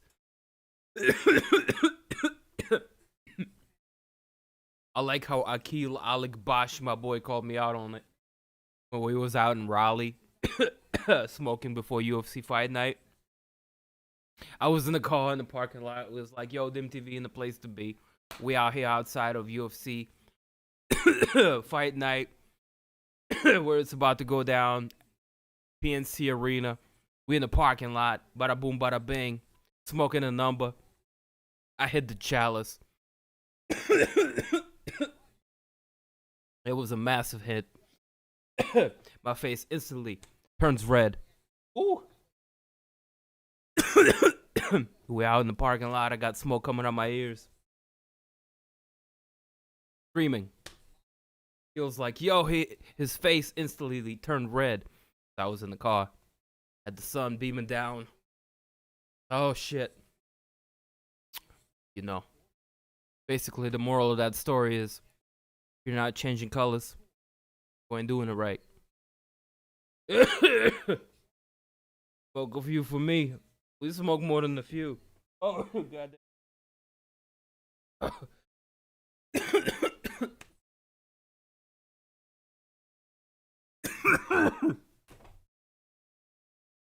Ah, all right.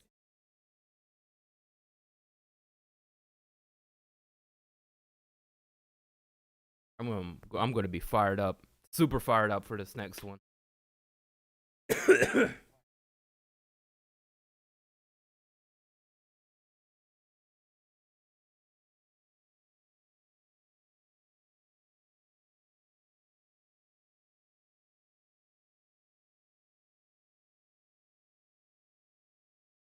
The people's main event coming up next. Oliveira. I'm excited as fuck about this. Hey Bobby, have you been watching this card? This shit has been tremendous with a capital T so far. Starting with the first preliminary fight, all the way throughout until now. Dim Sensei when it comes to smoking. Appreciate you keeping me on point, you know?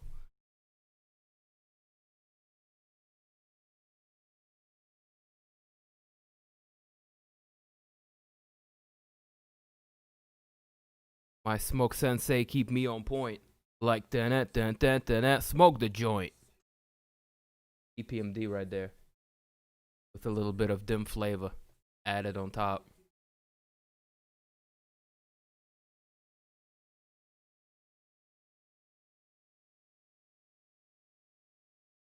Yeah? Yeah. Have you seen Fiziev knockout? I told you that Fiziev was going to be a problem. But Holland is a madman. Calling out Izzy, calling out Kamzat. I love it.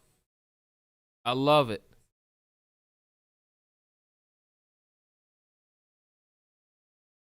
Or how about Swanson with a fucking combination from Mortal Kombat finishing Pineda? Oh my god.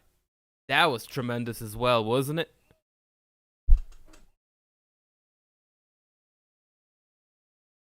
Price is Right drop. Only when it's appropriate.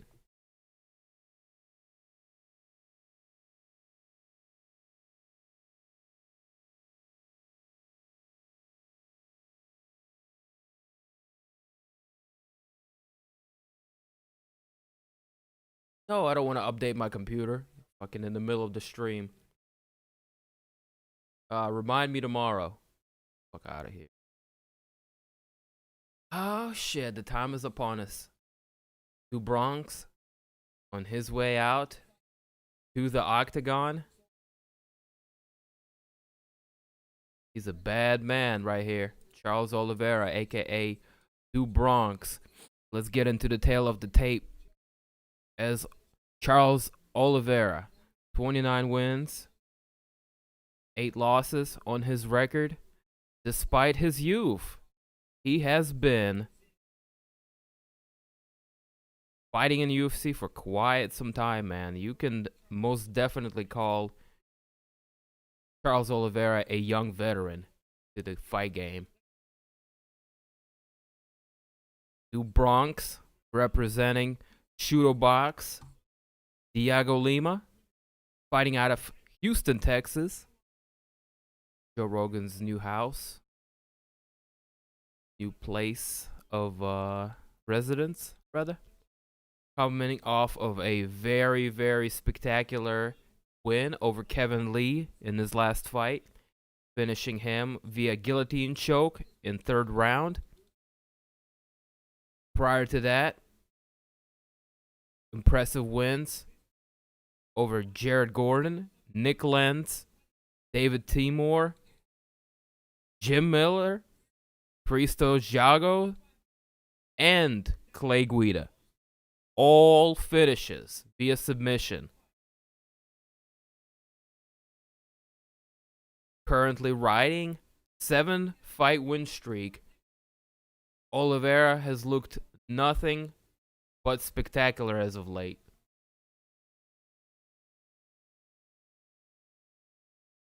Statistically speaking, he's going to be at a small reach disadvantage over Tony Ferguson, who really just has orangutan-like arms. I think Tony Ferguson does something freaky, like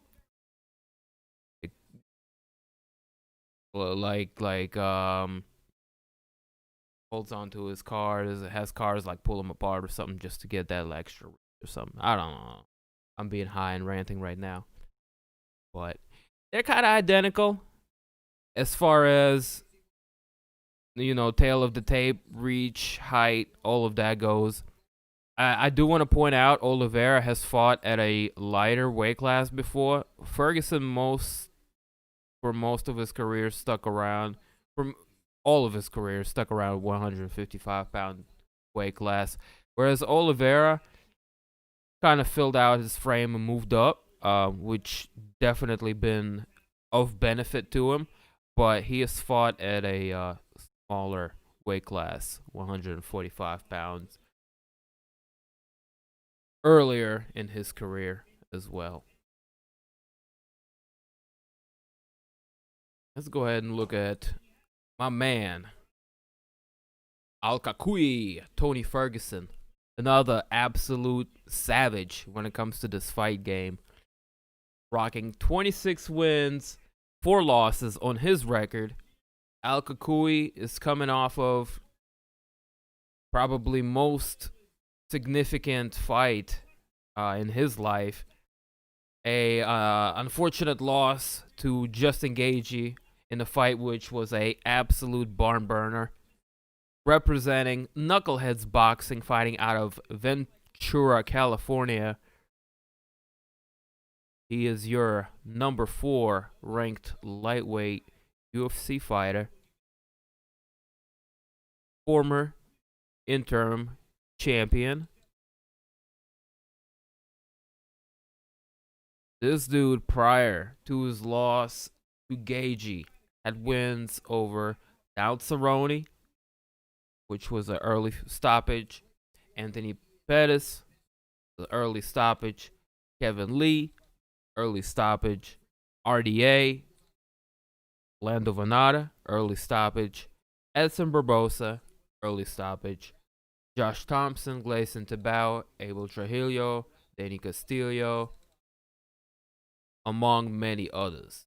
I mean, this dude built himself a hell of a career, a hell of a resume, and I don't think you can count him out based on one loss to Justin Gaethje quite yet. This would be why I picked him to win this fight. That being said, Oliveira is a very live dog. I am very excited about this fight. Both of them bring an amazing skill set to the octagon. This right here is the people's main event. I wish this was 5 rounds.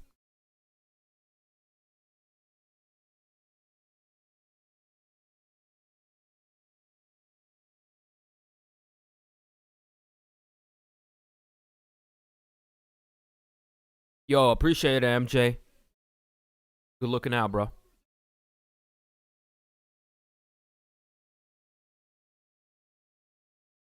Real main event.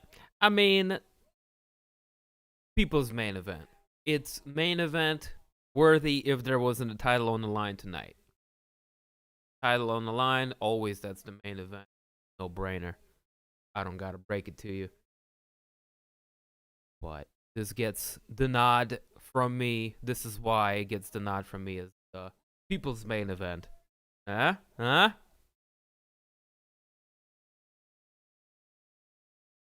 Again, this fight's about to go down. Few short minutes.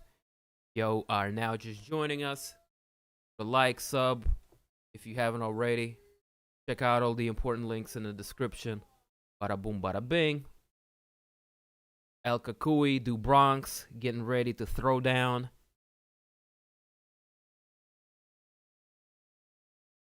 Bruce Buffer looking fly as hell with the suit on.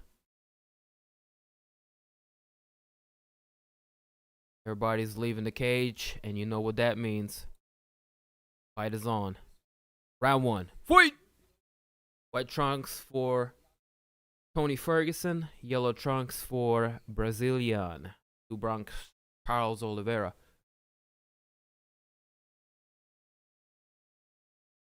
Both guys trying to find the range so far in this fight. Lots of leg kicks being thrown. Vicious leg kick for Oliveira. That one landed. You could hear the impact. Ferguson looking to land some kicks of his own. Looking for a front kick. Switch kick. Lots of changing of stances. New Bronx landing a nice right hand. Now Tony answers back with a combination and a spinning back fist. This is some wild things happening right now. Ferguson, very unorthodox in his approach. Oh shit! Oliveira staying on him. Landing punches. That head kick almost fucking got through. Oliveira, I'm very like surprised at how much he's willing to just stay in the face and stay in the pocket. I mean, with Ferguson. Wow, that is significant. Big takedown for Oliveira. He's now big boying Ferg. Going right into side control. Now he's got the leg hooked. He's going to look to move into the mount. Tony popped the right leg out, making it into half guard. But this is so fucking impressive right now for Oliveira. I did not expect this to be this one-sided this early. But he just picked him up right off of his feet and dumped him. Very tight guard for Tony.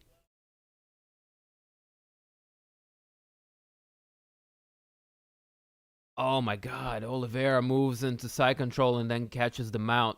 Beautiful jiu-jitsu work. Ferguson is in a lot of trouble. Oliveira looking for an arm triangle right now.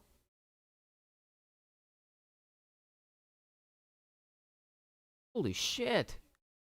Who's ever done this to Tony Ferguson?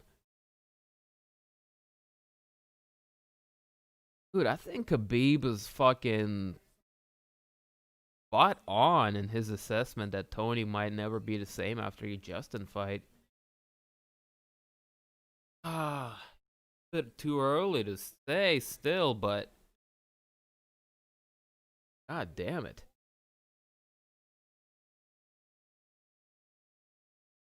Over a minute and a half left on the clock. Dominant first round for Charles Oliveira.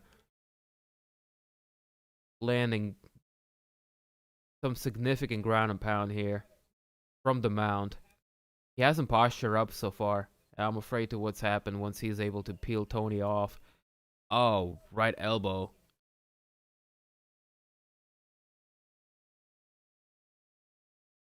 From Charles. What the fuck, Charles? What the fuck?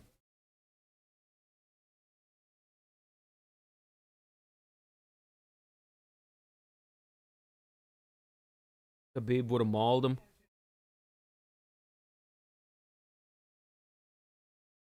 Holy shit. Tony Ferguson is not having a good time out here right now at all. Oliveira doing work from the mount. And he's not going crazy, too. He's just very deliberate, slow, looking to land big elbows, calculated.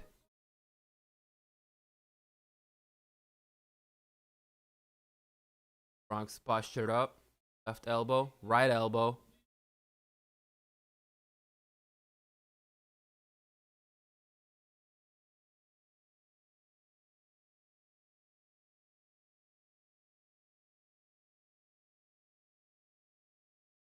Oh, shit.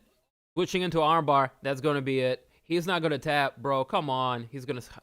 He ain't tapping. Oh, fuck. That's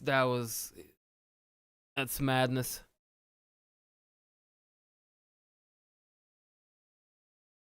What was his arm doing? Oh, God. I thought he was gonna fucking pop his arm.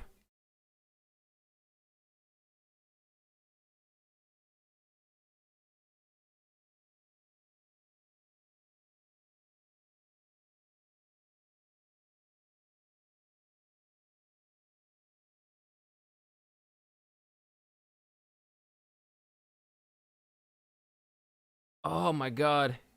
Yeah, I mean, saved by the bell, dude.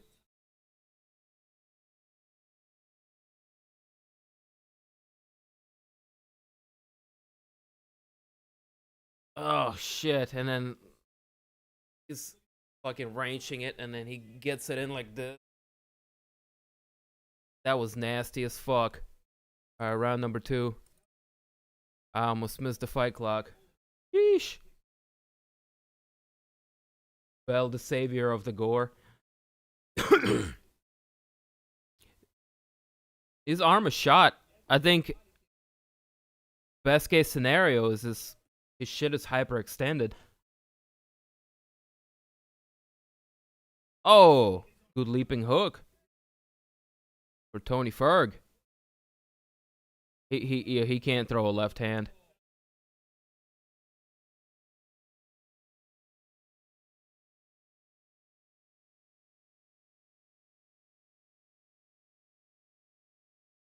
Tony can barely block with that arm, let alone throw any punches. This is not good at all. It's only a matter of time. Takedown for Oliveira with 4 minutes left on the clock. Tony isn't getting a fucking mission with one arm from his back.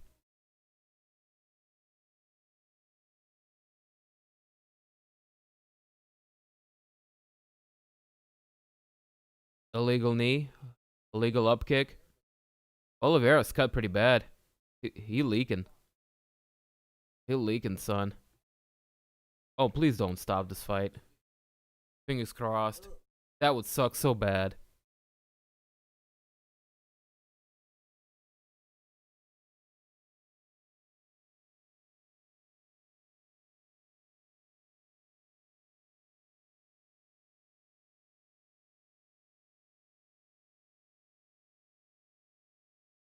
The up kick. Bang!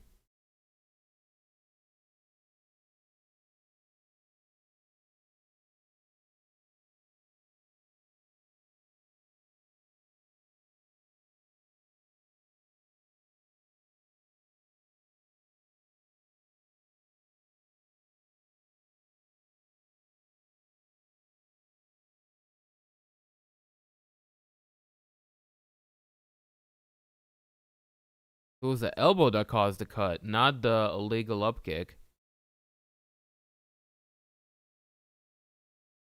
But now Charles Oliveira just going back to mauling him. That cut not affecting him one bit.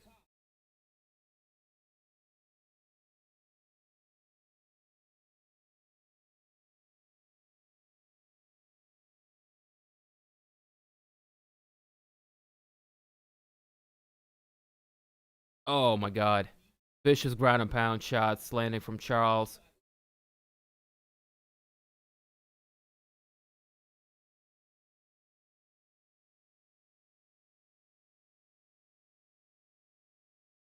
I'm just kind of shocked at how bad Oliveira's dominating Ferguson at this point. 2.5 minutes left on the clock. We're at a half-point mark here. And knee to the body. from a weird north-south position here up against the cage.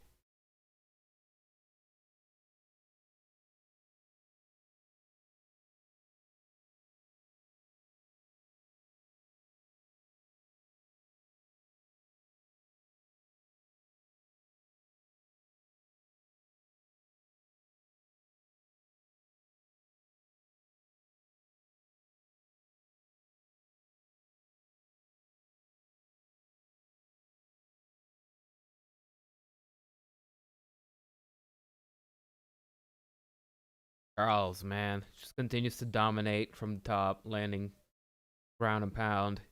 Knees to the midsection. Minute and a half left with 6 minutes total of control time for Charles Oliveira.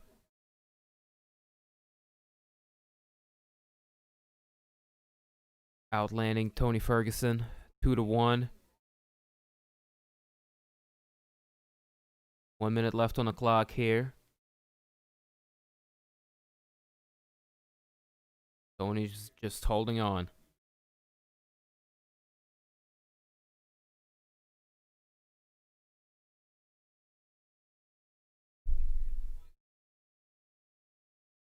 Hey, good job, bro. I mean, I said he was a very live dog.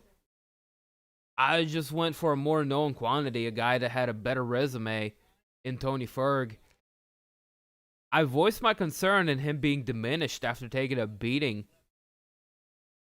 But hey, I'll say I'm wrong when I'm wrong. Boy, was I wrong. Oliveira's a fucking monster going after Ferguson like this. And now's the time, MJ. You ain't gonna miss much. They go into between the rounds, second and third.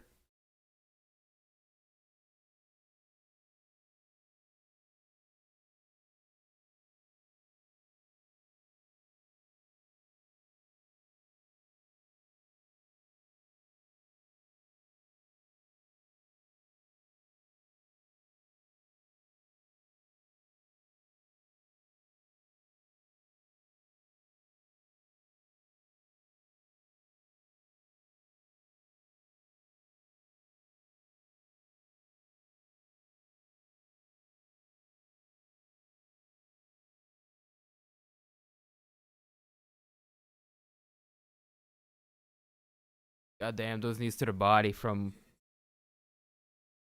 the ground. Those I always wonder. I'm like, why don't MMA fighters knee to the body more? Ground position. And out here, Charles Oliveira just, sheesh, going to work on Tony Ferguson. One-sided beatdown.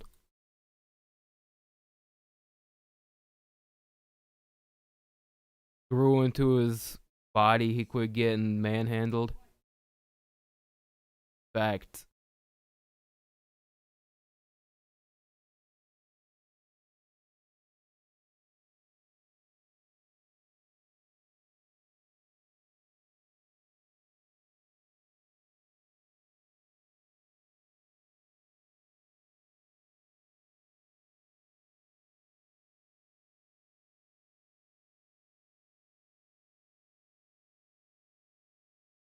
Oliveira is just hyper focused, laser accurate, good footwork. Continues to go downstairs with the low kick.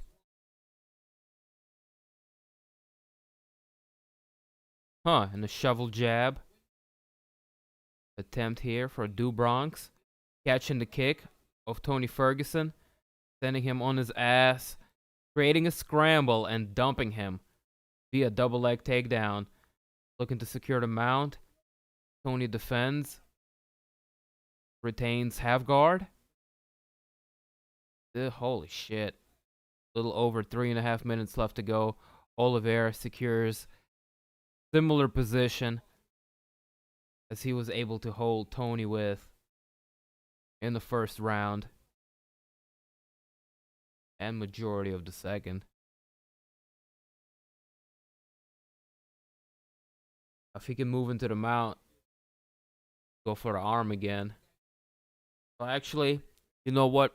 I don't want that to happen. Tony ain't going to tap. And then we might see something nasty.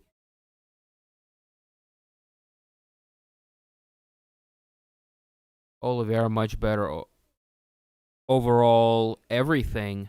Stand up, Muay Thai, wrestling, jiu-jitsu. Oh my god. Beautiful work. Ferguson tries to scramble. Oliveira stays right on top of him and goes straight into triangle. Now he's going to look to take the arm. Nope, gives up on it. Chooses to retain control, quickly changing it into side control. Holy shit. I mean, just the efficiency of Du Bronx in this fight. It's amazing.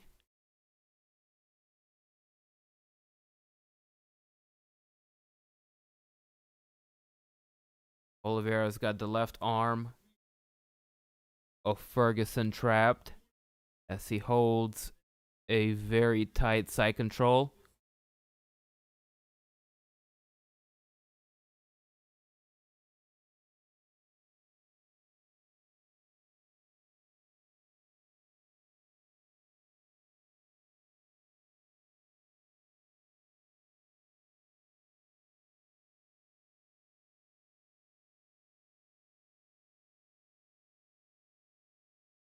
Wow, I'm just sitting here in disbelief. I didn't think that Oliveira couldn't win. I didn't think it would be this dominant.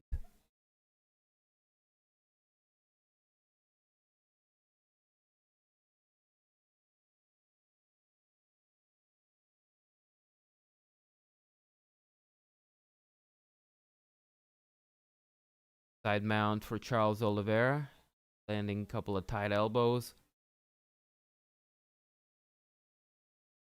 10 minutes overall ground control. A good scramble for Tony. You tried to sneak out the back and ended up getting slammed on top of his head for his effort.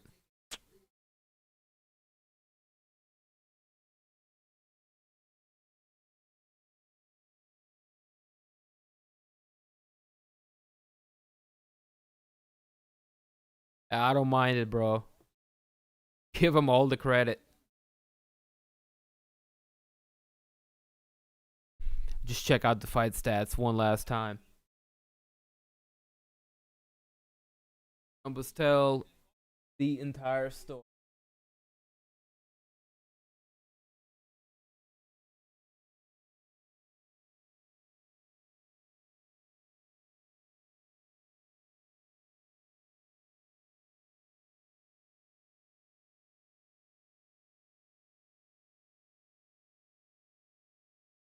That's it.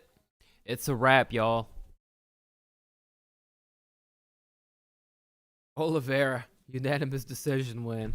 You already know what's up, man. Holy shit.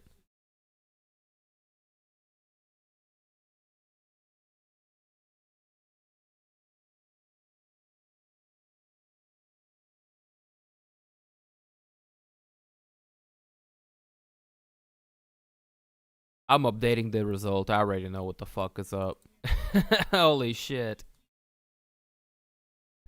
Tony is not poop. He's just he's diminished from fighting back to back to back to back against beasts and then taking a savage beating against Justin Gagey. Such is the way.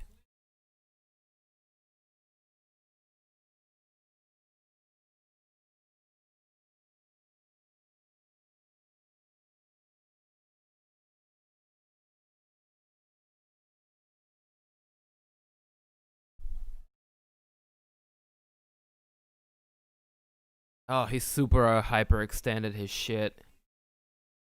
Tony couldn't pick up his arm after that one.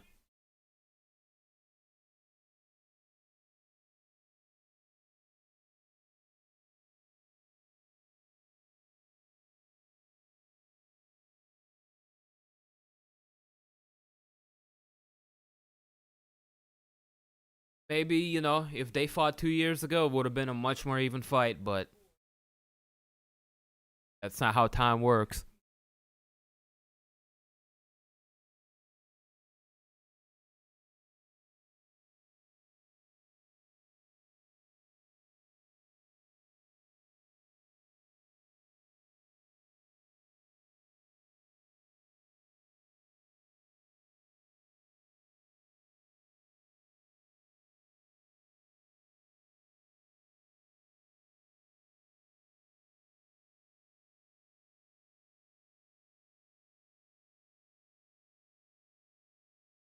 Winner by unanimous decision.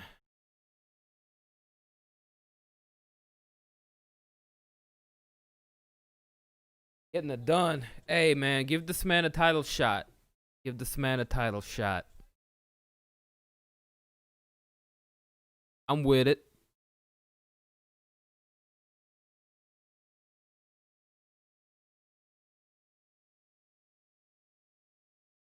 I have no idea.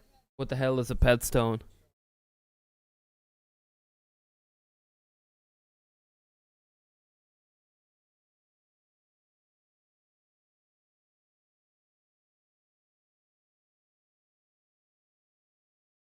Good job, commentary team. It's a lucky rock.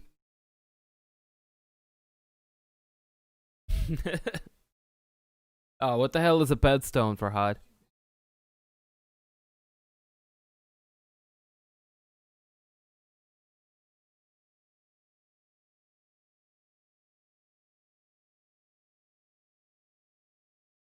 That doesn't answer my question. I forgot one more fight. Yes, the main event. Let us not forget. Figgy taking on Moreno.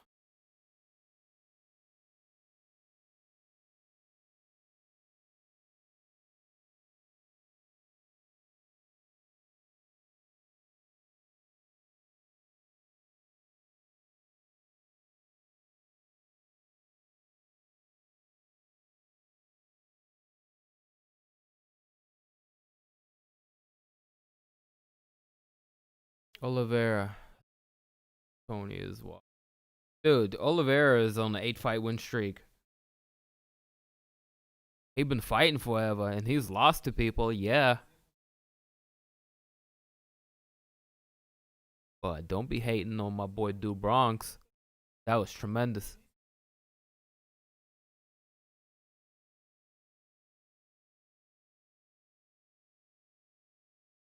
Hard to watch. Another one bites the dust.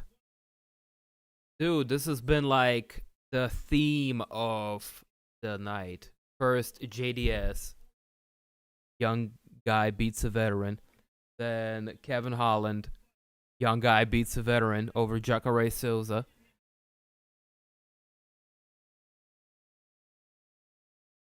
I wouldn't say Jandiroba and Mackenzie Dern, but Mackenzie Dern's been around. Jandiroba's kind of fucking, you know, breaking through like a fresh face, upsetting somebody established. Kind of in line, maybe. Not so much, but then again, veteran taking an L against a younger guy, up and comer.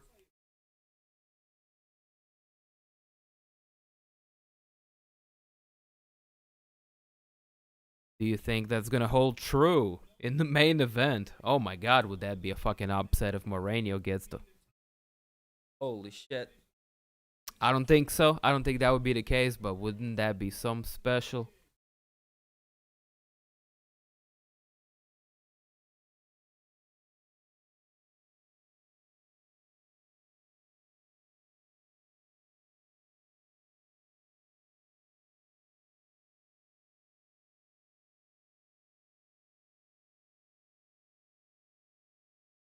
Radlip is not fighting in December. Hey, if he chooses to take the fight against Holland, he ain't the one that had COVID. Ian Edwards was. I hope he accepts it, though. That would be fucking lit.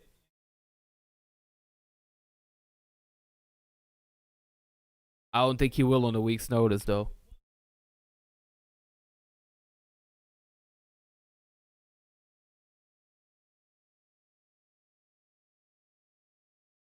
Or Hogan, just say Khabib, maybe.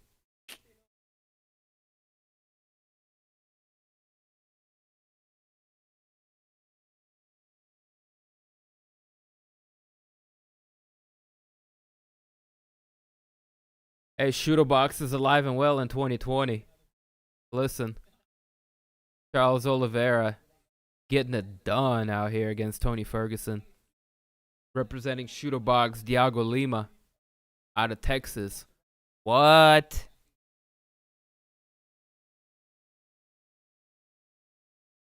Red Lip looks like a killer, bro. He is, but he's kind of unproven. I'd love to see him fight somebody that's been looking, surging like he has been as of late. But yes, y'all. The time is upon us. Deiveson Figueiredo, Brandon Moreno, getting ready. Few short moments away from the main event, our last pay-per-view of this wicked year. Not our last event. We still got end of the year, not pay-per-view, but fight night coming up.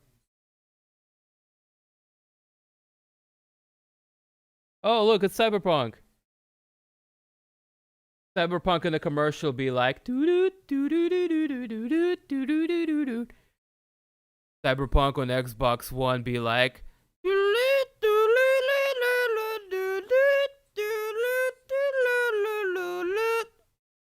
yeah, sorry about that. That's how it be sometimes. Big by sub, second round.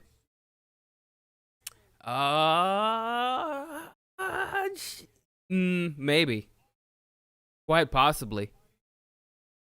I mean, he is one of the quickest scrambler snatchers of the neck that I've seen in a hot minute.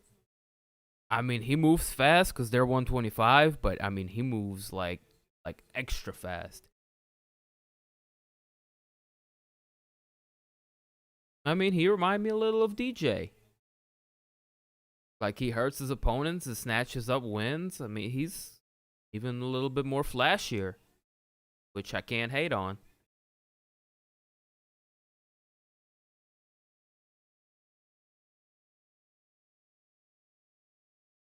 Keanu's in it. You found out after you started playing. Fuck Xbox. Hey, I got Xbox and PlayStation. Neither of them can play Cyberpunk well. So what the fuck is that gonna do good for me? Where's the shots and bong rip? Hit them. Yo, you right. I gotta do a bong rip before the main fight starts. Thank you for keeping me on point.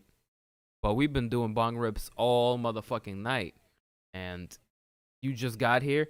You gotta do one for your boy. See, I can't even talk right. You gotta do one for your boy. And then I'll do one. And then you do one.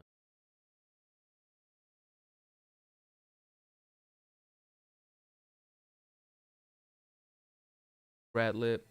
Jones again. Total dominance. Then sub early. I got that PS5. Nah. I do not. First of all, availability is an issue. Second of all, I don't buy consoles as soon as they drop. I'll let them work out the issues, and then I'll cop it. And third, I'm likely to get an Xbox Series X first before I get a PlayStation this time around. See, last time I got PlayStation 4 first, and then I ended up getting the Xbox. And Xbox just got so much free goodies that I reap the benefits of. Backwards compatibility, game sharing, all that good shit. And it's actually looking like a more powerful console out the get-go as far as this next-gen shit goes. I'm gonna wait till the PlayStation library build up, because I'm sure they're gonna have great exclusive titles like they did with 4. But I ain't gonna miss out on it much by not getting that out the get-go.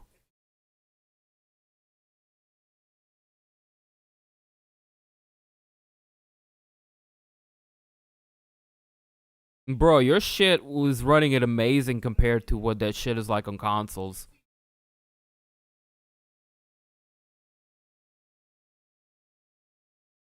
It runs okay. Needs to be better optimized. That's the verdict. I mean, it's the best optimized on PC, and it's just the worst fucking optimization ever for like base last generation consoles.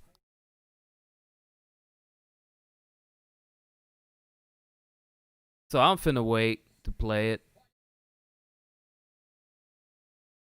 Which sucks because I had birthday money saved up specifically for it. That's probably gonna end up going towards the new console instead.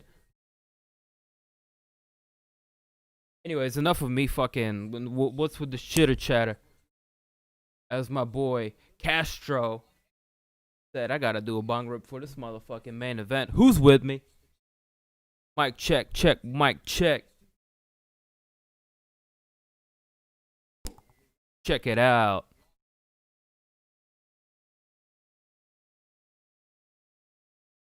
Boop. Here, take that real quick. Take that. Break that. Smoke it quickly before the police come.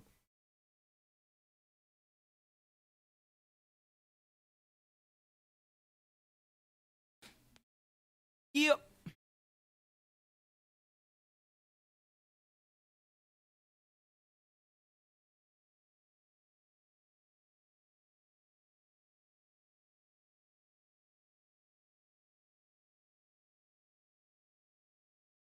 Might just have to drop a bag. I don't know.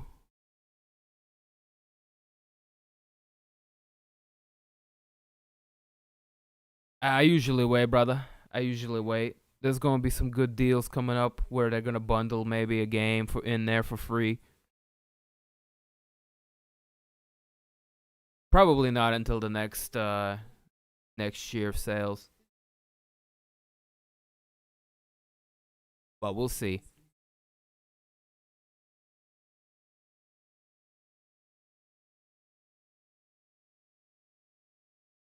Yeah, we like our video gaming.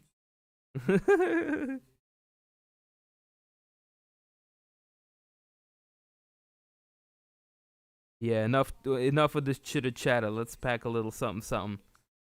Moreno about to challenge Figueiredo for the title. Can Figueiredo defend 4 consecutive times this year? Four wins?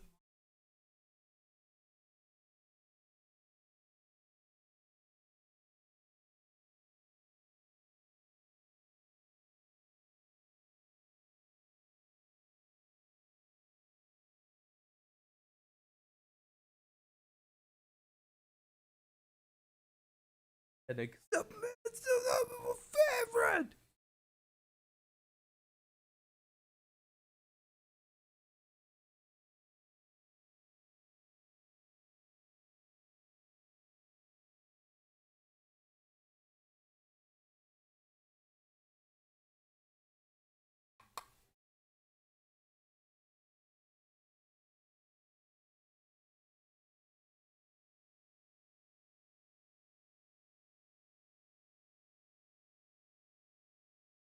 All right, bong rip for shooter box, still being relevant in 2020.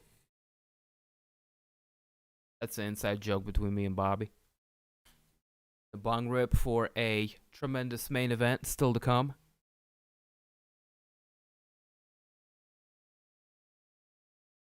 You got the base PS4 or the Pro?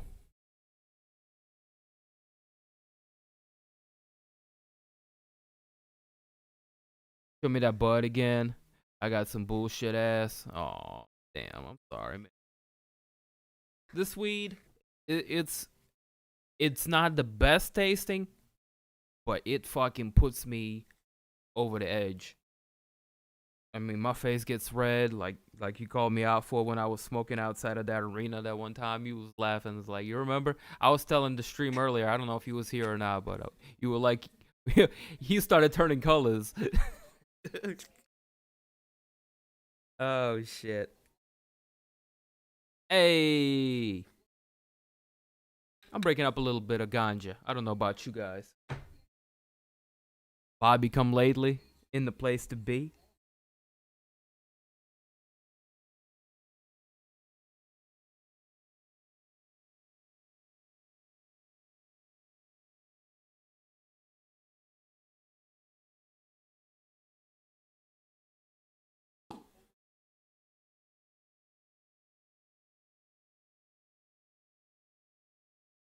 Go, bro.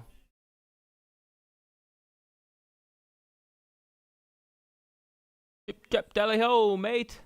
Ha ha. Here you go, Akil. Whoop. Take that shit. Break that shit. Light that shit. Main event coming up in a few short moments. Get our minds right. As if they aren't already. Gotta go clear the fucking chamber. Or I could just suck it all through. Getting murky down there anyways. I go it through. I'll be right back.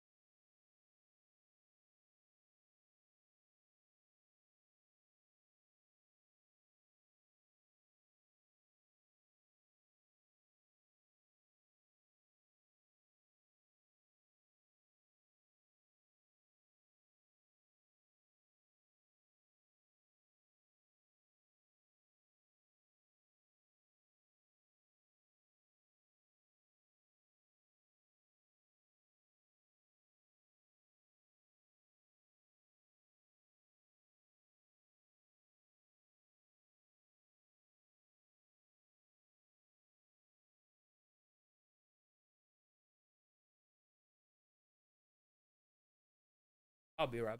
Oh, I'm gonna piss before it's.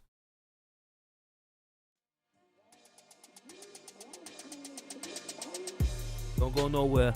Coming right back with a bong rip.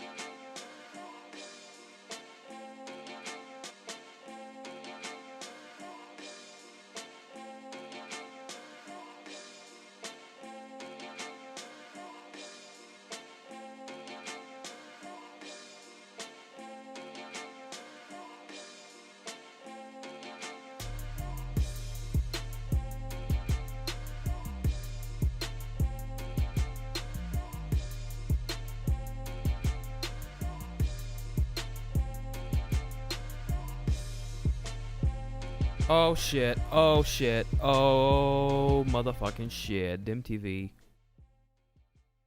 Back up in this piece.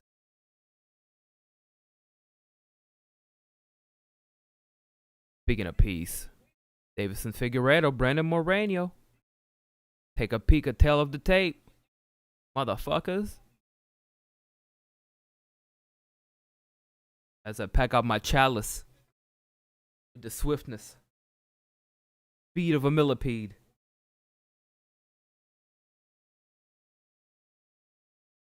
Just like that.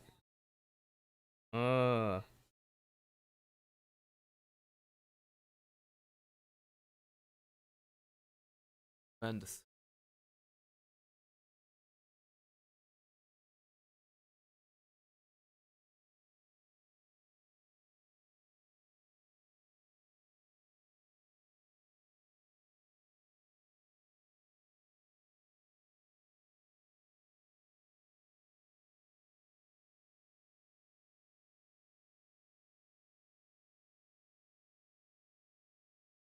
Quickest turnaround in combat sports history.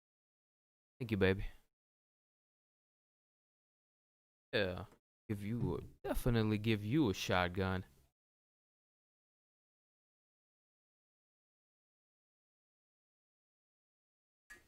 All right, cheers, y'all. Adjust my time clock. Say hi.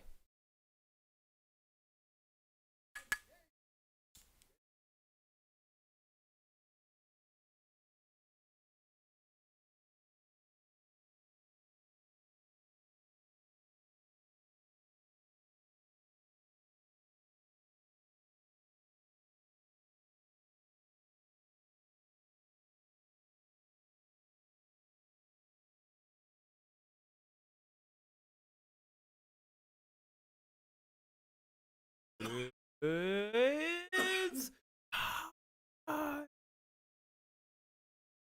Can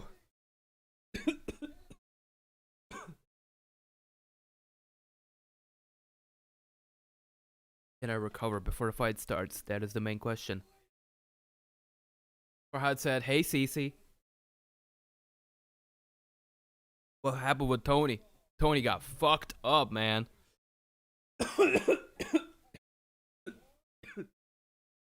Oliveira dominated Tony Ferguson, and it was incredible. Prediction time. Figgy. Have Figgy.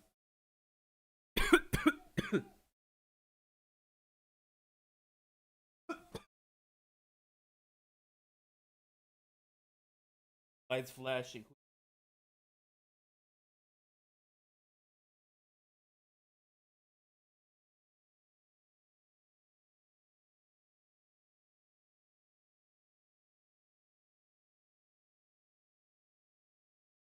My cat is doing right now.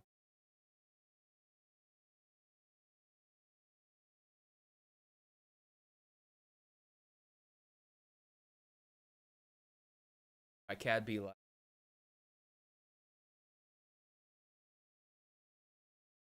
incapacitated.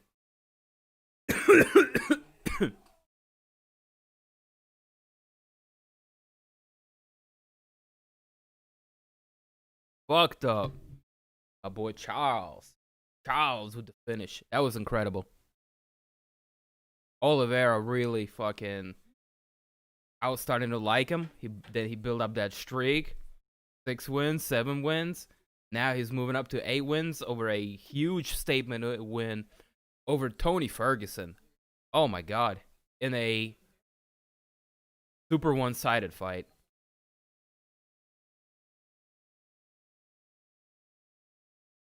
Definitely gonna crack the top 5. Here we go. Round number 5. Oh shit. Round number 1. Fight! Figueiredo kicking things off with a spinning attack. That was a nice left hook too from Figueiredo. Champ looking for a takedown. Good takedown D from Moreno. And turns Figgy into the cage.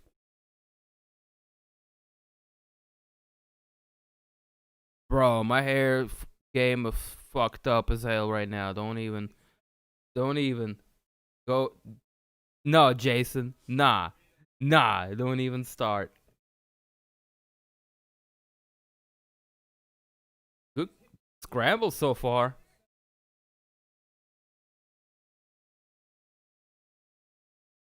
Fight stays on the feet. 4 minutes into round number 1. Figueiredo just stalking his challenger. Moreno fighting long behind the jab, keeping Figgy at bay.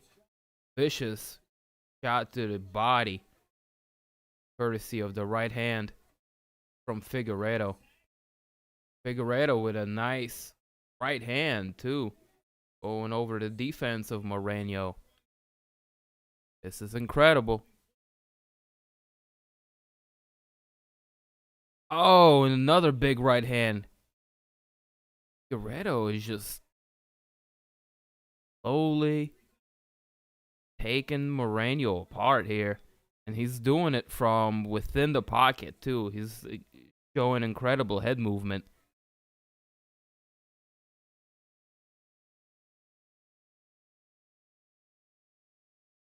Oh, rips to the body.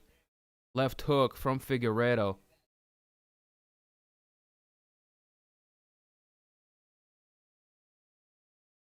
Leg kick. Lands for Figgy.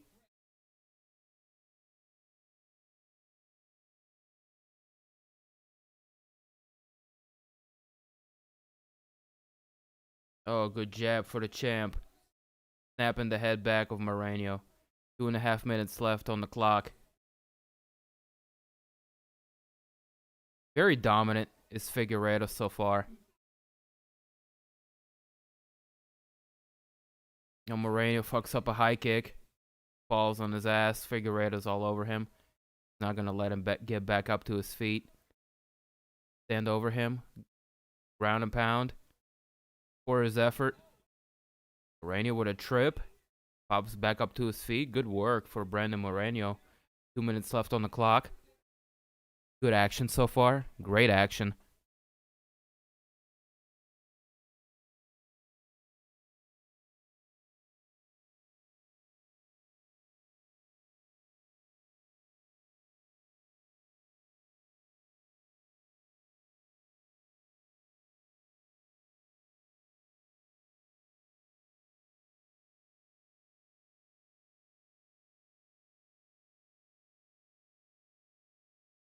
Figueiredo charges in, looking to land combinations once more. Oh. 4-punch combination. Some of those getting through. For Figueiredo. Moreno. Still hanging on. Fighting behind his jab. Looking to remain technically sound. Overcome the onslaught from the champion here in the first. Figueiredo charges in once more. Moreno looking to change levels. Figueiredo's just clipping him. Moreno's got a hell of a chin on him, and we know this. Looking for a head kick is Moreno. Beautiful setup with the combination. Oh, and the head kick from the champion. On the lead side. That one grazed Moreno. Oh, big elbow. From Figgy. Straight right from Figgy.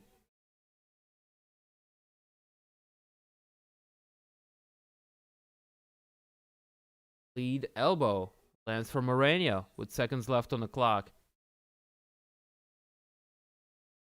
Holy shit. That was a hell of a round.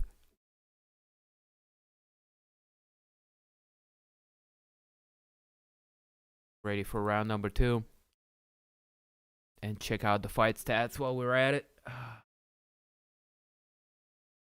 Figueiredo, no surprise, leading in strike. Totals here, insignificant strikes and total strikes landed.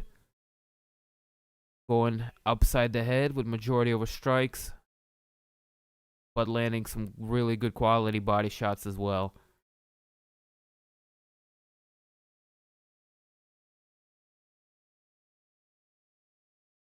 So far, not a lot of grappling, mainly a kickboxing fight, but great action all around.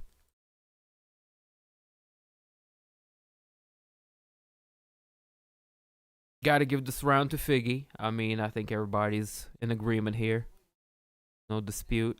Moreno's still in this fight. I think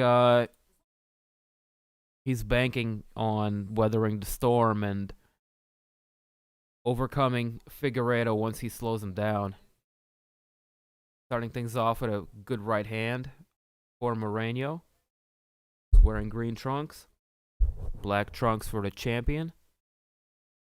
With the gold trim. Spinning back kick to the midsection. Landing for Figueiredo. Moreno no sells it. Comes in with a nice little short combination.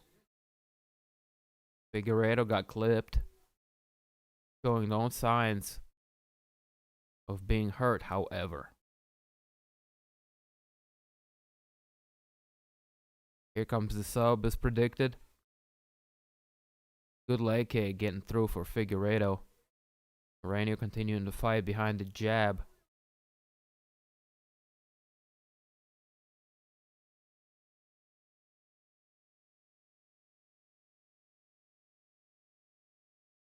I like Moreno's jab. It's not the prettiest thing ever, but I like the timing of it. He uses it pretty well to disrupt Figueiredo and keep him at bay. Oh, nice right hand getting through for Figueiredo, setting up a combination. Moreno still in this fight. Iron chin. Granite chin. Beautiful feint followed up with some jabs by the champion. Textbook.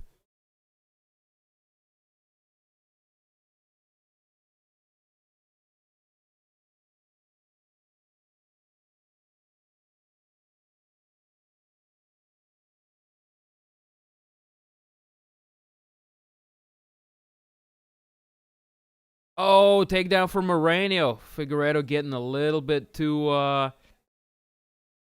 aggressive.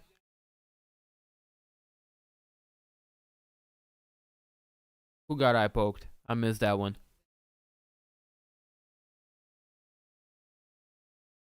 Moreno got eye poked? Moreno finally getting an advantage here. Getting the takedown on the overzealous champion who came in a little too aggressive that time.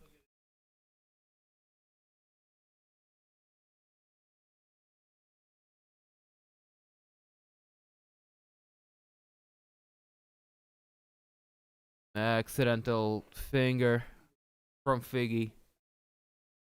Figgy with the fingy.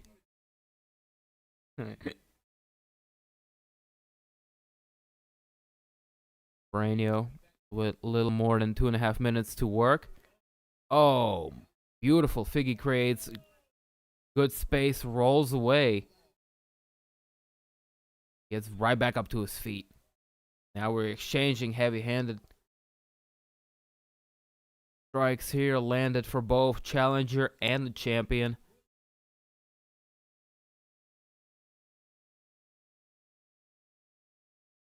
Figgy's willingness to just stay in the pocket and exchange, I gotta respect. This is a warrior. Big ups to Moreno too.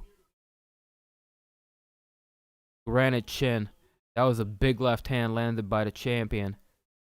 Moreno doesn't really slow down or nothing. Acts like that it didn't even phase him. Tough son of a gun. Over 1.5 minutes left on the clock.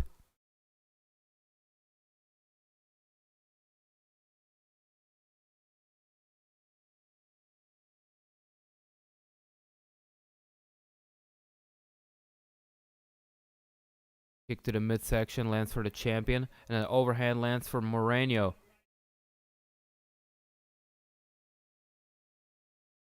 Figgy didn't like that one. I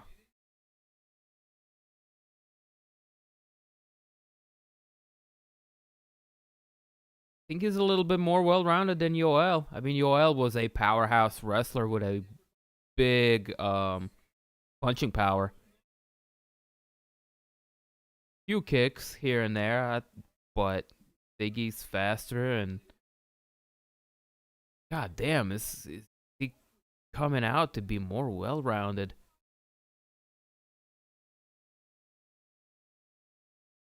Overhand lands for Moreno, and Figueiredo just tees off on him with a combination. And another takedown for Moreno. Beautiful job. That was clutch. He needed that. Much closer fight here in the second. I mean, Figueiredo landed more shots, but Moreno had his opportunities and successes as well. The takedowns, sign of success. The downside is he was unable to keep Figgy down or do anything with those takedowns. 2-0, Figueiredo. Moreno was just walking to somewhere, not to his corner.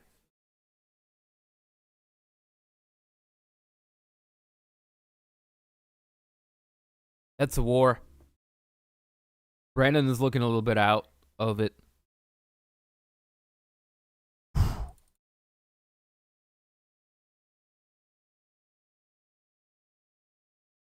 Check out what's happening here on fight stats. A little bit closer second round, but brother, this is kind of becoming one-sided beatdown.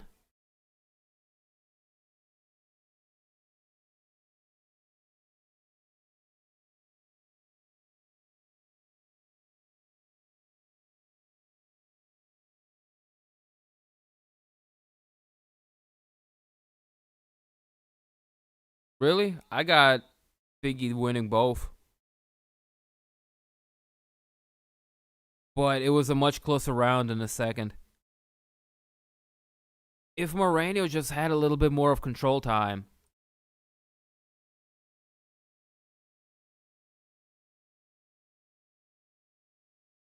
I would have justified giving him the second.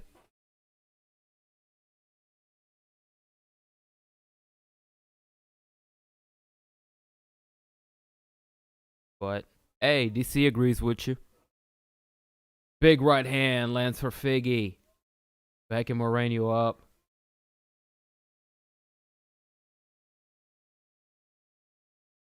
Oh, Moreno charges. Oh, shit. What's going on? Moreno is off balance here.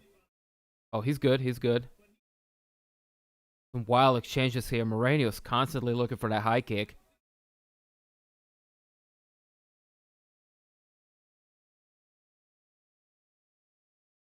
Oh, Figgy with a roundhouse to the body. Oh, big right. Big right elbow for champion. 4 minutes left on the clock. Round number 3.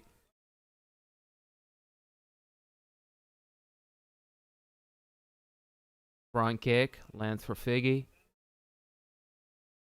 Moreno's backing up. Good head movement from Moreno. Gonna look for a takedown. He's got the body lock. Figgy got good balance. Avoids the takedown. But Moreno's got him pressed up against the fence. Got the body lock as well. Got the underhooks. Got good head position. Gonna look for a takedown. But Figgy pries himself off the cage. Takes the center of the octagon.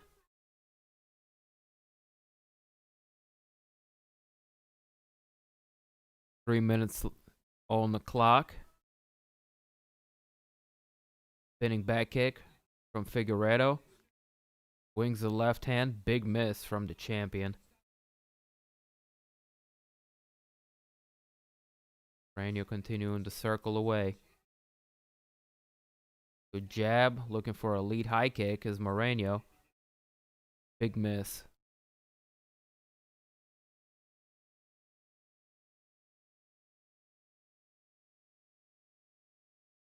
Combinations from Moreno.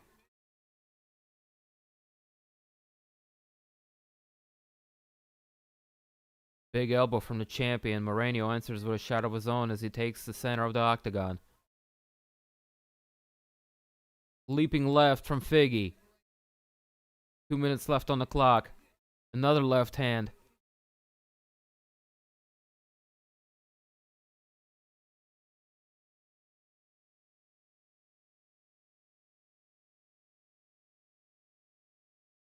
Moreno continues to pump the jab. Looking for the right hand. Oh, good googly moogly. Big nut shot. I think Figueiredo just That made my nuts hurt. Oh, shit. Good googly moogly.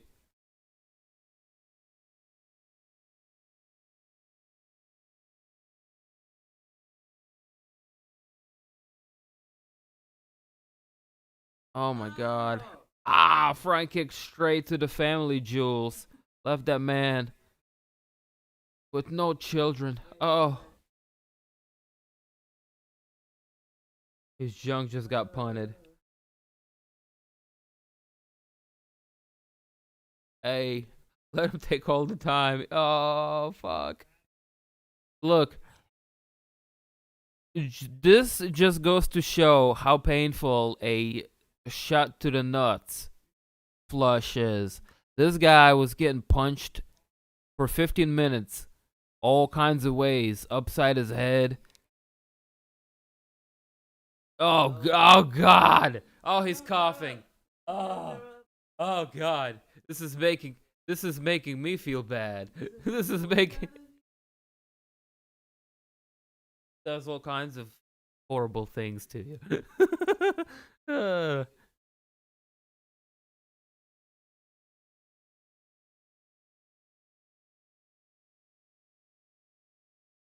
Sheesh.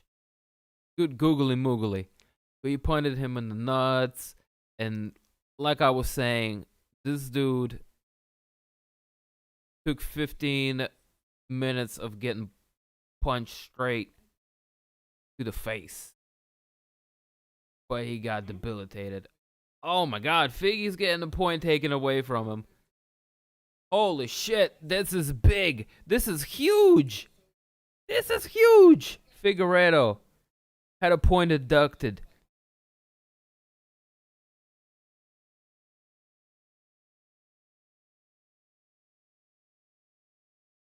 Almost like a bong hit, but to the nuts. Nah. We got a minute and a half, little under that, left on the clock here. I really need to work out being able to pause my timers.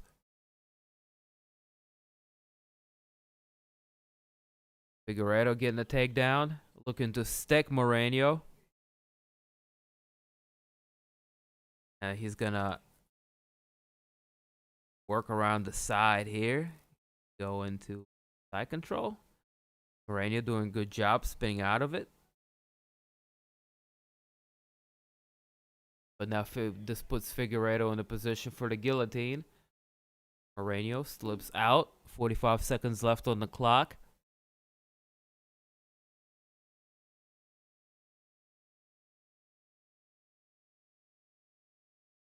Yo, Moreno's gotta win this round, bro. 10-8 too with the point deduction.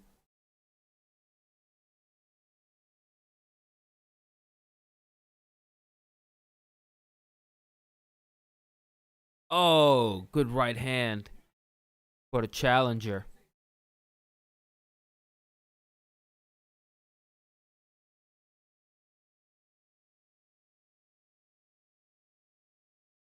Holy shit. Yeah, he could have tied up the fight on my scorecards, or if he gave Moreno the second round, he's going to be up. Very close fight, man. Very close fight. This is so interesting. What y'all think about this?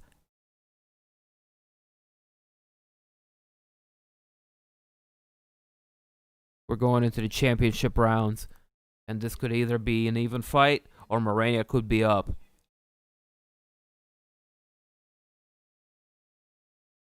Shit. Let's peep the fight stats. Much, much, much closer fight now.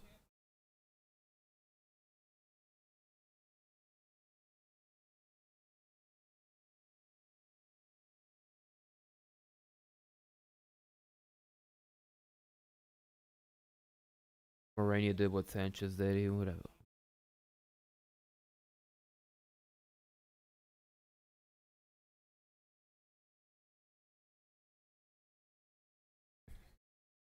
Round number 4. Fight! Flying knee to the body lands for Figgy. Out the gate.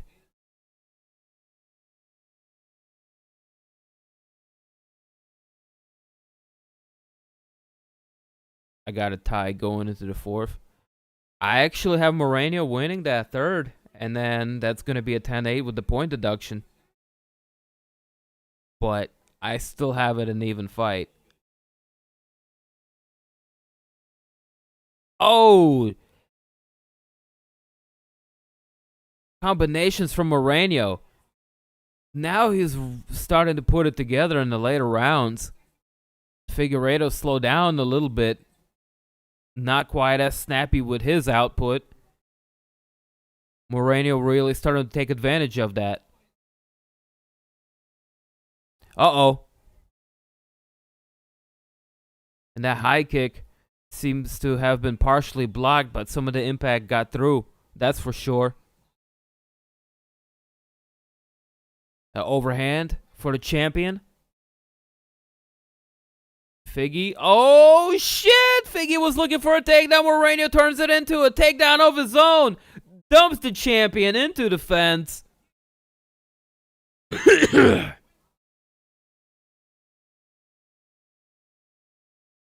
Киевская котлета.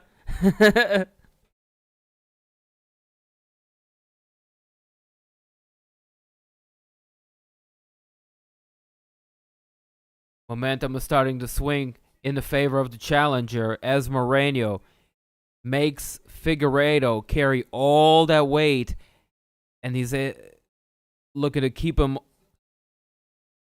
Figueiredo just wills the fight back to his feet as he lands a combination at the center of the octagon. 3 punches to the dome of Moreno. How tough are both of these guys? Beautiful head movement from the champion as he lands uppercuts. R.I.P. Debo. Deiveson pressing forward with a Superman punch. A Superman elbow. Head movement. Oh, that one tagged Figgy. Oh, and Figgy's... Oh, shit. He's wobbly. He's wobbly. Moreno pressing forward. That one cracked him. Holy shit. Over 2 minutes left on the clock. What are we seeing here?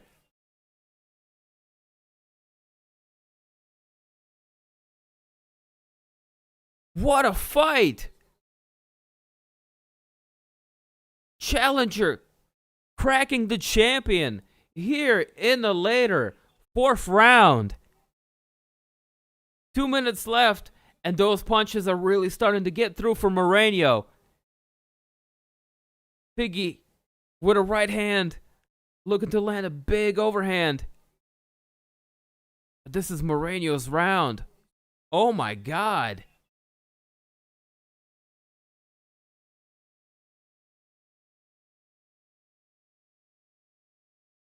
Oh, good left hand. Counter landing for the challenger.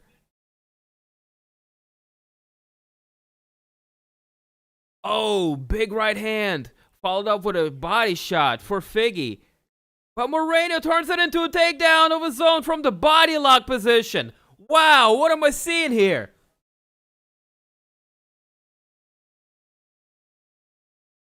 Moreno would have guard. This time, able to keep the champion on the ground. Figueiredo looking tired. Moreno complaining about the eye poke. Figueiredo saying he's not poking him. As he looks to land elbows from the bottom. That is a huge round for the challenger.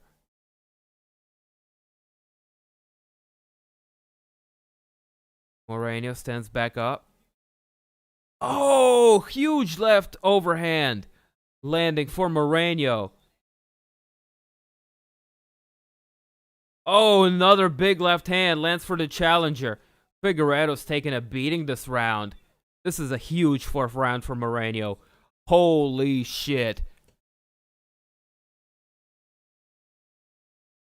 What a fight.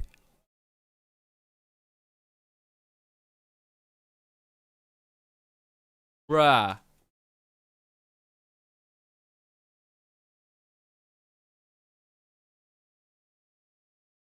What?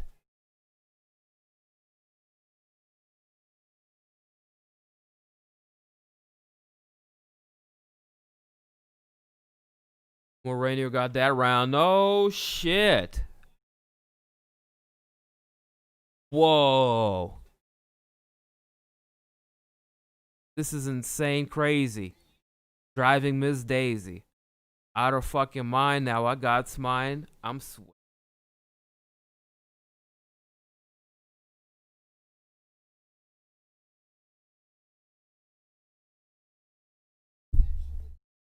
Virna Jandiroba's eye.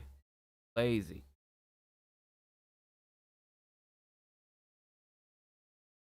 Alright.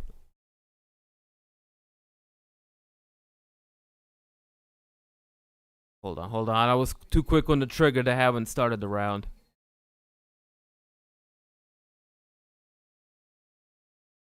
Clap, clap. That was beautiful, champs. That was beautiful.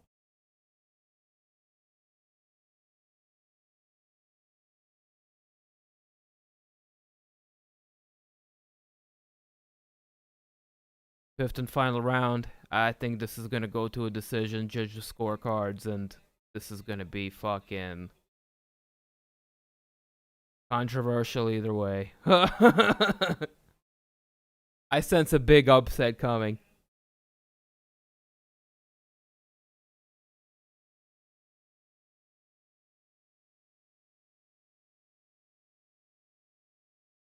Both guys exchange kicks. Figueiredo with a couple of good kicks to the midsection. Let's check the fight stats here real quick. 117 to 105. Total strikes landed 103 to 97. With 4 takedowns for Brandon Moreno and 1 to Deiveson Figueiredo. Super close fight. Holy shit.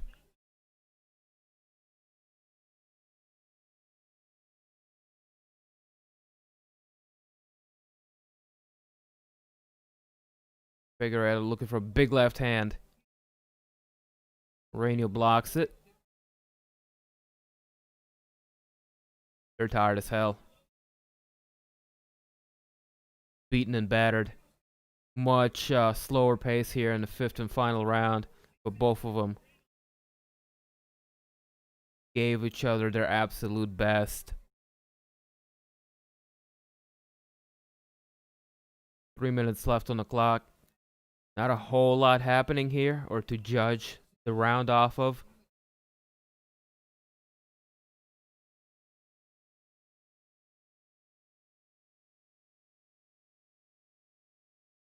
Keeps grabbing his arm. Well, they're saying it's broken.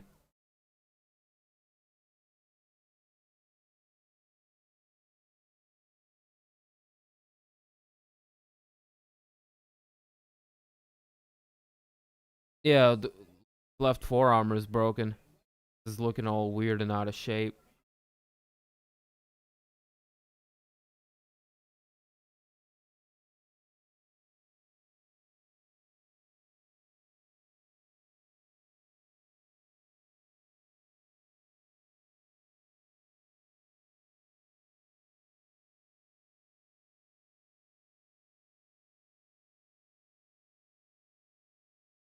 Oh, Figueiredo's fighting through with a potentially broken left arm. Amazing.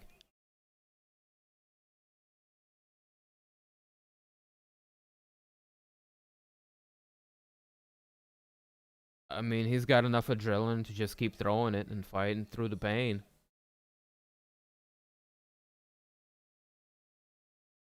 Most people just don't throw with it and just kind of use the rest of their limbs. But guy's a savage, apparently. Moreno slips there, losing his balance momentarily.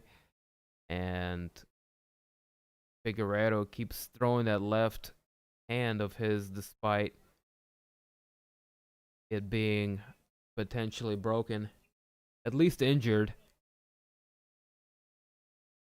Big hematoma there, as Joe Rogan noted. 1 minute left in the fight. This right here is really tough to judge. And Figueiredo very active, but he's not landing much. Moreno also slowed down. Playing at a good right straight. If he can get a takedown, this is going to be major for him. Hasn't been able to do that so far in this round. 30 seconds left on the clock. Moreno's got the champion pressed up against the cage.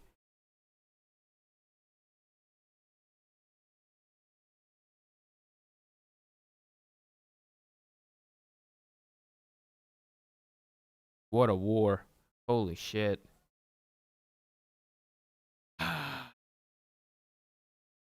Takedown attempt here?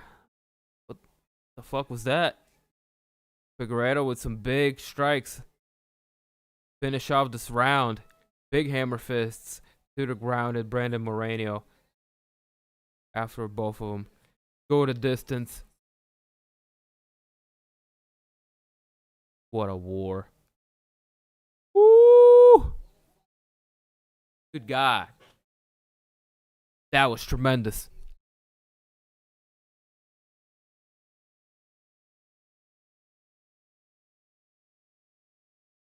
Draw? I hope not.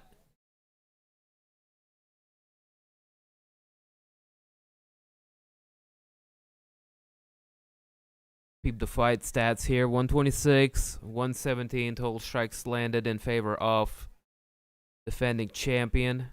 More significant strikes for him as well. 111 to 104. Courtesy of ESPN Fight Center.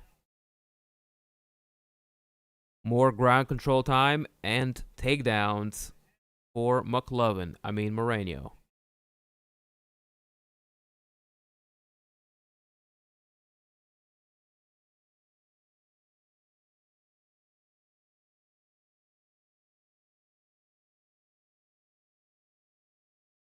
Figure 1 rounds 1, 3, and 5, but had point taken away.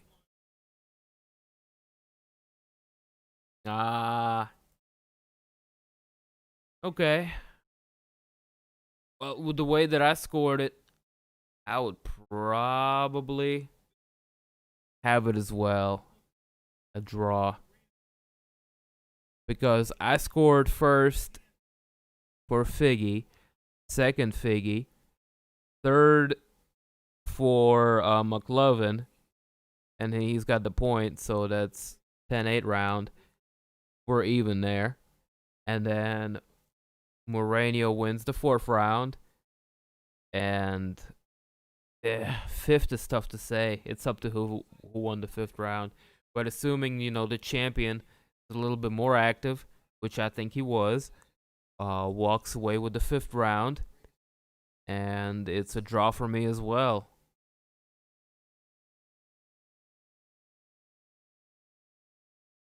Although I don't want it, I think that might be the right call.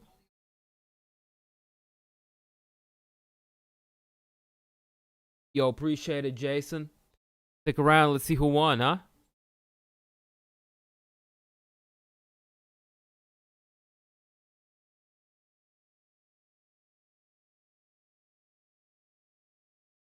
We got a split decision.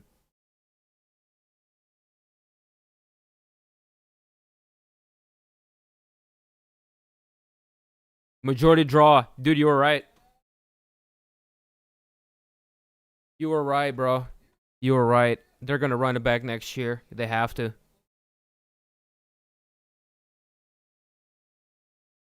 What a fight, though.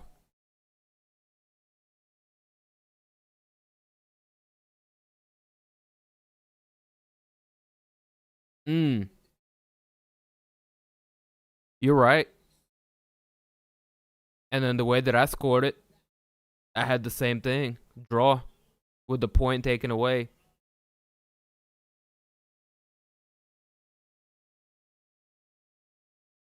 Good fight. Draw. Thanks. Hey, I can appreciate a draw when one is deserved.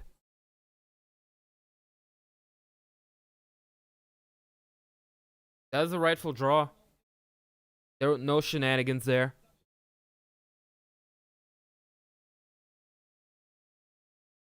Well, this has been another Dim TV broadcast brought to you in part by Reefer. We appreciate you coming through. Shout out, special thanks to the mods, Mike Mobley, MJ in the place to be, Bobby Hollingshead, rocking with us. Bada boom, bada bing. Check us out on social medias at DimStayLit, Instagram, Twitter, bada boom, bada bing. And most importantly, our Discord channel link is down in the description below. Check that shit out as well. We have good time on our Discord channel. Other than that, this wraps up UFC 256 in what has been a tremendous card. I mean, that shit was dope. Top to bottom. Prelims, main card, finishes, the whole patois. That shit was awesome. Other than that, leave us a like and a sub if you haven't already done that. On your way out, we're going to be here, same bad time, same bad channel, for the next UFC Fight Night in Vegas, I think 17, which is looking packed. It's going to be the last card of this year. We have Jeff O'Neal taking on Stephen Wonderboy Thompson, and many, many, many, many more fights lined up on that. Appreciate y'all for coming through. Judy V,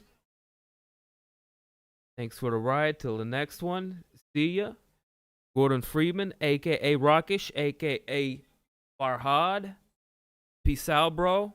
Appreciate you for stopping by. Jason Carley, my dude. Yep.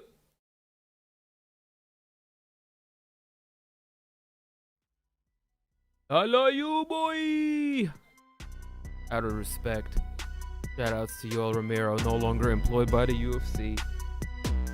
I see you soon, boy. In Bellator. Even though I think they're passing up on him. What are you gonna do? He's gonna find work somewhere. It's Yoel Romero. Anyway. Good performance from McLovin. With his P.V. Herman looking face. Brandon Moreno.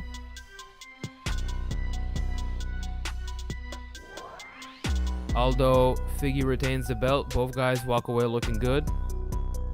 And I think the decision was the right call. I think the fight was a draw. So, no shenanigans. They're going to run it back. We're going to see another good fight between them next year. And, yes, sir. That wraps things up for UFC 256 watch along here at Dim TV. Again, I appreciate your guys' viewership. Come through next time. We'll have another one of these little get downs. Alright? Banging outro. Appreciate it. Only the best for you guys.